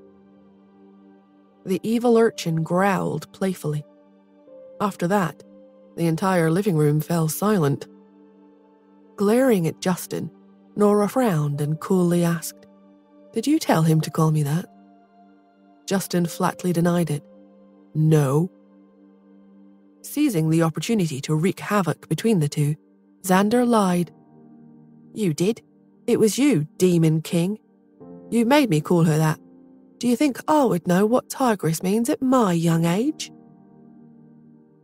Justin turned to Nora in an attempt to explain, but when he saw her face, he decided against it. Xander's claim was not so easy to explain away. Justin's heart instantly pounded with more anger. But Nora hadn't noticed. She was wondering to herself why this child's tone sounded so familiar. Had she heard it before? When her cell phone suddenly rang, Nora jumped with surprise. She glanced down to see that Lily was calling her, so she answered the phone as she nodded at Justin. He couldn't hear the person on the opposite end of the call, but he saw Nora nod her head. "I know it's been hard on you. We'll talk later." She gave Justin a look, and he snapped his fingers at the butler waiting outside in the hallway. "Take Xander to the room upstairs." "Yes, sir." The butler walked over smartly and said to Xander, "Xander, please follow me upstairs." Xander glanced at Justin and looked at Nora again. His eyes darted around before he said, "Dad, can I go to the basement?" Justin narrowed his eyes. He could tell that the child had learned the craft of manipulation. Was this child actually thinking of Ruth? Had he realized his conscience? Justin had his doubts and figured the child was trying to control the situation in the only way he knew how, by manipulating the adults. Pressing on trying to get Justin to feel guilt, Xander whimpered, "She hasn't eaten in a long time. She asked me to bring her something to eat." He looked at Justin with big doe eyes that had a powerful impact. Justin did not want to create some bad psychological trauma for the child. After all, he did think that the woman downstairs was his mother. Besides, Justin had other plans for Ruth, so he slowly nodded his head in agreement and directed, "Go into the kitchen and pick out something for her, but leave the chef alone. You've messed with him enough for one day." Xander nodded and hurried into the kitchen, only to find the chef waiting for him with the plate of rabbit. "Since you didn't want this, Xander, should I take down the roasted rabbit? Since you don't like it, the dish won't go to waste." Xander hurriedly waved his hands. No need. It's too cruel. You guys don't know how to cherish life. You can't kill animals because you feel like it." The chef shook his head and put the plate back down on the counter, while Xander placed his hands behind his back and marched around the kitchen on the hunt for a good meal. "Let me see what's good. Do you have any vegetables?" The chef hurriedly said, "Yes, they're all fresh organic vegetables. Can I make another one for you?" "There's no need," Xander continued. "Do you know that the best thing to eat is food in its original state? If you cook it, it won't have the original taste. These vegetables and that carrot over there look all right. Let's take these." Xander picked up a yellowed vegetable leaf that the chef had picked out while cooking because it didn't look good. And he also found a dry carrot. With his new treasure, he marched over to the head butler and barked, "Let's go." The butler bit his upper lip in concern. The two of them quickly disappeared from the room as he led Xander toward the basement. Once they had left the room and Justin confirmed that Xander could not hear their conversation, Justin then stared at Nora, who responded by shaking her head and saying no. Justin was stunned, a hint of disappointment flashing across his eyes. If it was not the case, then why had Nora come over to see him? He didn't understand. According to her lifestyle, even if she had such a child, she would not be so proactive if she did not care about it. Justin was thinking when he heard Nora continue, "When I called you, Lily had only received my results. Apparently we're not mother and son, since the DNA similarity is only 80%. Justin frowned.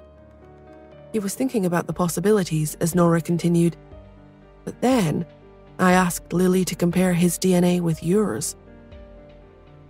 When Justin heard this, his eyes instantly narrowed. You mean? He couldn't go on. Nora slowly said, "Don't forget what kind of organization Truman is from." Instantly, Justin understood. You're saying that this child might have been injected with a gene serum? Yes. Nora sat down on the sofa. The younger a child is, the more their genes change after they are injected. I personally came over to take a look to confirm if he really is your son. Fearful, Justin inquired, So, what do you think? "He's almost the same as you, so we thought that he most likely is your son. But Lily called me just now after doing a DNA comparison between you and him. Your genetic similarity is only 93%.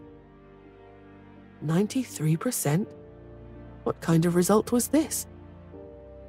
Only cousins or relatives had this percentage. In order to be the biological father and son, the number should be around 99%. Nora proclaimed, "I'm certain that this child was injected with a gene serum. Therefore, my DNA comparison with him has been discounted." Justin hesitated for a moment. Is there no way to investigate? "Yes, there is." Nora looked at him with certainty. "Genetic changes mean that the DNA sequence has changed. We can extract samples from different places and send them to Lily. She can piece together the original DNA sequence. When the time comes, she can share it with us separately." When Justin heard this answer, he nodded. Lily will have her work cut out for her. "Yes, but it will take a while." After Nora finished speaking, Justin strolled over to her as he took out his cell phone and handed it to her. When she took it, he rubbed her hand affectionately. Let's see if Ruth is really his mother now. He touched his phone a few times with his fingers and opened the surveillance video of the basement. Justin had not asked Xander to go down earlier because he was waiting for answers from Nora. Now that he had them, he was ready to move to the next step. After all, Ruth was in a life and death situation. A hungry person was never very careful. It would be extremely possible for the woman to slip up and expose the truth.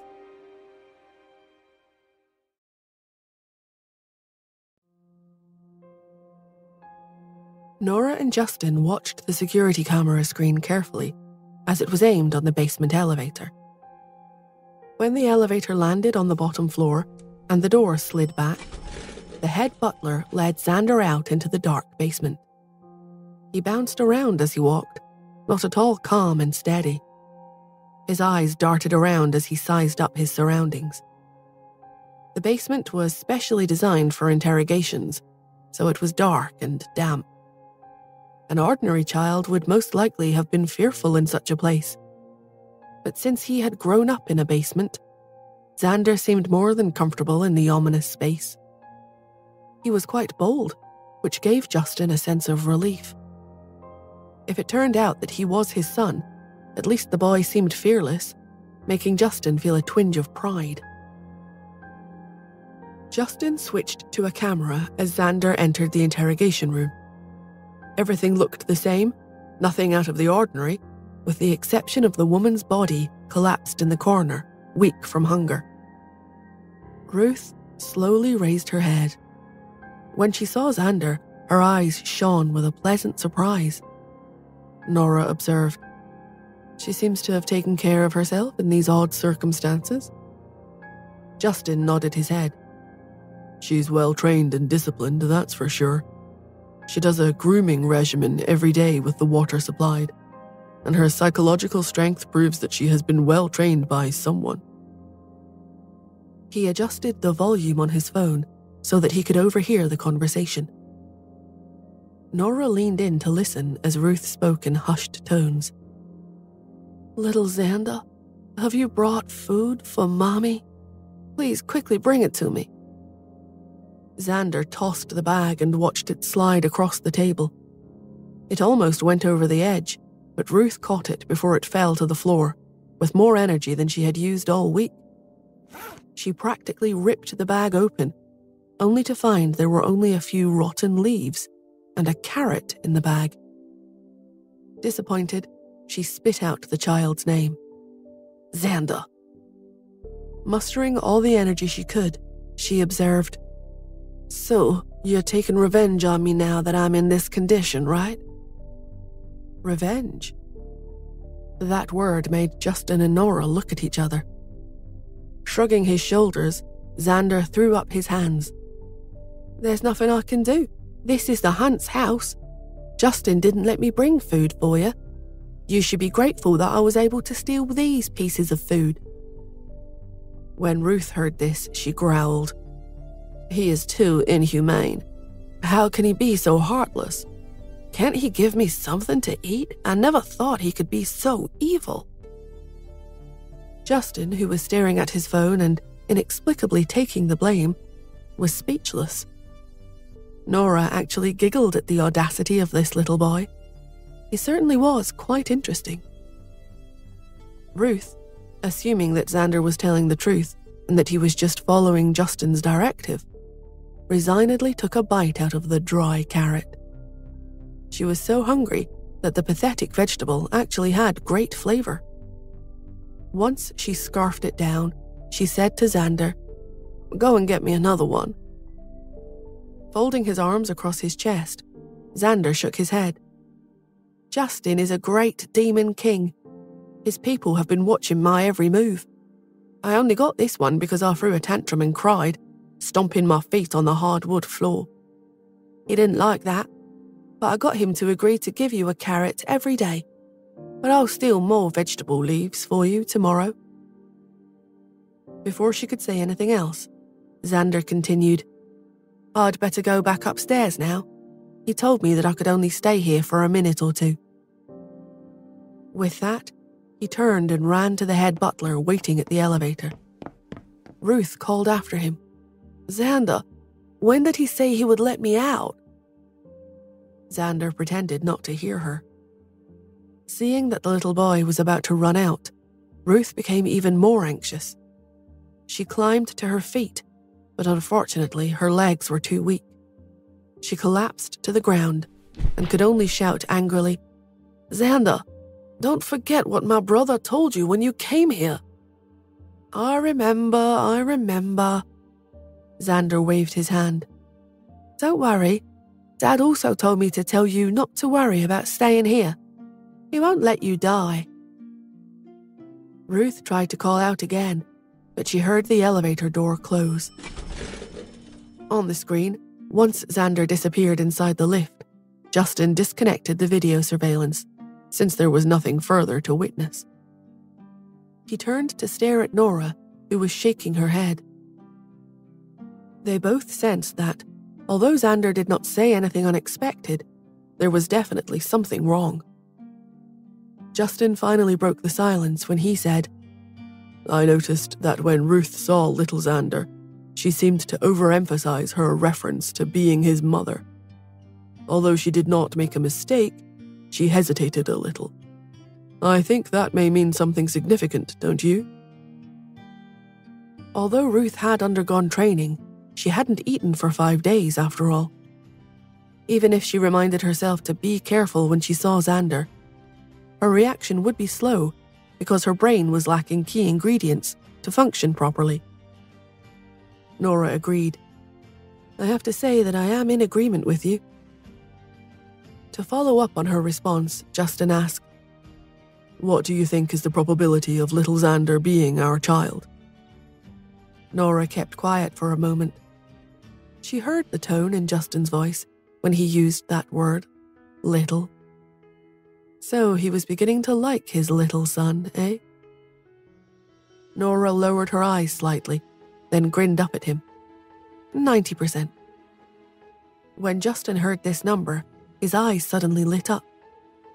The DNA comparison between strangers is usually only 23%.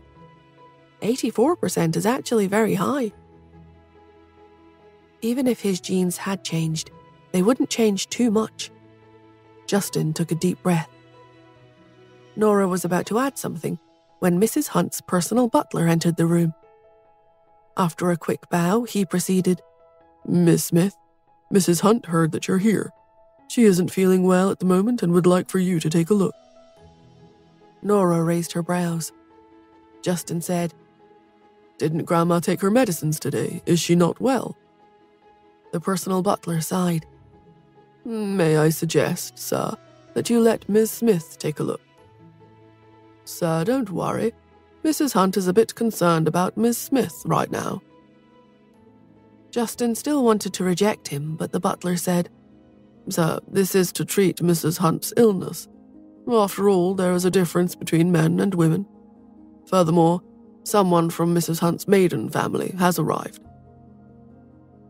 As soon as he said this, Justin understood something. He glanced at Nora and immediately pulled her to the side. He sighed. "I know what's going on. Grandma didn't ask you to come over to treat her illness. She wants you to treat her grandnephew's wife from her maternal family." Nora inquired, "Grandnephew's wife?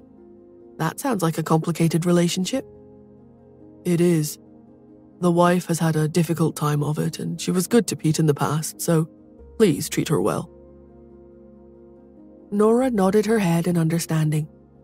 She knew that the reason Justin shared this information with her was because he did not want to keep her in the dark, but he made it clear that the decision was hers. Nora considered. The woman had been good to Pete. And if she could help her out, why not? She stood up. "I'll go take a look."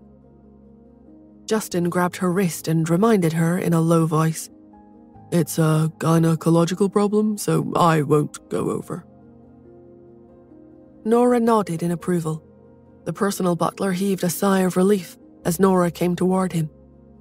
He had to guide her because the Hunt manor was so expansive. Justin and Mrs. Hunt did not live together. After walking for about 15 minutes, they arrived at the villa where Mrs. Hunt lived. Before Nora entered, she heard a snippy, condescending voice coming from inside. "Did he really have a son with another woman? And he looks identical to Justin. The moment the boy came into the house, he said he wanted to snatch Pete's position. That would be something to see. And that Smith woman, how can she still be so arrogant? Didn't she ignore you because she gave birth to Pete and Cherry? I'll bet she's anxious now." Nora doubted that Xander would ever say such a thing. She bravely stepped into the room as Mrs. Hunt's personal butler coughed, indicating to the women that the person she was gossiping about had just come in. That caused her to silence her voice, if only for a moment. Then, a middle-aged woman in her early 50s hopped up out of her high-backed chair and waltzed over to Nora. She instantly smiled as she stuck out her hand. "Well, if it isn't Miss Smith, correct? Oh my, you certainly are attractive. You've changed quite a bit since your school days, I hear. I'm Mrs. Hunt's niece-in-law, one of your elders, so you can call me Mrs. Livingston. And yes, I am the matriarch of the family." Nora did not speak. She couldn't help but reflect on what the catty woman had just said about her and her children. The woman's gloating words were still ringing in her ears. She wished it were possible to unhear things, but it wasn't. In an attempt to fill the awkward silence with the sound of her own voice, Mrs. Livingston forged on. "I've heard that you are extremely introverted, and I guess it's true." She smiled at Nora, who simply lowered her eyes to avoid contact. She kept silent because she knew that would be just the thing to irritate this silly, pompous woman. and she was right. Mrs. Livingston shuffled on her feet and stared over at a lovely young woman around the age of 25, who immediately stood up and came over to Nora. Clapping her hands together and smiling at Nora with a warmth that she hadn't felt from the older woman. The young lady said, "Please, Miss Smith, on behalf of my mother-in-law, I apologize for what she said earlier. I'm sure she didn't mean it the way it sounded." Although Nora was sure that the older woman meant exactly what she said, she appreciated this younger woman's attempt to patch things up. Her open and honest attitude gave Nora a good impression of her. Nora could see that the young woman was gentle, shy, and quite likable. She pitied the girl for having such a dreadful mother-in-law and wondered what the son must be like with such a mother. The personal butler took Nora aside and, speaking in low tones, introduced the young woman to Nora. "Mrs. Livingston's daughter is Helen Stewart. This is the woman that you were asked to come over to treat." The personal butler took a step back, but he clearly had a look of disdain on his face when he said Helen's name. Nora was surprised. She had no idea that she would be dealing with a stranger, and particularly this young person who appeared to be healthy and strong. What could possibly be at issue with her health? As she was thinking, Mrs. Livingston sneered, "Helen, you know better than to interrupt when an elder is talking. So what if I criticized Miss Smith, and you had the audacity to apologize on my behalf? With your abysmal body, you think you can represent our family?" Helen's face turned red with embarrassment. She smiled awkwardly at Nora, and then quickly lowered her eyes, clearly demonstrating her extreme self-consciousness. Nora softly inquired directly to her, "Is there something wrong, Mrs. Stewart?" Helen was stunned. Ever since she married into the Livingstons, she had been called Madam Livingston whenever she went out. This was the first time in years that she had been called Mrs. Stewart. Even though she had only hesitated for a moment, Mrs. Livingston barged in with the answer. "What's wrong with her? I'll put it to you as simply as I can.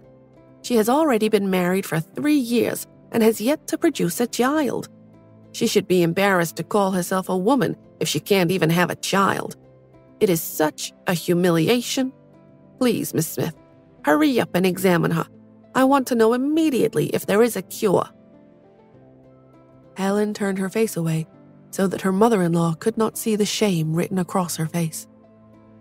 Beside her, Mrs. Hunt frowned and scolded, "How can you say that? We're outside. Pay attention to your family's image." Mrs. Livingston said unhappily, "Mrs. Hunt, you know as well that our family has only had one heir for several generations. When it comes to this generation, we're all very anxious. Why can't they have a child? Let Miss Smith quickly take a look at Helen and see if she's hiding something. If she has some hidden illness that prevents her from getting pregnant, I want to know. Let's get it over with as soon as possible. The family needs answers." Nora sensed that Helen, who was standing next to her, was about to break down and cry. Nora found it extremely difficult to watch what Helen had to endure.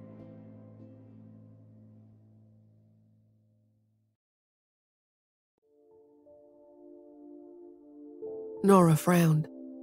"Mrs. Livingston, it's fate to have a child. It is not something that can be rushed. Your son and Helen have only been married for 3 years. Some couples get pregnant quickly, and others only after 10 years. Who's to say what's normal?" "Normal? Didn't you give birth to 2 children, having been with Justin just 1 time? And rumor has it that he created another child with a different woman. Miss Smith, I know you don't want to have too many children and pressure Pete. You don't want Justin to have another son, right? But you don't understand our family. Our family has only had one heir for several generations, and we need to have another option right now. It's essential." Mrs. Livingston rolled her eyes and continued to speak in a haughty and condescending, mighty tone. And it would be practical of you, Ms. Smith, to not hold any resentment toward Justin for having another child beyond your relationship with him. You must know that the Hunts run such a huge business conglomerate. We can't possibly entrust everything to Pete alone, especially considering his complications. This comment made Nora bristle, but she held her tongue and let the pompous woman continue with her diatribe. It would be best if you treat this new child as your own. It's our job as women to be magnanimous. It's the old adage, boys will be boys. They are impossible to restrain, don't you agree? Nora knew that there was no point in arguing with this woman's delusions, so she remained silent. Mrs. Livingston turned her distorted philosophy onto Helen. And you, since you yourself seem incapable of giving birth yourself, I would suggest that you not prevent my son from impregnating someone else so that he can create an heir. I'm not telling you to get a divorce. That wouldn't even be considered.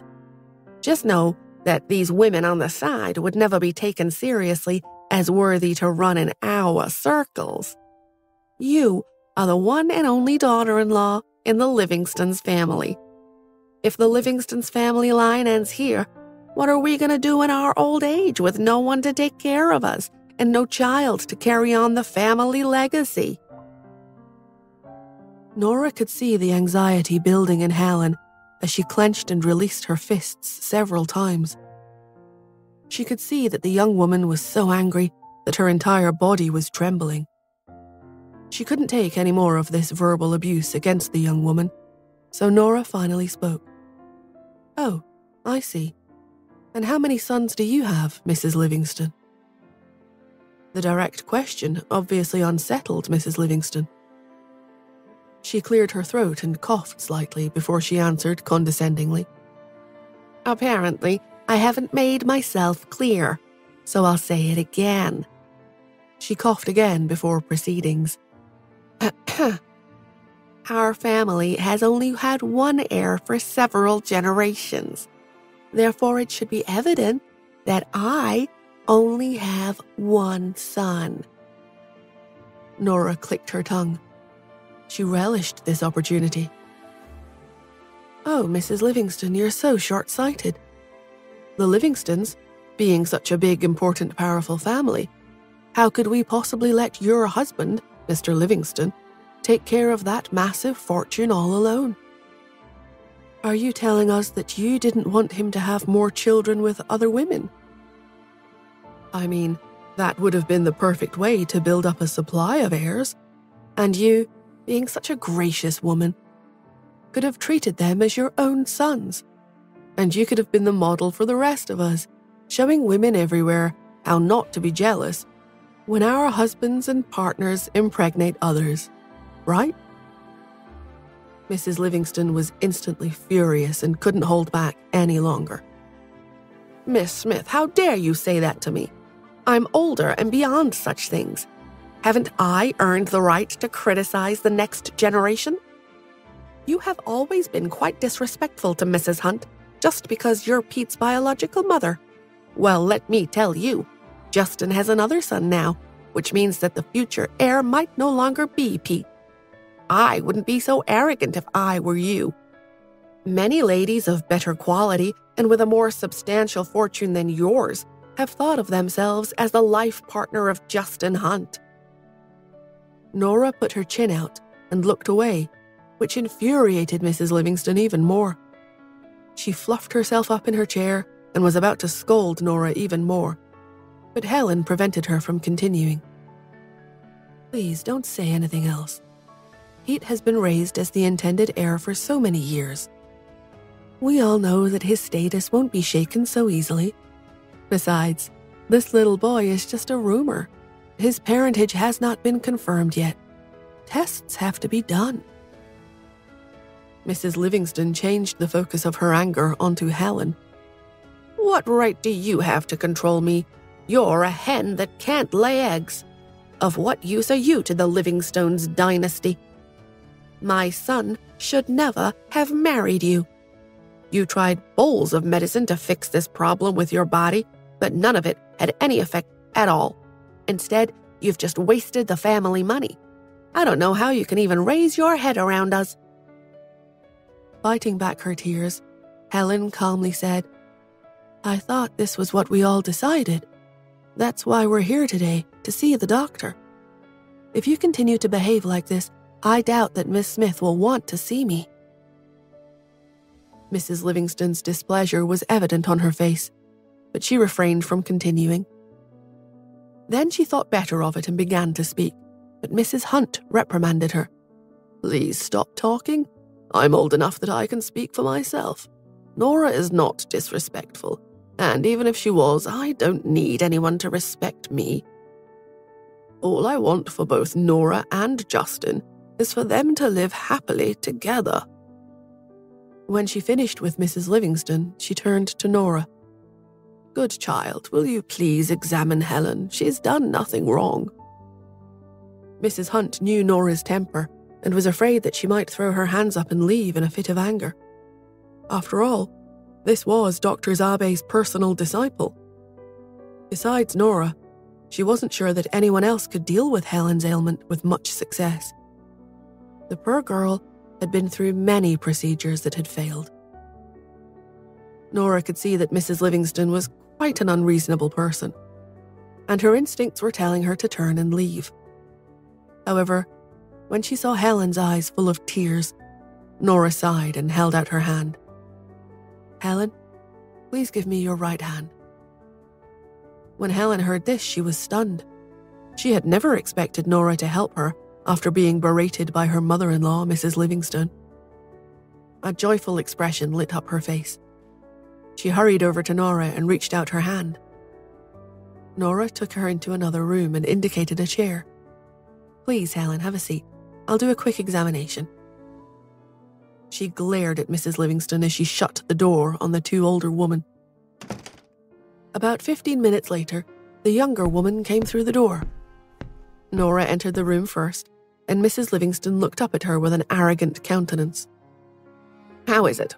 Mrs. Livingston stood up. "So she's infertile, yes? She isn't able to have children, is she?"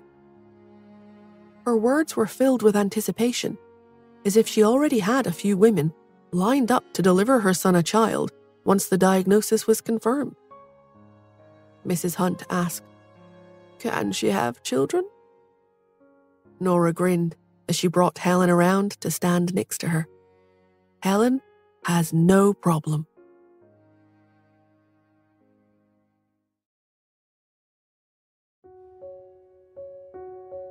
Nora stared at Mrs. Livingston and repeated, "She has no problem." Mrs. Livingston was stunned. She did not expect this answer, so she asked again, "What do you mean, no problem? If there's no problem, why can't she get pregnant?" Nora turned directly to Helen. "Is your family blessed with sons?" Glancing at Mrs. Livingston, Helen returned her gaze to Nora and nodded. Mrs. Livingston sneered. "Back then, our family took a liking to her because they were blessed with sons. That's why we married her into our family. Her elder sister gave birth to, of all things, triplets, which was astounding. But then her second sister was even more ridiculous. She gave birth to quadruplets. We were hoping for half that. But now our family doesn't even yearn for that anymore. We'd be grateful for just one. But after 3 years, we have nothing, not even a shadow of a child. What a disappointment you are. You must be a mutation of your family's genes. We would get the dud." Mrs. Livingston's frustration made her react with such cruelty. But she hadn't always had such an attitude toward her daughter-in-law. When Helen first entered the family, the young woman had told her that she had wanted to have 6 children in 3 years. Mrs. Livingston couldn't have been happier. It was simply perfect. It could also break the curse of their family's 3rd generation. Therefore, when they first got married, she had been caring toward Helen. The two of them had lived harmoniously for half a year. However, after that first 6 months, when there was still no child in the nursery, her attitude changed drastically toward the young woman. Mrs. Livingston put tremendous pressure on Helen. She urged her to change her diet to improve her chances of getting pregnant. She found vitamins and compiled all kinds of recipes for her to improve the possibility of fertility. Helen's personality began to fade away. She did not know what was wrong with her or why she could not conceive. She had seen several doctors, taken many drugs, and even used unusual methods, but all of them had failed. She had even attempted in vitro fertilization, but the procedure was too painful, and she wasn't able to carry the embryo. Nora was adamant. Mrs. Livingston, it takes 2 people to conceive a child. This is not Helen's fault. Mrs. Livingston didn't believe what Nora was claiming. She stood completely still for a moment, and then she stuttered. What do you mean? Are you suspecting that there's something wrong with my son? Helen took a step toward her mother-in-law, but the woman just turned away. The fact was that Helen had raised this question several times over the years, but Mrs. Livingston simply mocked her and dismissed her. She recalled one conversation where Mrs. Livingston waved off her protests, saying, "There's nothing wrong with my son. It's your problem. You can't give birth, so you are blaming the man? Don't be ridiculous. He only provides the sperm." Helen had seen several doctors. Most of the doctors had suggested to her that she should bring her husband along as part of the process. But both her husband and Mrs. Livingston refused. They even had the nerve to mock her on occasion. Her husband countered, "I got a girl pregnant 5 years ago, but she was only interested in my money. Otherwise, I would have married her instead of you. And you think I can't procreate? Don't be ridiculous." It was clear to Helen that the Livingstons would never admit that there was anything wrong with him, and they had never made her husband go and see any doctor regarding his capabilities of creating a child. Helen pleaded with Mrs. Livingston. "Should let him come and get checked. I know that Miss Smith's medical skills are superb. In our brief examination, she sensed that my family had many sons." "That's not going to happen. There's nothing wrong with my boy," Mrs. Livingston shouted angrily as she turned away. Helen mustered her courage. "You of all people know how much I have suffered all these years in an attempt to bear a child. I never said a word about these hardships. You never heard a word of complaint from me. If you really want a child, and the issue has something to do with my husband, then let's have Miss Smith treat him as soon as possible." Mrs. Livingston narrowed her eyes. Beside her, Mrs. Hunt said, "Helen is right. Ask him to come over. Nora is Dr. Zarbe's disciple and the world-renowned surgeon Dr. Athena. What do you have to lose? If there's no problem, then of course we'll know. But if there is actually a problem, wouldn't it be best to treat him as soon as possible?" Mrs. Livingston was silent for a moment. When she saw that even Mrs. Hunt had spoken, she could only say, "Even if I called him over, he wouldn't come." Mrs. Hunt frowned. "Tell him I want to see him." As the matriarch of the Hunt family and Justin's own grandmother, Mrs. Hunt was deeply respected. It would be difficult to ignore her command of a private audience. Mrs. Livingston nodded with a smile to Mrs. Hunt, but then turned and glared at Helen. "I still don't think this is his fault." She picked up her cell phone and went out into the hallway to make her call. When she left the room, Nora glanced at Mrs. Hunt, who looked so pale and weak. Nora knew that this woman had taken a liking to her son, and for whatever the reason, she was always so good to Pete. Nora walked over to her, and without saying a word, she picked up Mrs. Hunt's arm and took her pulse, which took her by surprise. Mrs. Hunt studied Nora's face. The woman with her almond-shaped eyes looked down at her watch, her long eyelashes evident against the cream of her cheek. She was such an intelligent, sensible, and beautiful woman. And since the light cast such a magical ray, she actually appeared to be a delicate angel from a classic painting by some 16th century master. The aura made Mrs. Hunt's heart soften. But in an instant, the moment disappeared. Nora dropped her hand, and her standard cold demeanor returned. Her medical training kicked in as she became firm and indifferent. Mrs. Hunt quickly glanced away as she heard Nora say, "Don't worry, Mrs. Hunt. You're going to be with us for a long time." Mrs. Hunt wasn't sure that she wanted to hear those words. After getting so old, hearing about things life and death was the last thing she had on her mind. Nora probably didn't realize this, but her words were actually stabbing her through the heart. Mrs. Hunt snorted. "There are so many things happening in this family right now. How can I not worry? Is it that you want to get married sooner and raise that illegitimate son of Justin's as your own? That would work for me as well. I don't know why I should care anymore." Before she could finish speaking, Nora quickly turned around and walked over to the fish tank in the room and appeared to study the fish. This action made Mrs. Hunt question why she had ever thought Nora would come into the fold easily. When Helen saw Nora by the tank, she went to her and whispered, "Thank you." Nora shrugged her shoulders. "I was just doing my job." Helen wiped away an errant tear. "It's more than that. I've seen so many doctors. Every time they raised this question with my mother-in-law, she would shut it down. You were the only one who could persuade her.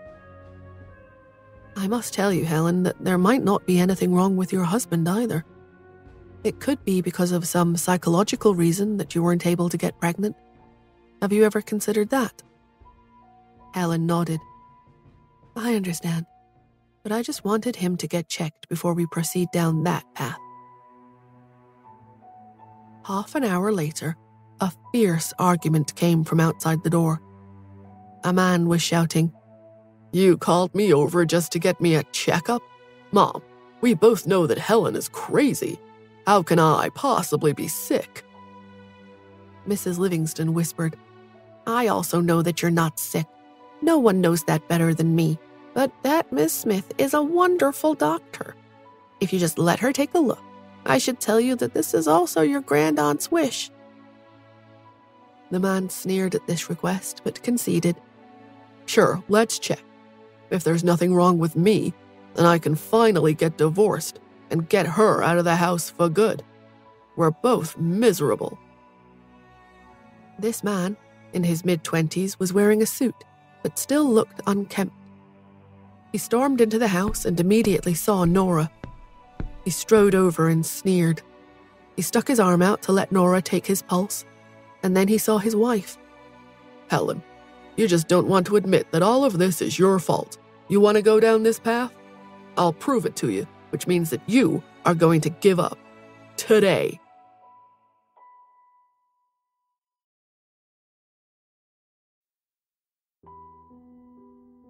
Thomas was the only son of the Livingstons' third generation. He had been spoiled since he was a little tyke, which had served his arrogant personality. As the only child in the Livingston family line, he had a huge sense of entitlement. When he married Helen, along with the fact that Stuarts were famous for having sons, Thomas was attracted by Helen's timid personality. She would never speak out against him, and would let Thomas have his way like everyone else in his life. After Thomas roared at Helen, he disdainfully took in Nora. "You can't be serious. Alternative medicine. I'll tell you right now that I am not a believer. I think that the whole thing is a sham." Mrs. Livingston hurriedly countered her son's opinion. "What are you talking about, Thomas? Miss Smith is not only an alternative medicine specialist, but she's also a famous modern medicine surgeon. And please don't forget that she is going to be your future sister-in-law." Although Thomas and Justin were of the same generation, their familial relationship was much more distant than direct brothers or first cousins. But old Madam Hunt's love for her family meant that Thomas would attend many family events at the Hunt Manor throughout his childhood, and he had developed a friendship with his powerful distant cousin. This relationship helped Thomas curry favor with Justin. When he heard about the marriage to Nora, he quickly changed his tune. He stuck out his hand in greeting. "Oh, my sister-in-law. Looks like we'll become friends after a fight." Nora could tell that not only was this person spoiled, he also had a bad personality that went right along with his sense of entitlement. Instead of taking his hand, she grabbed his wrist to take Thomas's pulse. Thomas kept on nagging. "Miss Smith, take a good look at my pulse. When you're done, tell this woman that I'll definitely be fine. Make her give up on asking me to see the doctor all the time. I'm fine. She always finds a reason to find faults with me. I think she's just afraid that I'll divorce her, trade her in for a fertile gal." He laughed, but Nora remained serious. He could tell by her expression that she had an answer. He hurriedly asked, "Miss Smith, how is it? No problems here, right?" Nora stared at his expression for a while and asked him a couple of additional questions. Based on his answers and other physical signs, in all seriousness, Nora stated, "Indeed, the problem is with you." These words stunned Mrs. Livingston. She stepped forward nervously and asked, "What's wrong?" Nora said, "He has asthenospermia," which basically means that his sperm has low motility. This is most likely the reason why he has been unable to impregnate Helen for these past 3 years. Mrs. Livingston's eyes widened. "Is there any way to treat this condition?" Nora nodded. "Of course." She looked down and picked up the paper. "I'll prescribe a few doses of medicine. He must take them exactly as I prescribe. He should be good in a month." Mrs. Livingston nodded and asked, "What's wrong with him? How did it come to this? Our Thomas made his classmate pregnant at the age of 20.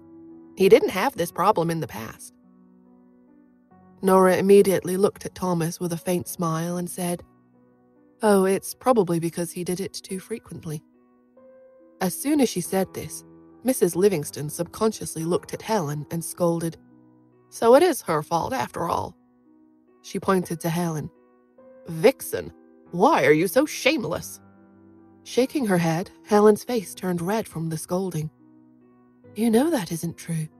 Thomas rarely comes to me when I am home. How could I possibly be at fault?" Ever since she went to the doctor in order to make Helen pregnant, the Livingstons had demanded that Thomas come back to the family home every month during her ovulation period. It was true that he was indeed rarely home. Mrs. Livingston was stunned. Before she could react, Helen's eyes were red as she looked at Thomas. You haven't broken up with Cecilia yet, have you? Last time I found out about your affair, you promised me that if it ever happened again, we would get a divorce." Thomas pursed his lips, which proved to Mrs. Livingston that her son was at the root of their childlessness. She popped this grown man on the cheek as if he were 5.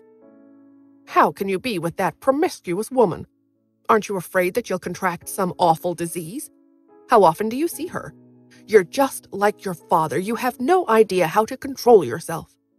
I hope that it has been worth it, doing it with this Cecilia. You've engaged in it so much that she has sucked you dry. If you know what is good for you, you will have to break up with that vixen." With that, she turned back to comfort Helen. "Helen, don't fuss about it with Thomas. He's young, he likes to play around. Like I said, boys will be boys. This really isn't such a big deal. There's no need to talk about divorce. And not to worry." She stared directly at her son. "I will definitely watch him. I guarantee he'll drink a month's worth of medicine if that's what it takes so you two can have that longed-for child." Helen sobbed and choked out, I want to go home." Mrs. Livingston agreed. "I think that's a wonderful idea. We'll go home. We can talk when we get back. We'll stop fooling around outside." "No, Helen shook her head. I want to go back to my mother's house. At this moment, she felt wronged and could no longer hold it in. It had been 3 long years. Because she could not give birth, her family had been disregarded by the Livingstons, which she felt was completely unreasonable. Her mother had even secretly given her all kinds of medicines. She even promised that she would give birth to 3 children in 1 pregnancy. But it turned out that all those grievances were for nothing. It was not that she could not give birth at all. It was all because of Thomas.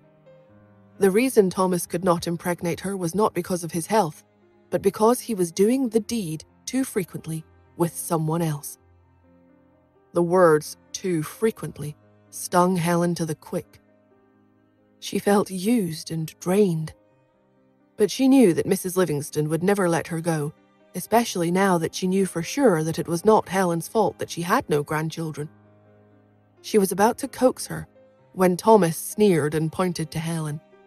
That's sufficient. Haven't you played out this charade long enough? Helen was taken aback. Thomas then turned to Nora. Did you two plan this?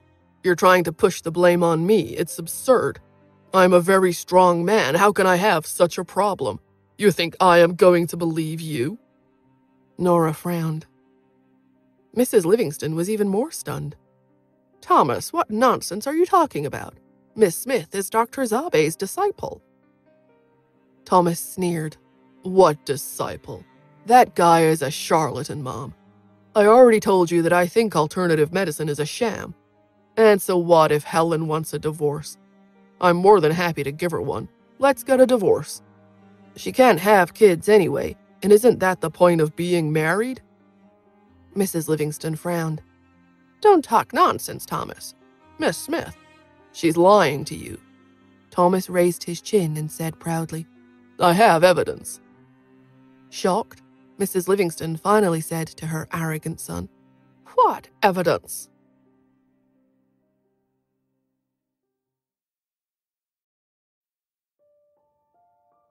Thomas's gaze swept across everyone present. He sneered. Cecilia is pregnant. The whole living room was silent. Everyone looked at him. Even Mrs. Livingston was stunned.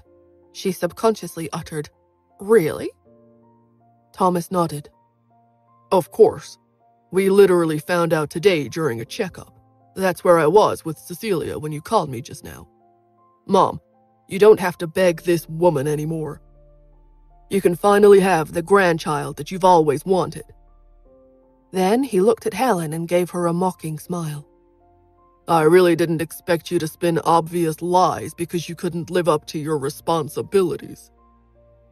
Helen was confused and turned to Nora for answers. Can people with his condition still reproduce? Nora kept quiet for a moment before she replied, Without medical treatment, chances of conception are extremely low. In fact, it was so low that it was almost negligible. But she had to admit, however, it was still possible. As soon as she said that, Thomas sneered. Wow, so now you're going to use probability and statistics to mislead us. I'll tell you this, Cecilia was also pregnant a year ago, but I didn't want the child then, but she's pregnant again now. How are you going to explain that? If there's really something wrong with me, then how am I able to get Cecilia pregnant at least 2 times, maybe more? I've never felt that I couldn't do it. So who is it that's truly infertile, you or me? Helen was so humiliated. It began with his mother, and now she was being berated by her husband. Nora felt for the woman as she flushed completely crimson. Why was he saying such things in public? She could retaliate by letting everyone know that he was only average in bed, but she kept that information to herself. She really wasn't interested in sleeping with a man other than to get a baby. She didn't know how Cecilia could stand it. He must be a completely different lover with her than he was with his wife. In Thomas, she could only see a man's self-satisfaction and inexplicable self-confidence. She clenched her fists. The situation had suddenly reversed.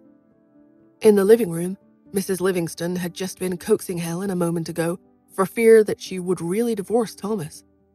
Yet now she suddenly looked like a victorious mother hen. She lifted her chin, looked at Nora, and then let out a sarcastic laugh. Asthenospermia, what nonsense. The way I see it, Miss Smith has perhaps made a rare slip-up in her medical diagnosis. Isn't that possible? She glowered at Nora, who responded with a frown. Mrs. Livingston snorted and looked at Helen. I believe you just said that you wanted to return to your parents? Well, I can make sure that you get there. I'll get the chauffeur to take you home right away. And I believe you mentioned a divorce, which needs to happen right away. After speaking, she stood up and looked out the window toward the parking area. There's the chauffeur. She stormed out of the room, leaving the rest of them in silence. She returned a few minutes later with the driver, giving him instructions as she came into the room. Please take Helen home right away. She no longer wants to be part of the Livingstone family, and it is all for the better. Yes, Mom, was all the stoic chauffeur could say. He had learned through the years with this family to never be surprised at the requests from these people. He glanced at Helen and then dropped his eyes. He didn't want to witness the pain in her face. Helen glanced around the room, searching for someone to rescue her. Her gaze landed on Nora. Apologetically, she sighed. Sorry, I've implicated you. Then she walked out with the driver following close behind her. After she left, Mrs. Livingston directed her line of fire at Nora. Miss Smith, in my opinion, you must have lived abroad for too long. You haven't even mastered half of Dr. Zabe's medical skills. It's difficult to imagine that you have misdiagnosed my son. Don't worry, though. I promise that I won't publicize the mistake. If the word spreads about your error, then it is the Hunts who will carry the burden. After all, not only are you the proprietress of the Smith household, but you are also the planned future mistress of the Hunts. Changing her tone to be more confidential, Mrs. Livingstone continued, Perhaps you shouldn't be so arrogant. After all, we of the older generation have so much life experience that you could benefit from. Dumbfounded, Nora stared at her. She understood that there was no point in arguing, so she pulled out her cell phone.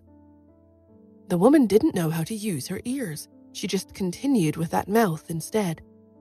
Just because they have been touted about so much, some people end up naturally feeling that they are so impressive, when in fact they are so unremarkable. To think they can even misdiagnose someone as having asthenospermia. Yet they can't even see the problem is with an infertile woman. Miss Smith, you probably shouldn't provide medical consultations any longer. You don't want to be sued because of a misdiagnosis that would cause them some real issues down the line. You could tell someone who is perfectly healthy that they've got some kind of illness which ends up ruining their health. Not everyone is as magnanimous as we are. Others may not be so willing to condone your mistakes. Most people don't know how to look the other way. I suggest that you just stay at home and instead of going outside and treating other people's illnesses. That's so unhygienic, isn't it? You'd best just stay at home and take care of your husband and children instead. You'd be doing a meritorious deed just by grooming the future heir to the Hunts.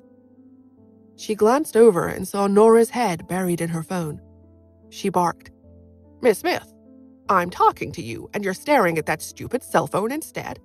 How can you be so rude? While Mrs. Livingston was droning on, Nora was working on her cell phone. She was able to hack into the hospital system where she found Cecilia's medical records. When she read what the files had to say, her face slowly lit up with a smile.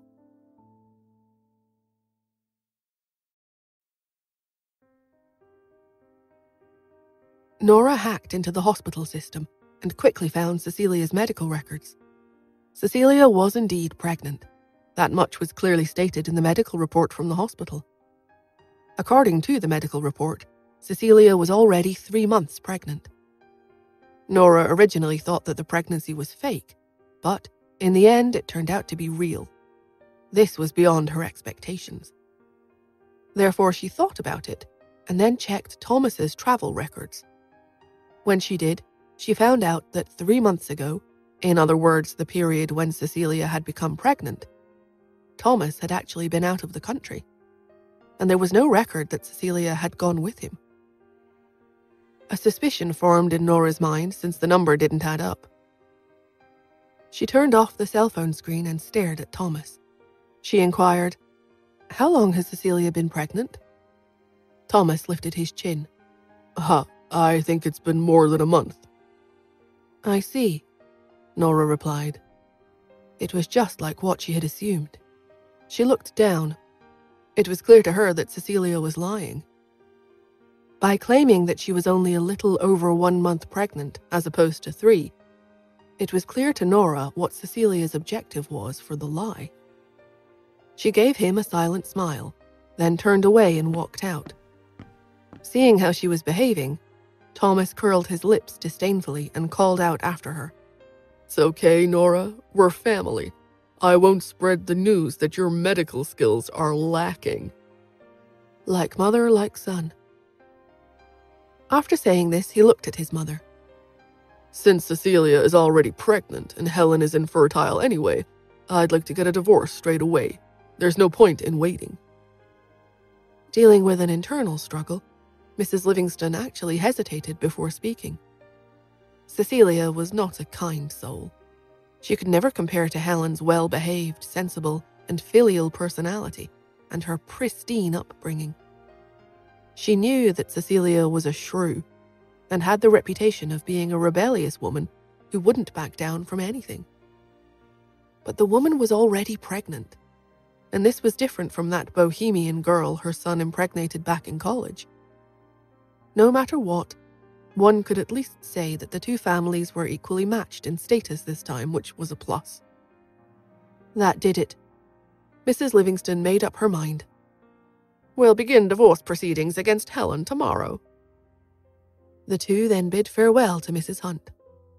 How could someone like Mrs. Hunt, who had experienced all sorts of ups and downs, possibly trust a stranger so easily, though? She finally asked, "Thomas, is that Cecilia woman trustworthy? You must check everything out very carefully. Promise me that, okay?" Thomas replied, Yes, I know. Don't worry, Grandaunt. It's not like I want to be the father to someone else's child. I've already asked about it a long time ago. We'll be able to have a DNA test done once she's in the 4th month of pregnancy." When Mrs. Hunt heard this, she nodded. "That sounds good." Once Mrs. Livingstone and her son were gone, Mrs. Hunt asked her personal butler his opinion. "Do you think Nora's medical skills are that bad?" Always wary to give his opinion, he pondered for a moment and then responded, "If Dr. Smith's skills were not good, would she have been able to create the Zabe Corporation's calming pill?" You could see that Mrs. Hunt was still doubtful. "But that being said, Mom, who really cares whether her skills are good or not? Perhaps she has made a mistake this time. This shows that Miss Smith is human, just like the rest of us." Mrs. Hunt nodded at his comment. She agreed. She wasn't going to care if Nora was an impressive woman or not. In fact, what she wanted was for Nora not to be so impressive. Otherwise, how would she be able to maintain her control as the matriarch, with such a well-known woman marrying into the Hunts? Once Nora got the news from the report, she headed straight back to the Smith household. She couldn't wait to see her children. When she finally got there, she found Cherry sitting cross-legged on the sofa and playing games and dissing someone. "Hey, the person in the support role, you're not the Invisible Man. Why are you hiding? Have I, a gunner, seen you even once during the entire session?" Hearing Invisible Man, Pete glanced up for a moment, sighed, and then returned to his homework. When Nora caught a glimpse of the book, she found that her son was reading a book about world economics. He really was such a curious child, so unlike her daughter Cherry. She wondered how high Xander's IQ was. Could it possibly be higher or perhaps lower than Pete's? While she was musing over it, Pete, who had noticed her coming in, hurriedly got up. He handed her the glass of water in front of him. Then he took out a set of pajamas and handed it to her. "Mummy, are you tired?" The longer she lived with Pete, the more she found that the little boy was sensitive and caring. She found it so heartwarming. His behavior made Nora feel her son's desire for motherly love. She indeed had too little time to spend with her children. She smiled as she took the glass of water from Pete. She took a couple of sips, then placed it on the coffee table next to her. She picked up the pajamas as she asked, "Pete, do you know Helen Stewart?" Pete's eyes lit up at the name and he nodded. Then he said with a bit of embarrassment, "She is quite nice. Uncle Thomas often visits the Hunts, so Great-Grandma told him to play with me. He is very well behaved on the surface, but in private he calls me a little idiot. After he married Aunt Helen, every time he came over she would bring me toys. When Uncle Thomas scolded me, she would also stop him gently." At that time, Pete had never experienced a mother's love, and he had never felt anything toward the nanny's attempts to please him. They were just employees, paid to be nice. But Helen was truly kind and caring.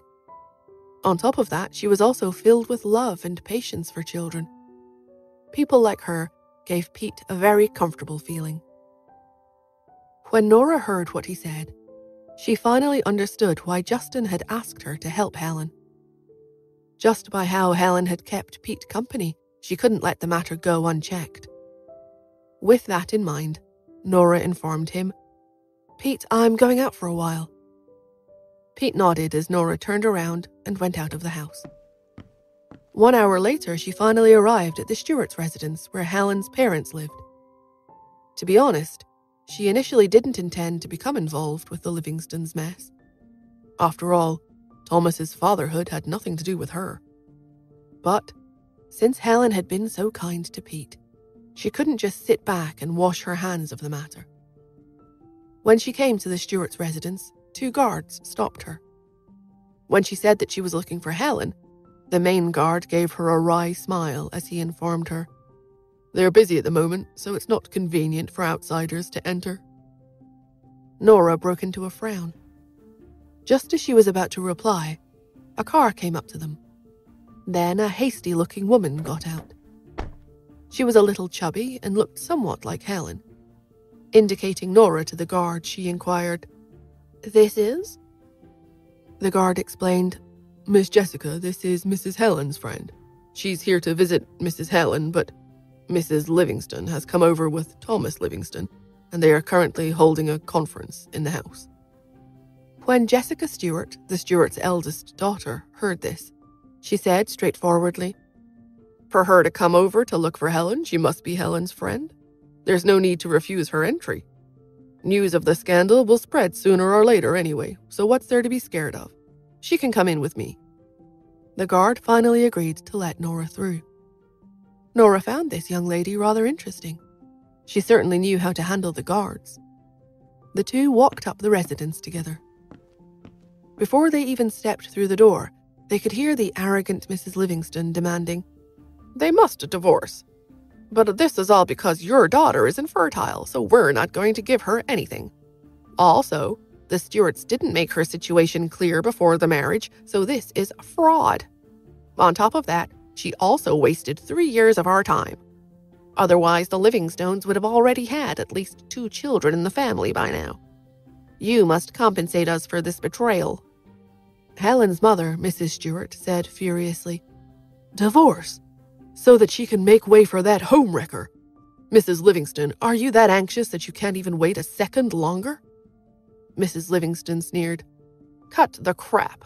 In any case, it's the Stewarts who are in the wrong. As for Cecilia's pregnancy, Thomas didn't cheat. It's because Helen is infertile, and that's why he went to another woman."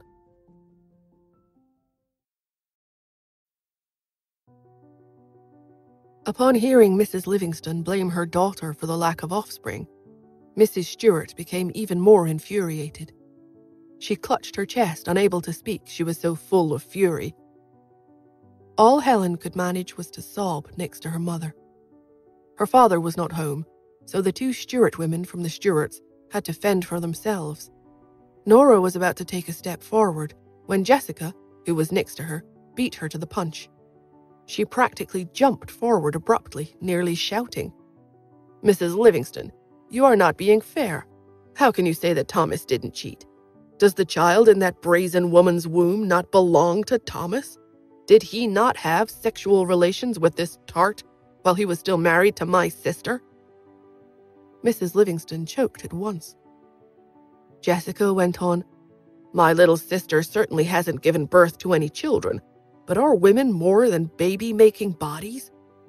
Are you saying that the Livingstons and the Stuarts' union was solely for the purpose of having children?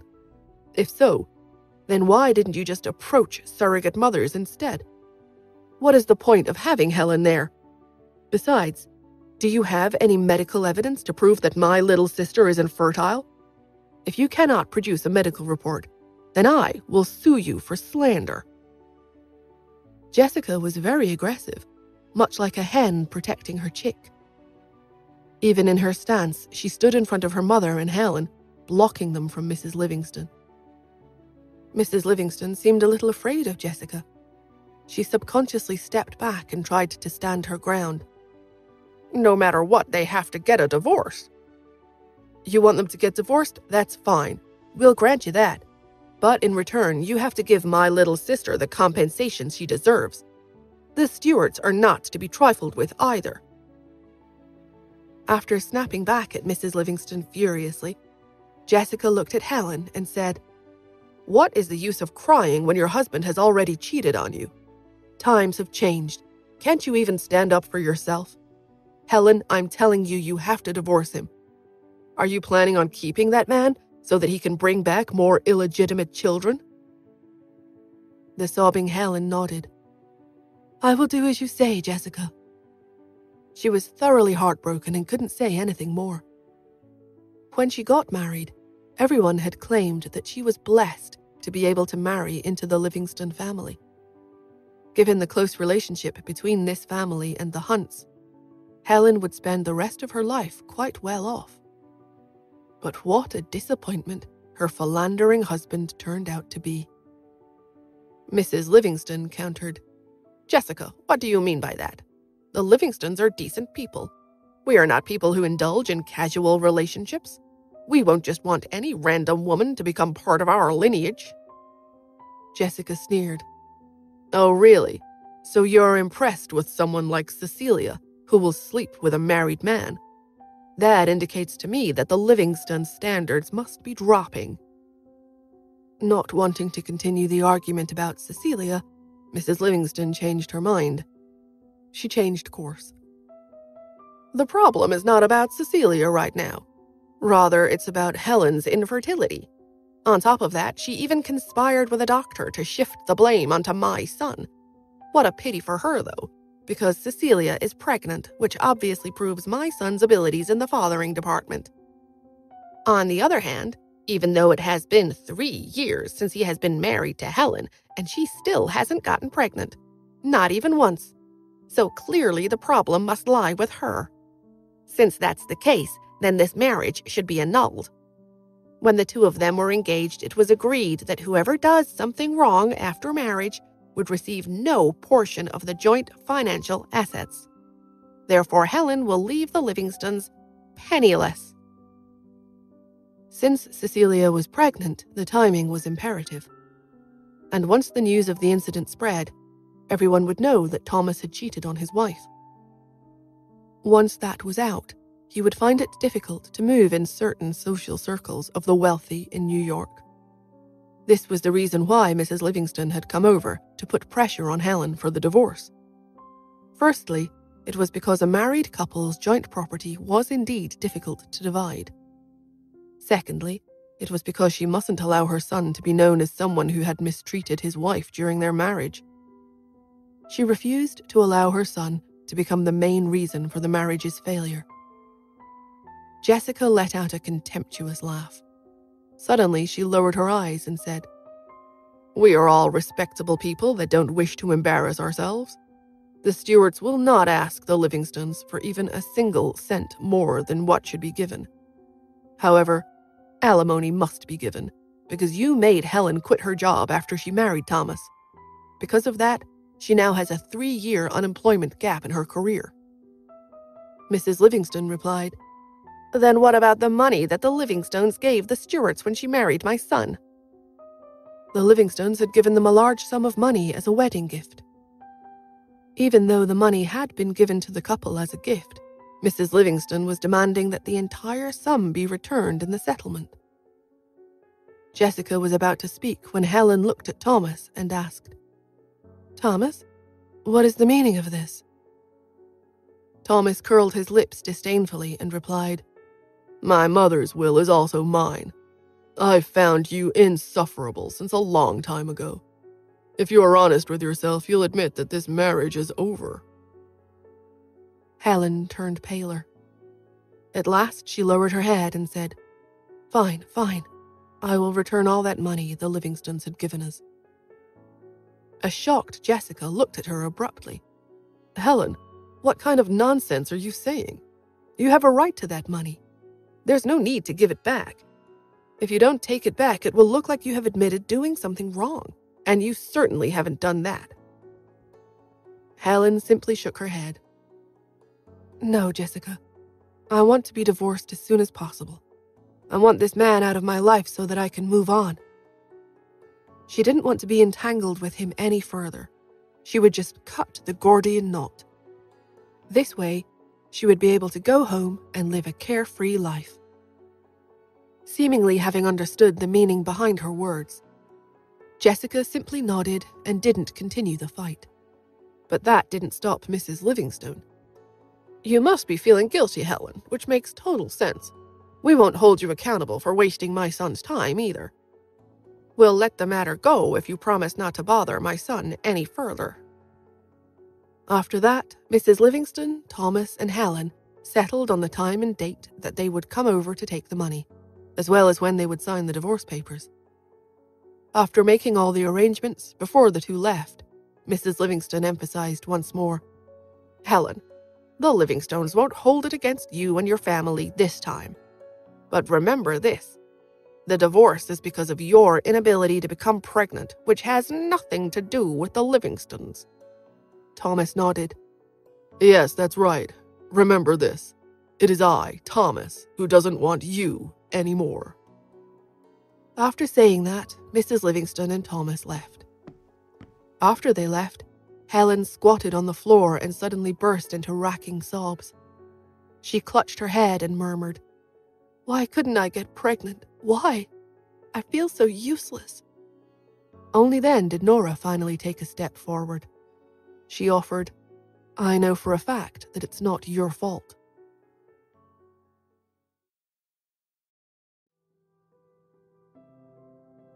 Nora remained in the background once she entered the Stuart household, because it was her philosophy to not interfere with another person's family affairs. Most of the people in the room hadn't noticed her presence in the middle of the heated argument. When Nora spoke, Helen looked up in a daze. When she finally registered who was standing before her, she wiped her tears away and stood up. Miss Smith, why are you here? Before Nora could explain herself to Helen, Jessica asked, Miss Smith, what did you mean by that? Which made Nora sigh silently. Helen was too much of a pushover. Being ladylike and soft-spoken were positive traits up to a point. And gentleness could also be a complementary part of a person's character.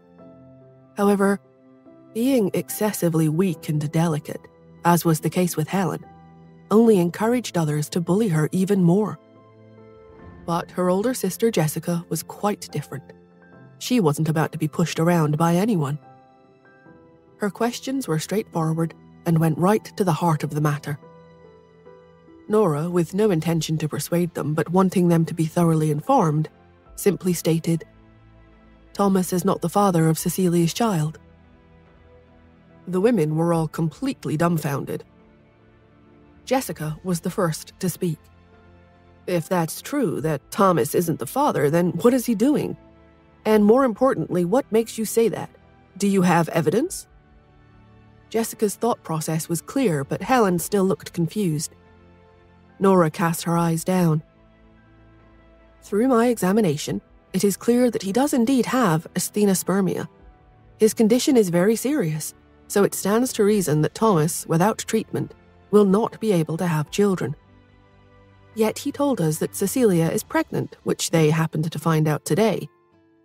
I have been able to check Cecilia's medical records regarding this pregnancy, and in the files, I discovered that her HCG levels are relatively high.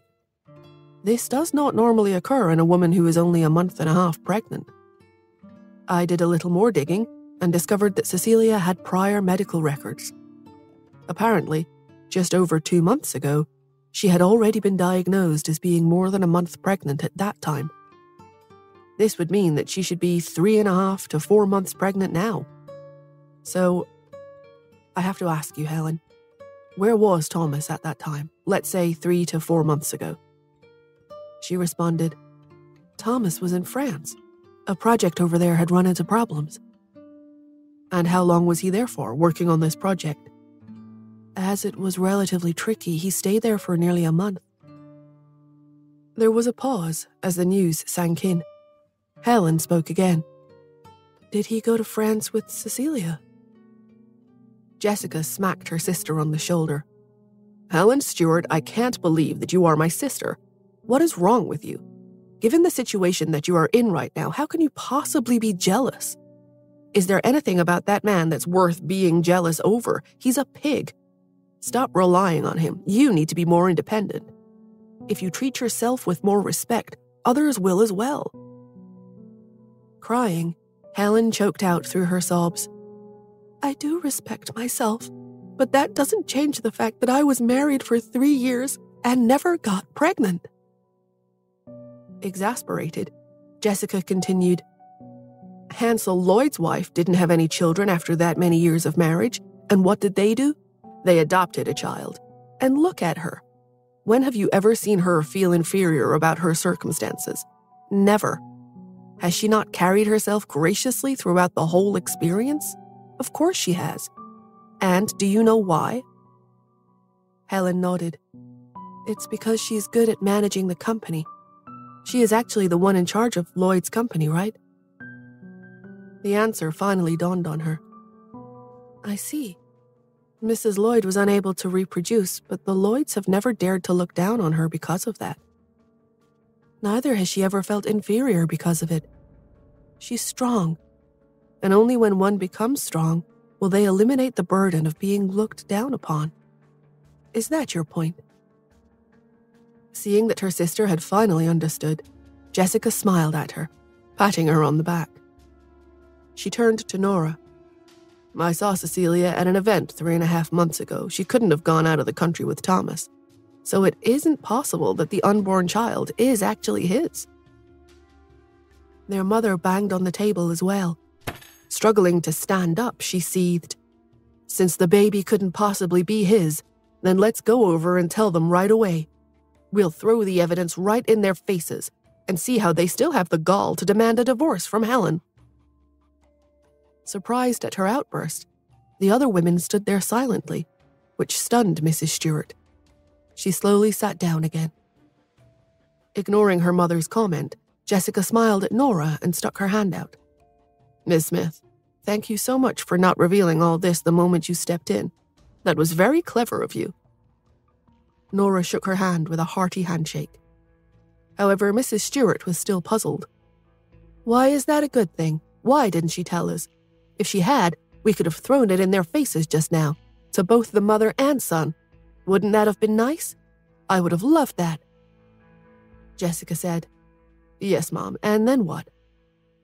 Mrs. Stewart replied, When they are sure that the problem lies with Thomas, they won't dare to divorce Helen. And since all of this is because of the Livingstones themselves, they will be obligated to keep Helen happy in the future. Don't you think so? Jessica lowered her eyes. And then, what happens after that? Do you want Helen to stay by his side as he goes for medical treatment, and then let him return as the prodigal son? Mrs. Stewart choked. And what if I did? What's wrong with that? Jessica gave up trying to convince her mother and turned to Helen instead. Helen, you have 2 options now. The first one, you go to the Livingstones immediately with the evidence and tell them the truth. You will then become the Livingstones' hero. Helen was taken aback. Jessica, however, stared at her and said, "But I'll be clear about this. If you do that, then you're no longer my sister. From this point on, if the Livingstones continue to bully you, and believe me, they will, you will have no rights to come back here and cry to us about it." Helen simply whimpered. Mrs. Stewart became even more hesitant. She tried to rein her elder daughter in. "Jessica, there's a proverb that says it is better to demolish a temple than to destroy a marriage. If you do that, who knows what the consequences will be?" "Mom," Jessica reprimanded her angrily, "when did you become so meek? When she married that awful man, we failed her. We didn't properly find out what Thomas was really like before she walked down that aisle. And now that we have finally seen his true colors, instead of making a quick escape, the two of you want to put Helen back into that hellhole. I don't understand you." Mrs. Stewart sighed. "It's such a different world now. In my day, we believed in our vows. Until death do us part. But these days, it's just so easy to toss all that aside and ignore one's promises." After this exchange, it was clear to Nora that Jessica was the person at the helm in the Stewart household, and the matriarch didn't have any control over anything. Nora studied Helen's face, wanting to know her choice. Helen nodded her head. "Jessica, Miss Smith, I've made up my mind that I want a divorce. What should I do in the second option you proposed?" Jessica clapped her hands and hugged her sister, while their mother turned away in disgust. Jessica encouraged Helen. "Now, that's my girl. All right. No matter the occasion, you must always have the courage to face your troubles. We are the daughters of the Stewarts, and we don't have to worry about remarrying at all. Now that you have made up your mind, it's time for us to set things up. We won't reveal the truth for the time being.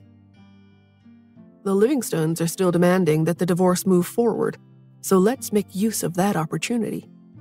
Let them get all the divorce procedures done first, because once the Livingstones know the truth, they will most likely refuse to go through with the divorce. We all know that the Livingstones are powerful and have the Hunts backing them up. There is no way we could possibly defeat them in a direct confrontation. We also know that the truth will out. But if that happens, if they find out beforehand, it will be very hard for you to divorce him. Once the divorce decree is final and you are out, we will find an opportunity to inform them that Thomas is not the father, and therefore the Livingstones will have no heir. I will use the next few days to find out who Cecilia's lover is." Her thought process was clear, and she also had the courage to shoulder responsibility. Then she turned to Nora and said, "But you'll probably have to suffer some injustice for the next few days as a result of this, Miss Smith. The Livingstones will definitely spread the news and say that the blame lies squarely with us and your misdiagnosis." Nora raised her eyebrows and nodded. "I understand." She was glad that her instincts had been confirmed and that she had done the right thing holding back the truth. This was precisely the reason why she hadn't immediately brought up the matter about Cecilia when she came in and found that the Livingstones were discussing the possibility of a divorce. Jessica continued, "I know the Livingstones very well. They don't want any blemishes on their reputation. I know that when Helen was about to marry into the family, there wasn't any bad press about him out there. Even the matter about him impregnating someone when he was 20 years old was rumored to be the girl's plot against Thomas. It most likely isn't true either.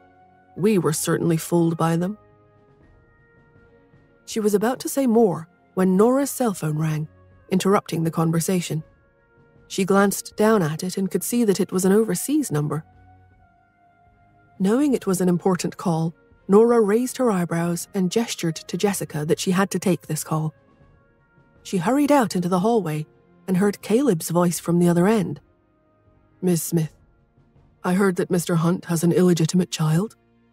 I'm calling you to tell you the truth I found out about Xander Yale."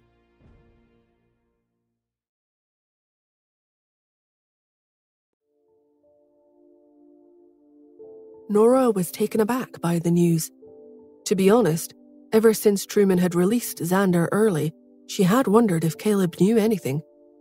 However, she hadn't taken the initiative to ask him. Caleb had returned with the secret mission of the special department resting on his shoulders. She felt that she mustn't bother him with her personal affairs and risk exposing Caleb's identity while he was investigating the mysterious organization. She didn't feel right about asking the boy. Instead, she was planning to do the research herself when the time was right. She had already started working on it, since Lily was comparing their DNA and would have answers to her sooner rather than later. She had been stuck playing the waiting game until, fortunately, Caleb took the initiative to call her. A touch of gratitude rose from the bottom of Nora's heart, and she asked, "What is the truth?" Caleb's voice was very low. Obviously, he was secretly making this call. According to my investigations, a child has been hidden by Truman in the headquarters all this time, even though I have never seen him around.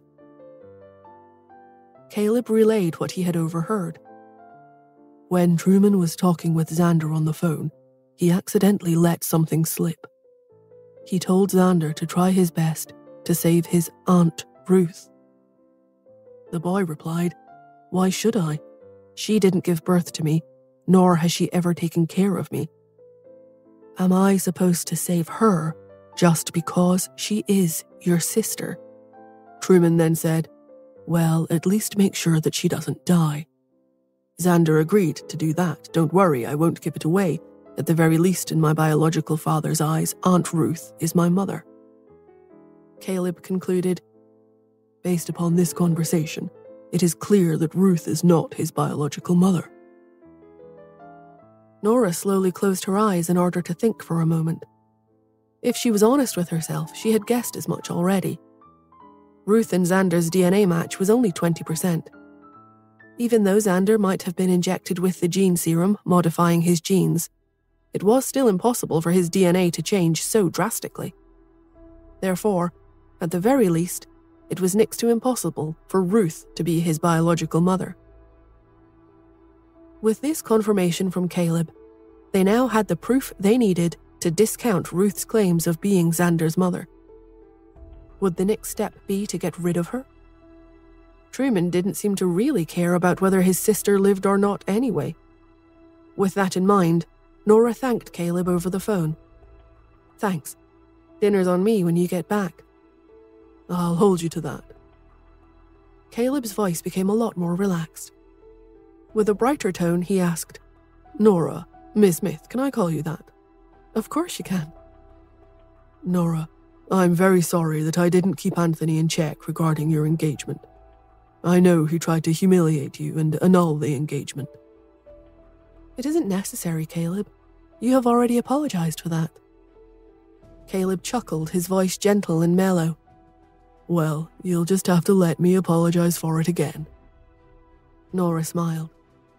"All right then, but I will let you know that I've already forgiven the Greys." She had never really had bad feelings toward the Greys.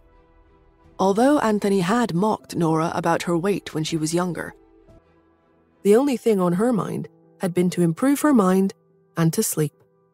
She had never been interested in him anyway, so why would she take his insults to heart? She observed, "It sounds like your cough has become a little better.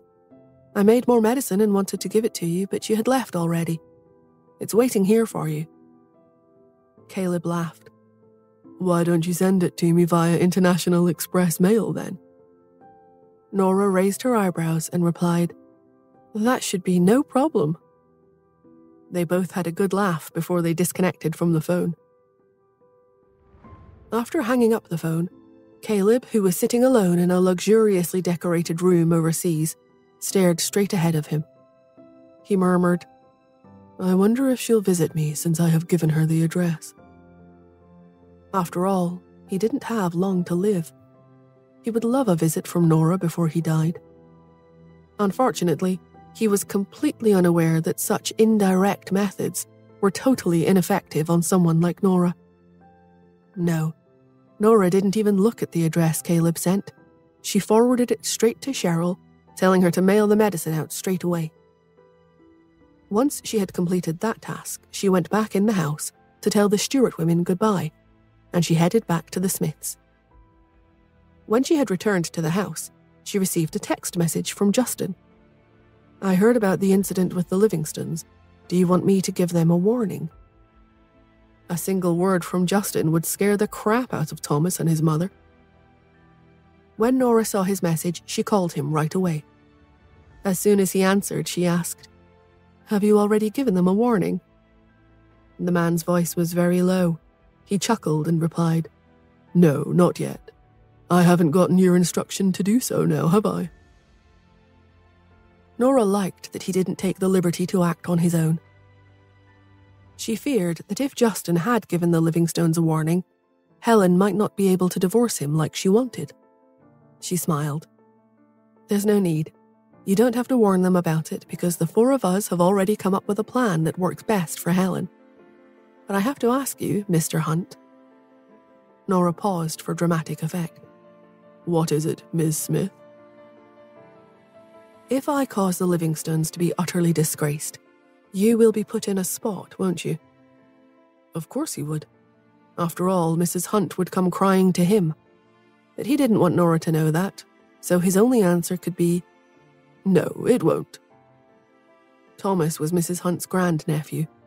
It was only logical, now that Mrs. Hunt's immediate family members were gone, that the people from Mrs. Livingston's family branch would be the only ones left to stay in contact with her. And, once Mrs. Hunt was gone as well, the two families would no longer have any blood relations in common. However, Mrs. Hunt cared for her maiden family very much. That was one of the reasons that Thomas was always visiting, and why he claimed that the two families shared a close relationship with each other. In addition, for his grandmother's sake, Justin was willing to take care of the Livingstons when he could, but it was all charity on his part. He felt no connection to these people whatsoever. And now that the Livingstons ignorantly offended Nora, he was willing to sever all ties to that branch of the family. He couldn't care less what they threatened to do. Justin was very certain about who mattered to him and who he would hold dear. Nevertheless, he could still ask for credit where it was due. Justin made his feelings clear. "Even if my grandmother hits me with a bat, I still won't be put in a spot." Nora was relieved.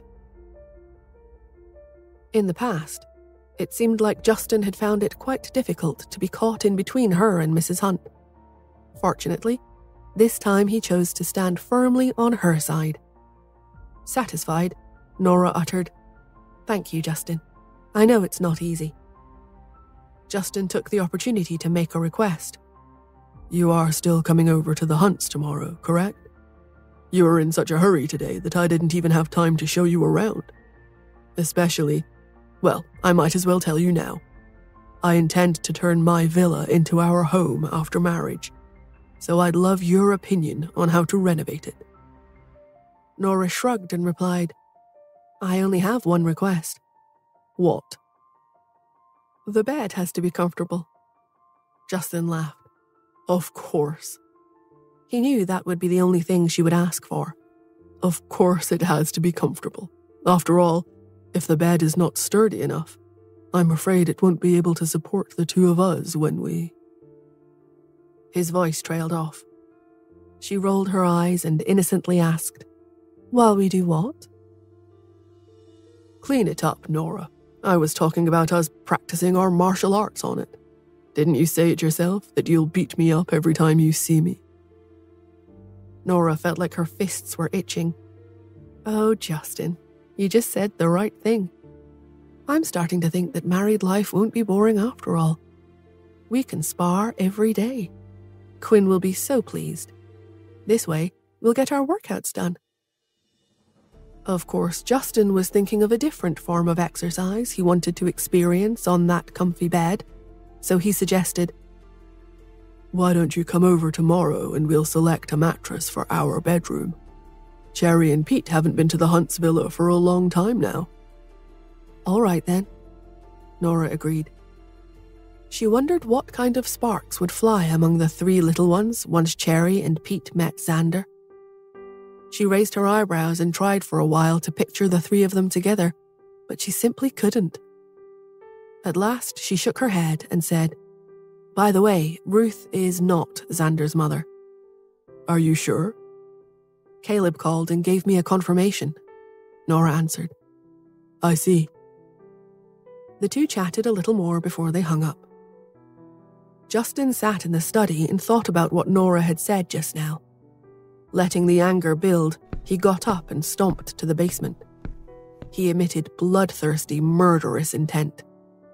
He had been worried that Ruth could really be Xander's mother, so he hadn't gotten rid of her. But now that he knew the truth, he stormed down the stairs. When he arrived at the basement, he found the head butler standing guard at the door of the interrogation room. When Justin walked over, he assumed that since the head butler was present, Xander must be there as well. He peeked in to find the boy was squatting on the ground, facing Ruth and chatting with her.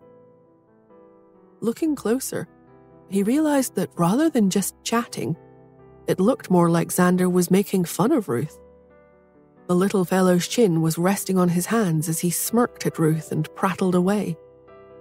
However, what he did next stunned Justin.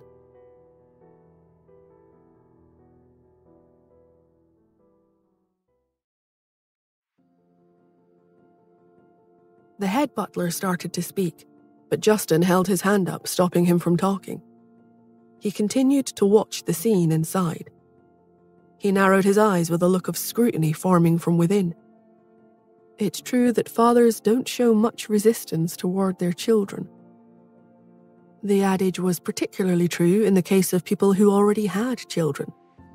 Thus, even if Xander was a little devil who had been raised by Truman, and even if he had thrown the whole Hunt Manor into a tizzy after his arrival, Justin, nevertheless, gradually went from finding the boy slightly strange and a nuisance to feeling a bit soft-hearted toward him.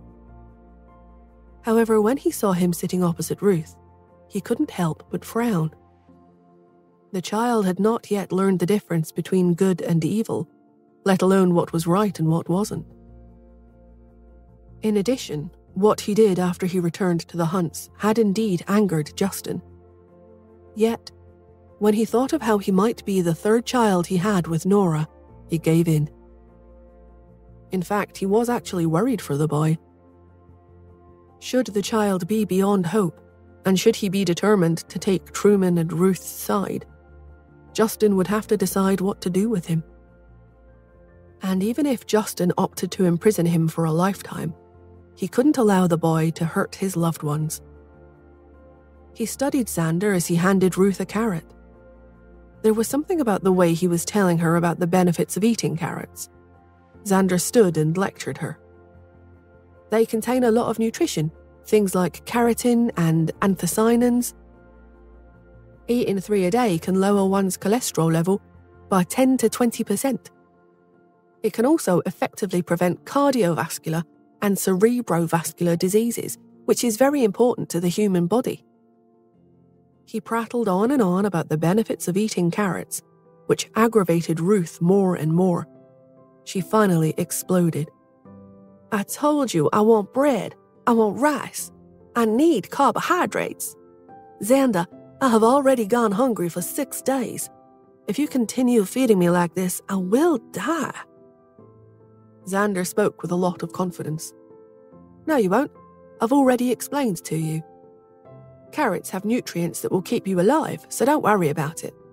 Also, if you really are dying, I will find someone to save you." "Xander, tell me, are you doing this just to take revenge on me? Is it because I made you eat carrots when you were younger? The opportunity for revenge has come up now, hasn't it? But don't forget this, I will go back sooner or later. When I do, I will tell your father what you did. As for you, there will eventually come a day when you'll fall into my clutches again." A touch of contemplation flashed across Xander's eyes, but his expression remained amicable. He held his chin with his hands and said, "What are you talking about? I don't understand." Ruth explained. How can you not? You did it on purpose. When you were 4 years old, my brother entrusted you to me and told me to take care of you for a week. During that 1 week, all I fed you were carrots every day. You've been holding a grudge against me ever since. You little brat, I didn't expect you to remember that. So much time has passed between then and now. How dare you do this to me? Are you tired of living? As Ruth spoke, she leaned forward to hit him. But because she hadn't eaten for a long time, she was weak. The moment she pulled her arm back, ready to swing, she became dizzy and fell straight onto the ground. Xander stood over her. Then he rubbed his nose. This subconscious action from the little boy was exactly the same as Justin's. At the door, Justin froze when he heard their conversation and saw Xander's gesture of rubbing his nose. He had always felt a bit wary towards Xander. He hadn't really liked his son much since his return. And even when Justin did faintly feel a bit of fondness for the boy, he suppressed it from the bottom of his heart, keeping it hidden. He'd always doubted that Truman treated Xander very well, which led to the development of the child's out-of-control character. Even so, he had never imagined that Xander would have experienced such a trauma. Giving a child nothing but carrots for 7 days. How exactly did Ruth have the heart to do something like that? Angered, Justin clenched his fists and glared fixedly into the interrogation room.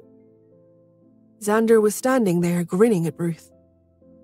After a while, he quietly replied to her, "Yeah, if my father hadn't come back in time, I actually might have starved to death, thanks to you."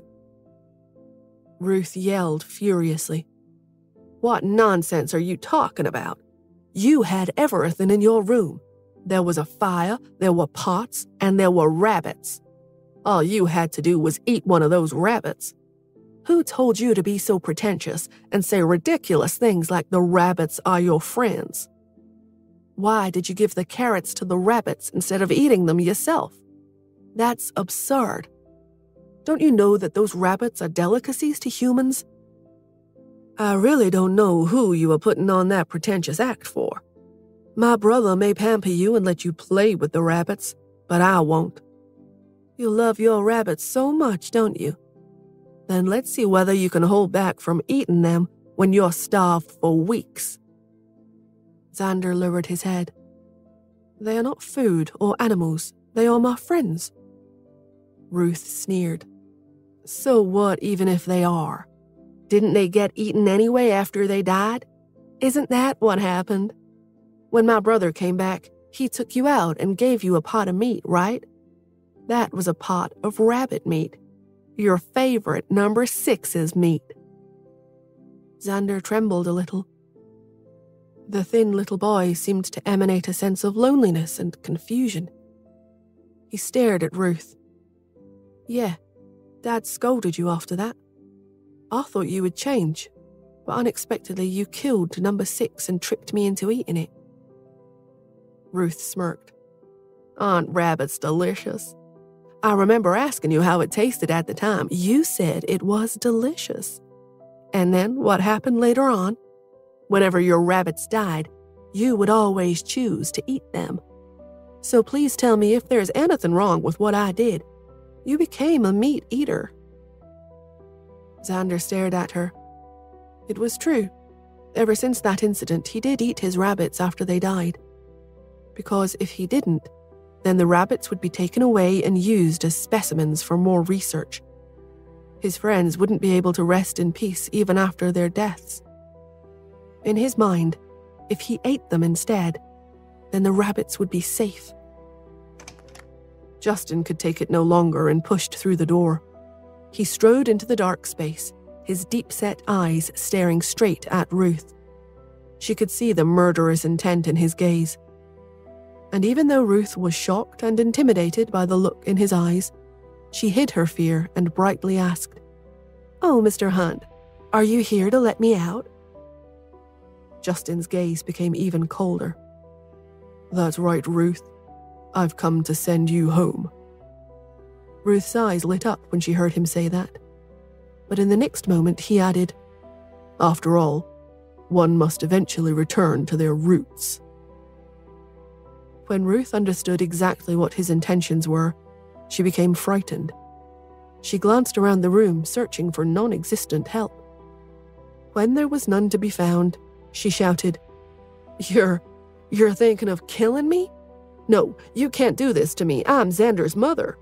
Xander had promised Truman that he would not expose her identity, so she knew this was the only thing that could protect her now. Unexpectedly, as soon as she said that, Justin said, "Oh, are you? Are you worthy of being his mother?"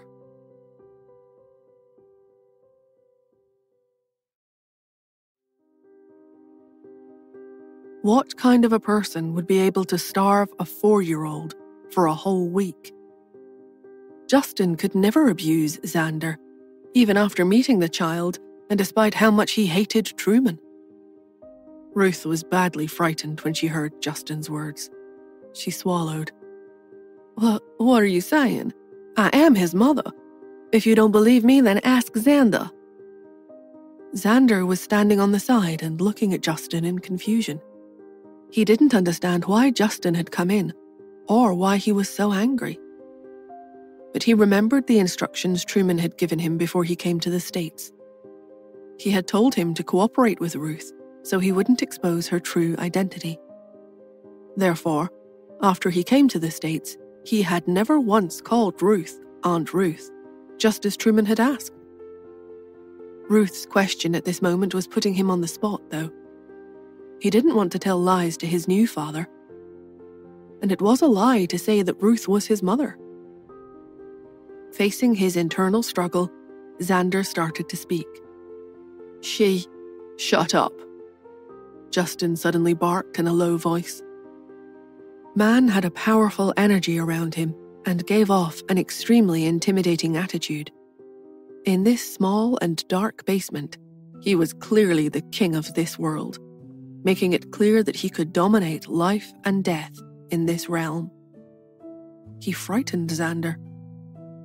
Then the man said in a low voice, "Where's the butler?" "Here, sir." "Take Xander upstairs and put him to bed." "Yes, sir." Without another word, the head butler picked up Xander in his arms and walked out of the basement at once. For the first time, Xander panicked. Puzzled, he turned his head around only to see Justin's back. The ominous figure was clearly getting further and further away from him, but, in his eyes, it was as if instead he was becoming bigger and bigger. The image continued in the boy's mind until the head butler finally closed the door at the top of the stairs and took Xander to his bedroom on the second floor. When he was sure that Xander had exited the basement and he heard the door upstairs close, Justin slowly turned to look at Ruth. Then he closed and locked the interrogation room door, sealing the two of them in the basement alone. Ruth looked at him, a touch of despair welling up in her eyes. She asked with trepidation, Mr. Hunt, what are you doing?" "Sending you home." The terrible screams from the basement were all blocked by the soundproofed walls. In the guest room upstairs, Xander lay on the bed with his eyes closed. He pressed his ears hard against the bed and carefully tried to listen to the sounds downstairs, but he simply could not hear anything. The little fellow couldn't help but roll over. His eyes flew open. Why had his supposed father, the tyrant, become so angry just now? Was it because of him? Surely not, but it was obvious that the man didn't like him. Truman had also said that the tyrant was in love with a different woman, not Ruth. Xander feared that the tyrant would not like him either because of that woman. That must be why the man, who was supposed to be his biological father, disliked him so much. But he still didn't understand why he was punishing Aunt Ruth. Xander couldn't figure it out, so he tried not to think about it anymore. But when he closed his eyes, he fell into a deep sleep and suffered through a terrible nightmare. In it, a big tiger kept chasing him. The tiger called out that it was going to eat him and his rabbits. He ran and ran, but he simply couldn't keep running anymore. But just when he thought he was going to be eaten, a big, tall figure appeared in front of him. He couldn't see the tall figure's face because his back was to him, but for some strange reason, in the dream, he found the figure trustworthy, which gave him a strong sense of security. He wished he could find that in his waking world. Early the next morning, Nora brought Pete and Cherry to the Hunts' villa. As soon as they entered, Cherry dove into Justin's arms like a butterfly. In her young and tender voice, she shouted, "Daddy, Daddy, did you miss me?" Justin caught the little girl and picked her up. "You know I did." Cherry immediately gave him a kiss on the forehead. "I missed you too. I even dreamed of you." "Really?" Justin sounded pleasantly surprised. "What did you dream about?" Cherry started to talk about her dream. Pete followed beside the two of them with a disdainful look, his expression sour, as though he had nothing to live for anymore. At this moment, Justin's large hand landed on his son's head and ruffled his hair. Pete immediately ducked his head to avoid his father's hand. "Come on, Daddy, you mustn't touch a child's head. Otherwise they will become stupid. Everyone knows that." Justin laughingly replied, "Well, you have a high IQ anyway, so it's okay if you become a little stupid."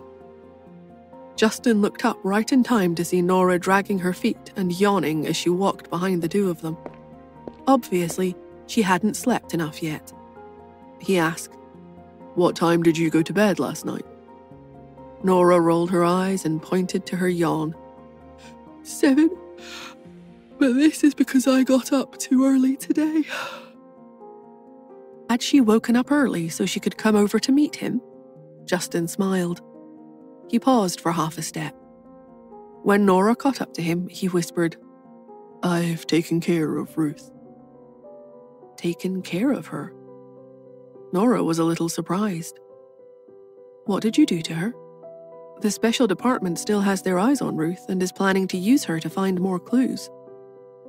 Justin asked, "If Ruth really knew anything integral to the mysterious organization, do you think someone like Truman would have allowed her to come to the States?"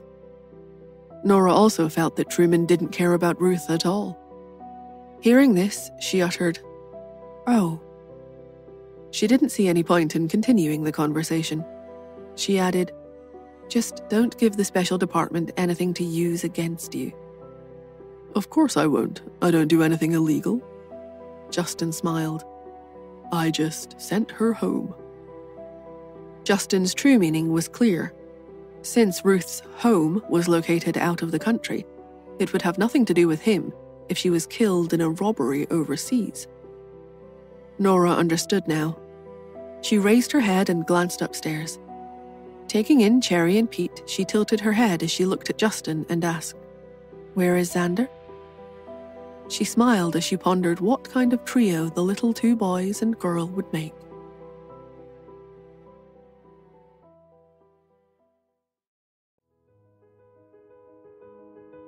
When she asked about the boy, Justin replied, "I'm starting to feel more and more like Xander is our son."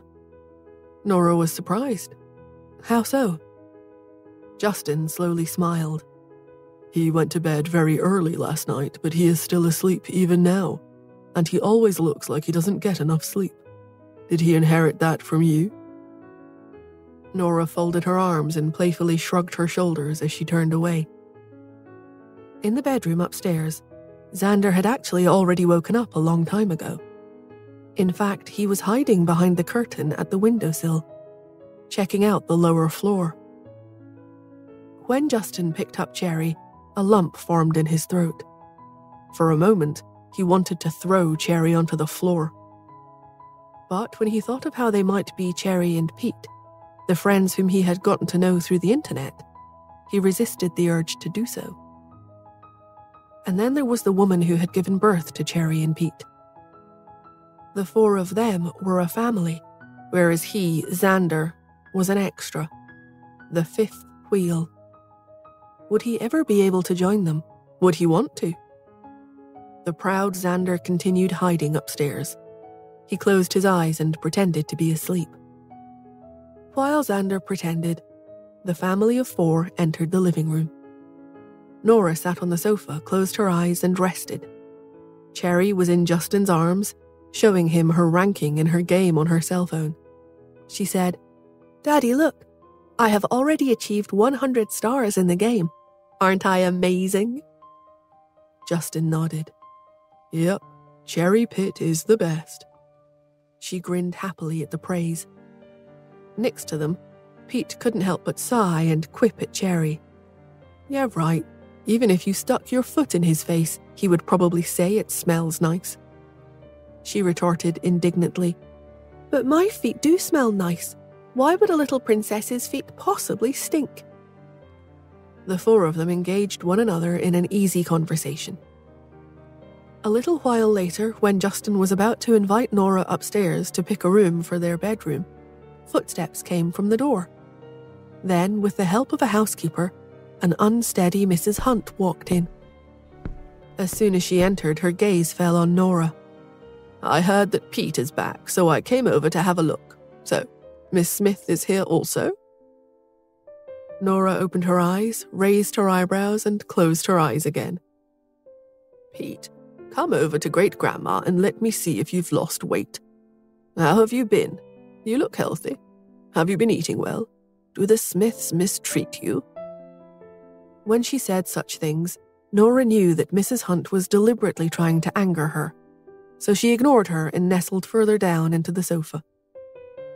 Mrs. Hunt grumbled under her breath when she found that Nora was not affected by her questions in the least. The woman just kept sleeping on the sofa. How could someone be so lazy? Pete replied to Mrs. Hunt's questions earnestly. "No, the Smiths are great too. Grandpa treats me very well." Seeing that Nora was still ignoring her, Mrs. Hunt tried a new tactic. Being mean wasn't working, so she sat on the sofa instead. She stared at Nora, who had yet to open her eyes. She finally spoke. "Miss Smith, I have already given the Livingstons instructions not to spread any news about your misdiagnosis." Nora's eyes snapped open. What was she trying to say? Mrs. Hunt, glad to finally get a reaction out of the woman, smiled and continued, "I initially thought that your medical skills would be impressive since you are Dr. Zabe's disciple, but you ultimately have less skill in relation to him. It takes years of experience to become an expert in alternative medicine. That's one of its many differences from modern medicine." Mrs. Hunt paused for a moment and then went on. "Originally, Thomas thought you were in collusion with Helen, so he was hell-bent on publicizing the matter. But I was the one who stopped him." She checked for a reaction from Nora. She thought she'd receive appreciation and perhaps Nora would thank her for it. But unexpectedly, the woman's attitude towards her was actually as half-hearted as ever. Mrs. Hunt immediately became angry. "Miss Smith, I know you don't care about such things, perhaps because your reputation is already in tatters. But you must pay more attention to it in the future, particularly if you are going to become a part of this family. Even if you don't care about these things, the Hunts do." At that moment, Justin had walked back into the room and heard the last portion of his grandmother's tirade. He defended his future wife. "On the contrary, I think things like fame and status aren't important at all. And isn't this a bit of a double standard? Haven't I been notorious all these years? How has my behavior affected the Hunts?" When he expressed his view, which was in direct opposition to hers, Mrs. Hunt found herself at a loss for words. She slowly rose up out of the sofa, grumbling. "Fine. I see you find that this old lady here is being too meddlesome. But we all know that Thomas is a blabbermouth. He loves the media. I have no doubt that if I tell them I'm washing my hands of this matter, the news of Nora's misdiagnosis will run rampant on social media and become the talk of this city tomorrow. Justin shrugged his massive shoulders. So what if they do? It will all work out in the end. Nora remained silent, which infuriated Mrs. Hunt even more. As she hobbled toward the door, the older woman mumbled, Fine, fine. Since all of you are taking that attitude, then I'll send someone to tell the Livingstons that they can go about their business as they wish. When she reached the door, Nora spoke quietly. Mrs. Hunt. The Grand Dame stopped and looked over her shoulder. She assumed that Nora must not want to be embarrassed after all. Was she finally giving in? As she stood there in the doorway gloating over her triumph, she instead heard Nora ask, When are the Livingstons planning to get the divorce done? For an elderly woman, she whipped herself back around rather quickly. In her anger, she blurted out, I recently received news that they went to court today. According to the clock on the mantel, the two of them should be out by now. She smugly stuck out her chin.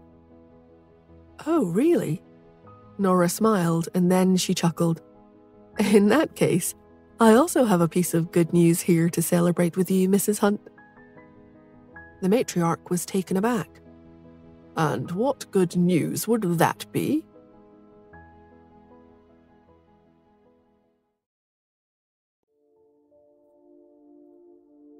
Nora cast her cat-like eyes down.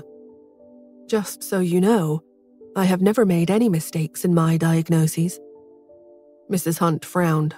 She clenched her jaw. Are you trying to say that your diagnosis of Thomas is correct? Nora raised her eyebrows but said nothing.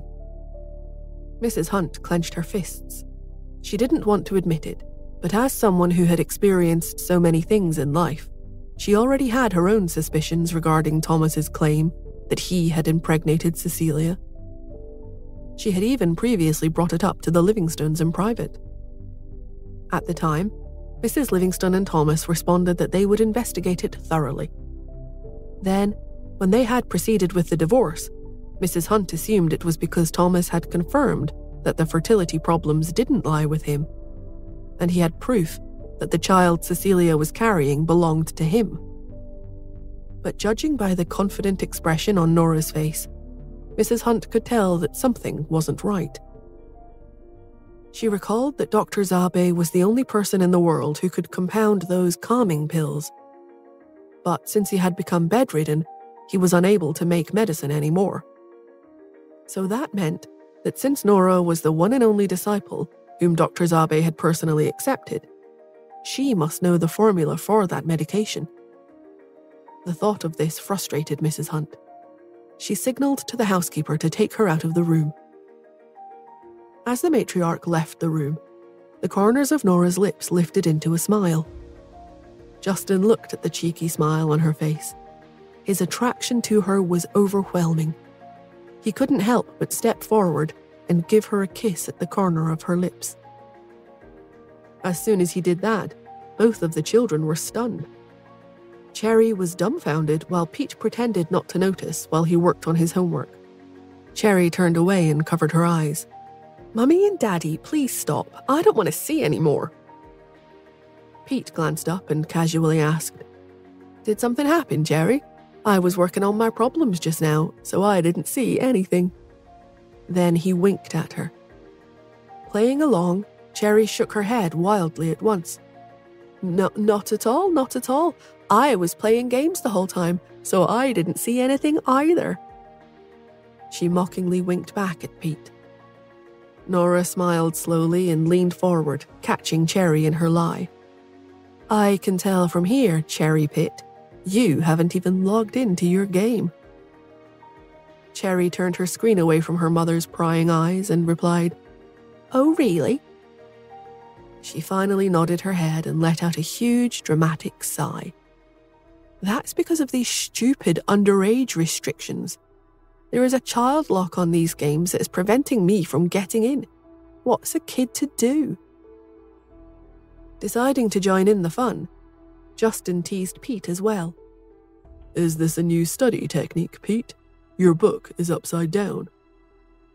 Blushing, Pete straightened his book in silence. He stuck his nose in his book intensely. Justin exchanged a knowing glance with Nora. Then, in unison, as if they were telepathic, the two of them picked up their children and gave Cherry and Pete each a kiss on the cheek. Even though both children were caught off guard by the kisses from their parents, Cherry and Pete reacted completely differently. Cherry blinked and said, "Mummy, your hair smells nice. Thank you for the kiss. I feel like my heart is soaring through the sky. I'm in such a good mood that I know I can win 100 rounds without losing my temper and yelling at anyone."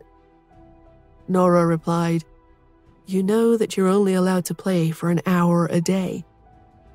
Unhappily, Cherry quipped, "Mummy, you are so mean. Why can't I play as much as I want?" Cherry turned her head away. As for Pete, after the kiss from his father, he wiped his cheek in silence with a look of disgust. Justin glanced at the son in his arms, and then at his soft, tender, and sweet-sounding daughter. Justin knew he had kissed the wrong child if he wanted a sweet reaction. Boys just weren't that interested. While the four of them shared this agreeable family moment, Xander was still upstairs. His eyes widened as he watched them in disbelief. He had never seen people kissing one another like that. He touched his mouth, his lips curled with disdain. In his scientific, lonely mind, mouths were meant for eating, not slobbering all over each other like that. Those two stupid kids. He didn't realize that the pang he felt was jealousy. Whatever it was, it hurt. He decided to experiment. Putting his thumb next to his index finger, he formed a lipless mouth with his hand. He touched his lips to these fingers. Then he put 2 fingers together and rubbed them against his cheek. Was this what a kiss felt like? He wasn't impressed. Xander shook his head. He was confused. All he could keep thinking was that it must be gross. He vowed that he would never do such childish things. And he decided to strike the 2 little brats from his list. He would never play with them again. Once he made that decision, Xander sank down from the curtain and crawled back into his bedroom. The family of 4 downstairs realized that Xander hadn't come downstairs at lunchtime.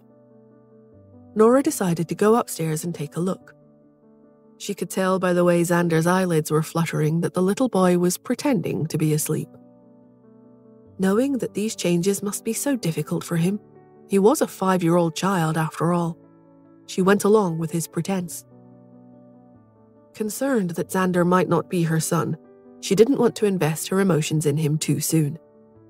The final results were still out, and it would be so difficult if the child had to go away. In the event that DNA testing revealed that they were not mother and child after all, she knew that if she had already developed feelings for the child, things would become emotionally difficult. And, because of her upbringing, she didn't want either of them to suffer the pain of abandonment. So Nora went back downstairs to play with Cherry and Pete for a while. Then the 4 of them decided to go upstairs and pick out bedrooms.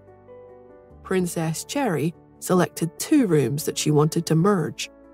One would be for her, and the other would be for her dolls and toys.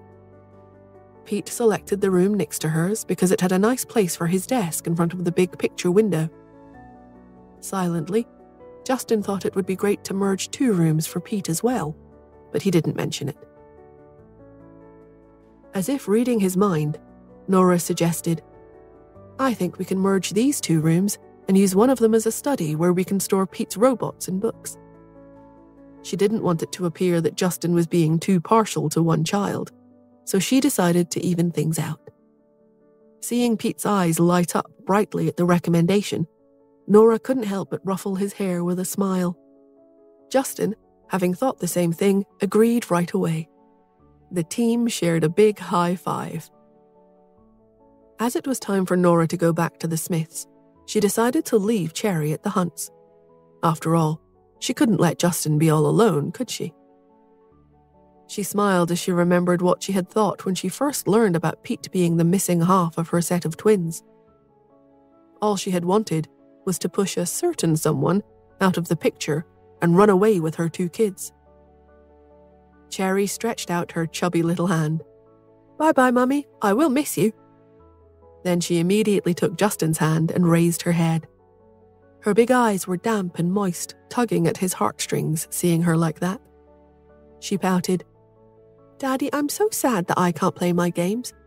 Can you really bear to make a cute little girl like me sad? You could ask XYZ to write a program that will fool the system to make me look like an adult." In response to his little daughter's demands, Justin made one request in response. "Only if you don't tell your mother about it." Cherry's eyes were bright and shiny. "Don't worry, Daddy. Your secret's safe with me." She grinned at Nora. "I love Daddy the most." Cherry happily skipped up the stairs. In the sitting room of her villa, while the family of 4 was happily spending time with one another in Justin's home, Mrs. Hunt was deeply troubled. After Nora had made her claim about the unborn child's parentage, she had returned to her house to call Thomas right away. By the time she had reached him, both Thomas and Helen had just exited the court. With the divorce decree in his hand, Thomas rubbed more salt into the wound. "Helen, you should also understand that for wealthy families like ours, heirs take top priority. It is going to be difficult for a woman like you who can't reproduce. If you are interested, on account of how we were married for 3 years, you could stay with me. Let me make this clear. I'm going to marry Cecilia. After all, I have to give my child a proper identity, but you could be the child's governess. Don't worry, I won't treat you badly, I promise. What do you say?" Helen clenched her jaw as she listened to the disgustingly ridiculous things he was saying. She took a deep breath. Suppressing her rage, she slowly said, "Thomas, what is so good about being with you? Are you that good in bed? You truly have no idea how happy I am to be able to divorce you. At last, I don't have to tolerate your incompetence and inexplicable self-confidence anymore." Her words rubbed a little salt of her own into Thomas's sore spot. He had always been smug about his great stamina in bed. He immediately got angry and growled furiously. "Way to go, Helen. You shameless, ungrateful witch. My revenge will be to see how miserable you'll be in the future. And don't forget, I know a thing or two about you. Do you think that I'll hide the truth when others ask me why I divorced you? Fat chance." After humiliating her one last time, Thomas turned around to leave as his cell phone rang with a call from his grandaunt, Mrs. Hunt.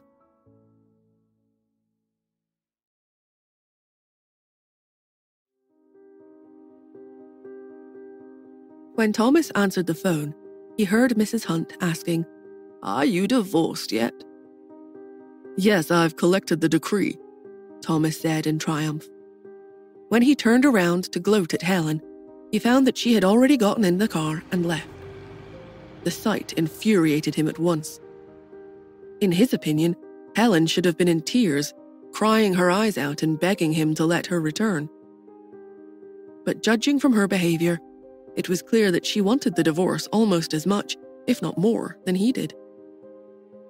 Thomas immediately sneered at Helen's departure and returned to speaking on his cell phone. "Grandaunt, in my opinion, she must be talking a big game once again. Don't worry, I know my body well. There's definitely no problem with me.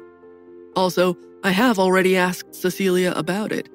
She is adamant that the child is mine. She broke up with her former boyfriend several months ago and hasn't seen him since." It was well known in certain circles that Cecilia had a chaotic private life and acted with no regard to standard social mores. Mrs. Hunt frowned at his excuse and warned, "Even if that is the case, you should still be cautious. Why don't you visit a hospital or a clinic? Go in for a checkup. I know that you are skeptical about alternative medicine. You've made that perfectly clear. But surely you trust modern medicine, right? When Thomas heard this, he fell silent. Emphasizing the importance of such tests, Mrs. Hunt continued, I insist.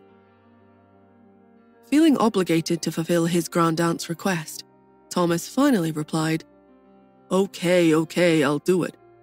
But I want to go to a treatment center with a privacy policy in place. I don't want it to get out that I went. That's a great idea.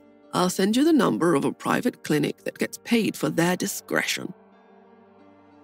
Once the call was disconnected, he walked to his car. In the passenger seat, a heavily made-up woman, Cecilia, was waiting for him. She asked, Now that that's done, shall we go and register our marriage? Originally, Thomas had promised he would register his marriage with Cecilia immediately after he divorced Helen. After all, they would need to get married before Cecilia began showing. After all, an out-of-wedlock pregnancy wouldn't reflect well on their union. But remembering what Mrs. Hunt said just now, Thomas decided that there was no need to rush. He leaned over to kiss Cecilia, shrugging his shoulders. Let's wait a couple of days. What's the hurry? The test can be done once the baby is 4 months old, right? We'll register the marriage once we get back the DNA results. Since we're in a hurry, we'll make all of the wedding plans in advance, so we're ready to go after we get the tests back. DNA tests, she thought to herself. Tensely, she asked, I see. Thomas, do you not trust me? If you don't trust me, then why are you marrying me? Just because of the baby? In that case, I'll get an abortion. I don't want this baby anymore anyway. What kind of life is the child going to have? It hasn't even been born yet, and its father is already rejecting it. Thomas stared at her. That's enough, Cecilia. Why are you putting up that act in front of me? It's all because your reputation precedes you. It makes the old ladies in my family worried. When the embryo is 4 months old, we'll do a DNA test to put my family's minds at ease. This is coming from all of them, not me. Is there any reason why I shouldn't trust you? You know that I do, but that won't mean anything if I'm the only one who does. My family has to trust you too. So relax. I know you're suffering an injustice here, but if you've done nothing wrong, then there's nothing to be afraid of, right? It's just a DNA test.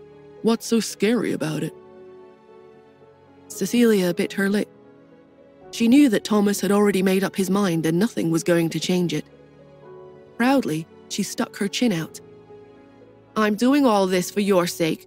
Don't forget that. I won't put up with being bullied by you or your family in the future. Okay, come on. Let's go, baby. Knowing what will work with her, Thomas added, I'll buy you a ring. She nodded her head happily. Put her hand out, she wiggled her fingers, picturing the big shiny diamond on it. But as the two drove toward the jeweler, she was grateful that Thomas's eyes were on the road so that he couldn't see her face. A touch of anxiety flashed across her eyes as she freshened her makeup. The next day, everyone who was anyone in New York had learned the news that Thomas Livingston had divorced Helen, supposedly because of her infertility. What's going on? Why are you implicated by this? Cheryl angrily asked Nora.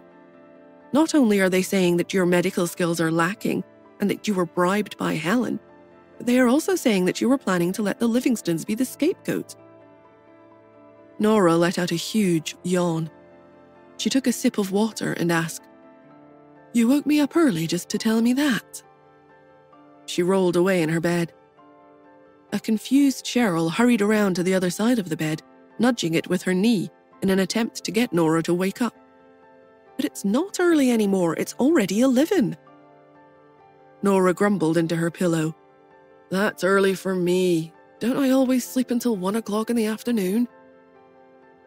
Unable to resist the smell of the toast on the tray, Nora sat up in bed, grabbed a slice, and took a huge, buttery, crunchy bite. Cheryl took that as a signal to go on, so she did. Everyone's saying that you are too young. They're saying you only have superficial mastery of Dr. Zabe's medical skills and not the essence, so your medical skills are lacking. How can they be so bold with their lies? Nora nodded and uttered through a mouthful of toast. Uh-huh. Cheryl wanted to cry out. I am simply an onlooker, and yet I am so much more anxious than the person who is actually involved herself. But instead, she quietly asked, What are you going to do? Nora swallowed and picked up the glass of orange juice. Cheryl, please don't worry about it. It's all going to work out. She raised the glass as a toast and took a sip. Still, Nora was a bit surprised about the news. She'd thought that the Stewarts might take it slow, but unexpectedly, they had taken action very quickly. They must have really wanted that divorce for Helen.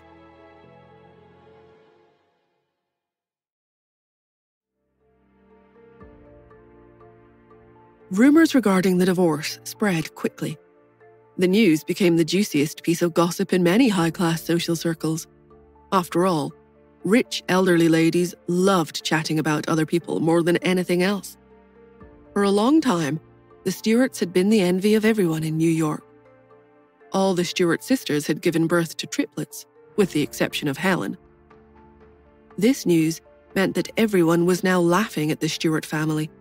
After all, who doesn't love to see their rivals fall from grace? As for Nora, when everyone heard that she wasn't very competent in alternative medicine, they heaved a huge sigh of relief. It couldn't be helped. Ever since the return of the young lady from the Smith family, she had taken everyone by surprise too many times. After hearing that her medical skills were lacking, everyone finally found her more approachable. She wasn't perfect after all. The cackling hen in the far corner of the table condescendingly comforted Nora. Don't get yourself down, Miss Smith. You're still young. It's only natural. We all know that the older and more experienced a doctor is in alternative medicine, the better they are.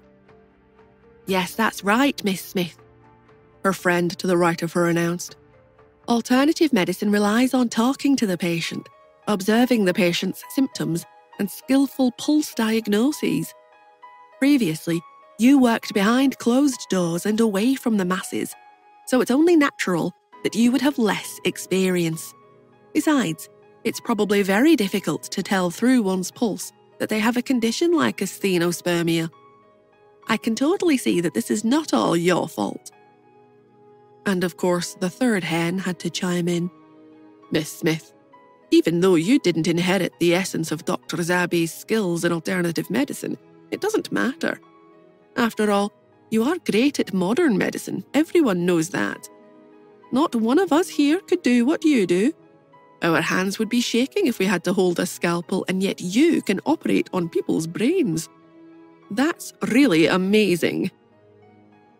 Wanting to control the conversation amongst her flock of friends, the head hen changed the subject to one she knew all of them would be interested in. Miss Smith, when are you and Mr. Hunt getting married? Has the wedding date been set? The group of women that surrounded Nora clucked and chirped away non-stop on the subject of weddings and marriage. Rubbing her forehead, Nora felt a headache coming on, and she somewhat regretted attending. But this was Helen's birthday party, and what a birthday gift she had received. The day before, she had gotten a divorce. Of course, Thomas wasn't here today. It didn't matter. He had probably forgotten all about her birthday anyway. In an attempt to wash away the dispirited air surrounding her younger sister, Jessica, the eldest of the young Stewart ladies, had organized a grand birthday party for her baby sister.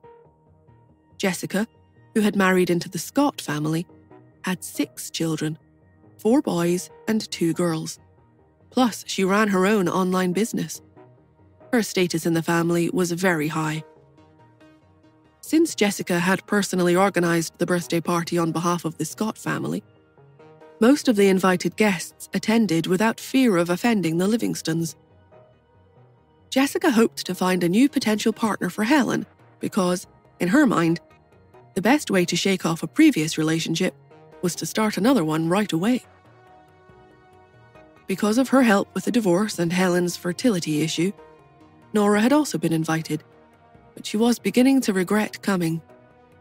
She nodded to the ladies at the table, stood up, and glanced around the room indifferently.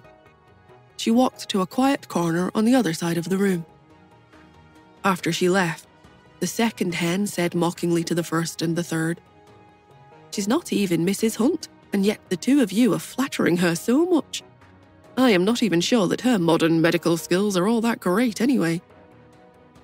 The third hen retorted, "Even if she isn't Mrs. Hunt, she's still Ms. Smith. Anyway, I really don't know what gives you the idea that you can look down on others.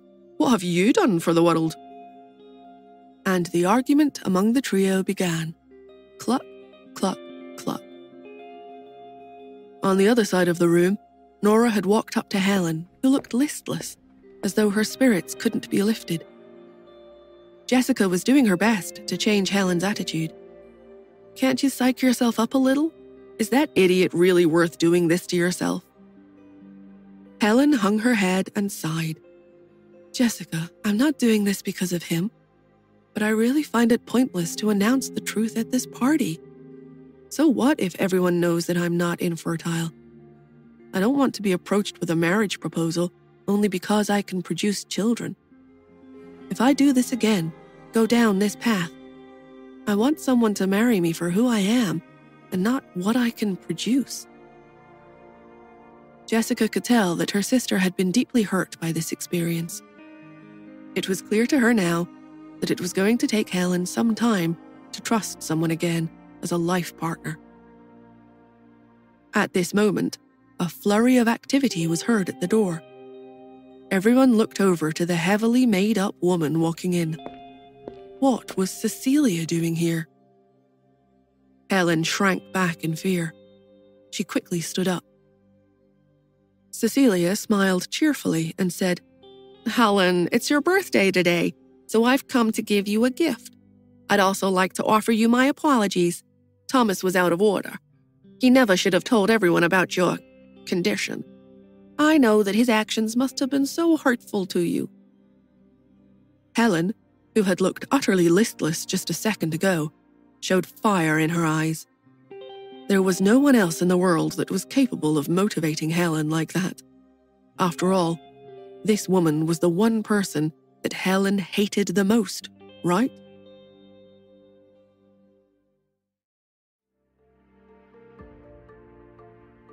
Nora studied the mistress as Helen clenched her fists and asked hostilely, "What are you doing here?" Cecilia walked over and sighed. "I'm here to give you a gift, of course." She handed over a gift box. "Thomas bought this handbag for me, but I think it suits you well, so I'll just give it to you. It really isn't my color anyway." The handbag that Thomas had bought for her. The man had never bought Helen one single gift during their 3 years of marriage. The pang in her heart quickly turned to anger. In the end, what exactly had her 3-year-long marriage given her? Nothing but humiliation, mockery, and pain. She clutched her chest and took a step back. Jessica, witnessing the devastation on her baby sister's face, stepped in front of her to protect her. She barked at the wanton woman. "You were not invited, therefore you are not welcome here. Please go." Cecilia set the box down on the table and waved her hand as if she were brushing off Jessica's dismissal. "Oh, Jessica, you know that we used to be such close friends. The number of people in our circle is limited. No one knows that better than you. Thomas and your sister may be divorced, but do the Stewarts really want to sour the relationship with the Livingstones? I'm sure the people attending this birthday party today wouldn't want to see the two families fall out with each other now, would they?" The people around them suddenly felt rather awkward. For the sake of the Scotts, they were willing to attend the party. But it would not be a good thing to fall out with the Livingstons. No one wanted to risk that. Cecilia's words were a challenge to all present. They were going to have to choose sides. And if they selected the Stewarts, they would instantly become enemies with the Livingstons. And everyone knew that the Livingstons were connected to the all-powerful Hunt family. It became a tennis match between Nora and Cecilia. Nora was the Hunts' future mistress, but Cecilia was part of the Livingstons, and the Livingstons were a branch of the elderly Mrs. Hunt's family. It was doubtful, in everyone's minds, that Mrs. Hunt would sit idly by and watch the Livingstons get ostracized. For a while there, the room was silent, while everyone was thrown into an internal struggle. If they had known that something like this was going to happen, they all would have made up some excuse and missed the party. Jessica understood what they were thinking. They attended the birthday event as a favor to her and her husband's family, so the divorce wouldn't impact the Stewarts' status in social circles. Everyone meant well and had kind intentions, so she wasn't about to let anyone leave the place unhappily, with the exception of Cecilia. Therefore, Jessica said promptly and decisively, "You're making it sound more serious than it is. What do you mean by a sour relationship? Are you attempting to say the Stewarts and the Livingstones are going to become enemies simply because the two of them have divorced? Of course we are still friends.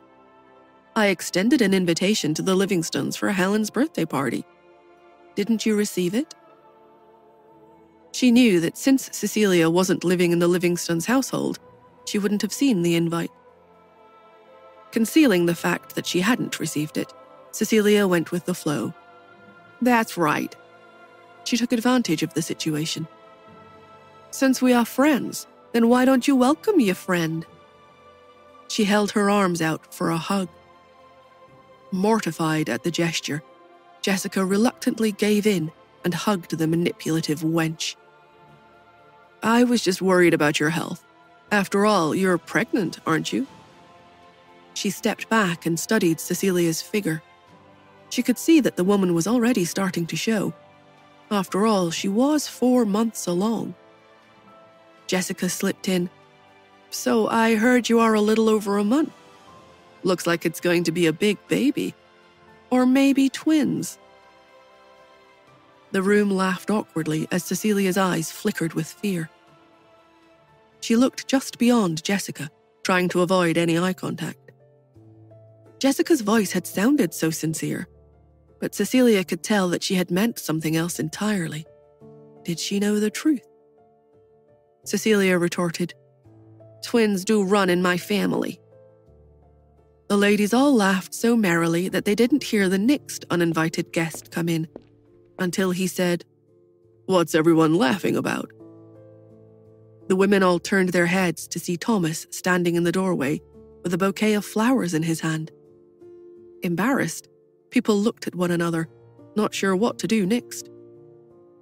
It was well known in this circle that in a divorce between two wealthy families, it was impossible for the two families to break off all ties with each other. The families' businesses were entangled even if the marriages ended. This was the reason why so many members of the circle accepted extramarital affairs as long as they were kept private. That was a much easier option than divorce. Knowing the importance of the Livingstones in New York, Jessica didn't want to fall out with the Livingstones either. However, the real reason for the birthday party today, and the reason why she had invited Thomas to the party, was so she could show Thomas proof of Cecilia's infidelity. Choosing to tell everyone the truth before Cecilia and Thomas got married could be perceived as goodwill by the Livingstones. And it was possible that they would publicly retract their claim that Thomas and Helen's divorce was because of Helen's infertility. Instead, they might announce the divorce occurred due to irreconcilable differences. Jessica knew this way of doing things was a slippery slope, but she had no other choice. This is the way it was in the world of adults. At least Jessica was confident that her plans were very beautifully thought out. Jessica saw that Thomas was also being very supportive and had even brought flowers. She breathed a sigh of relief. She went over to him and hooked her arm in his. "You're here." Thomas had always had a good relationship among outsiders, which gave Mrs. Livingstone the confidence that her family's reputation would be secure even if they did divorce. Thomas held the bouquet out to Helen and offered, "A night of love is worth 100 days of friendship after all. Even though we are no longer husband and wife, we are still friends. If you ever need my help, you can reach out to me. The day before the divorce, her low-life ex-husband said such reprehensible things to her that she could feel the fury rising within her. Now, in front of these New York socialites, he poured on the charm. It was all she could do to refrain from spitting on him.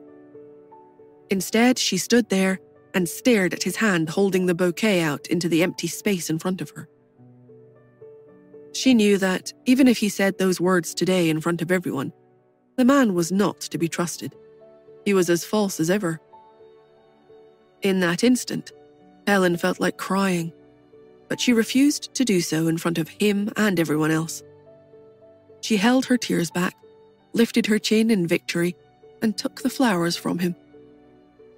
Feeling her emotions come flooding in, she quickly spoke. "Excuse me, I want to change shoes. My feet are killing me." With that, she rushed out of the room and hurried up the stairs. It was obvious by the way she walked up those stairs, it was not her feet that were causing her pain, but her heart. Jessica wanted to follow her, but more guests arrived at the door at this point. As the hostess, Jessica had to greet the attendees. Not wanting to get involved, but feeling like she had to, Nora was about to follow Helen up the stairs when Thomas stopped her at the bottom step by placing his hand on her arm. He leaned into her and whispered in a low voice, "Miss Smith." His greasy smile revealed the lowlife that he truly was. With steely eyes, Nora stared at him and then at the spot where he held her arm. Her cold sternness caused him to immediately release his grip. Upstairs, as Helen had reached the stairwell on the 3rd floor, just as she was about to turn the corner to her room, she heard a voice come up from behind her. "Helen." She looked back. To her surprise, Cecilia had followed after her and was standing on the step below her. After Cecilia came up to the landing, she held up her hand and said, "I have something to tell you."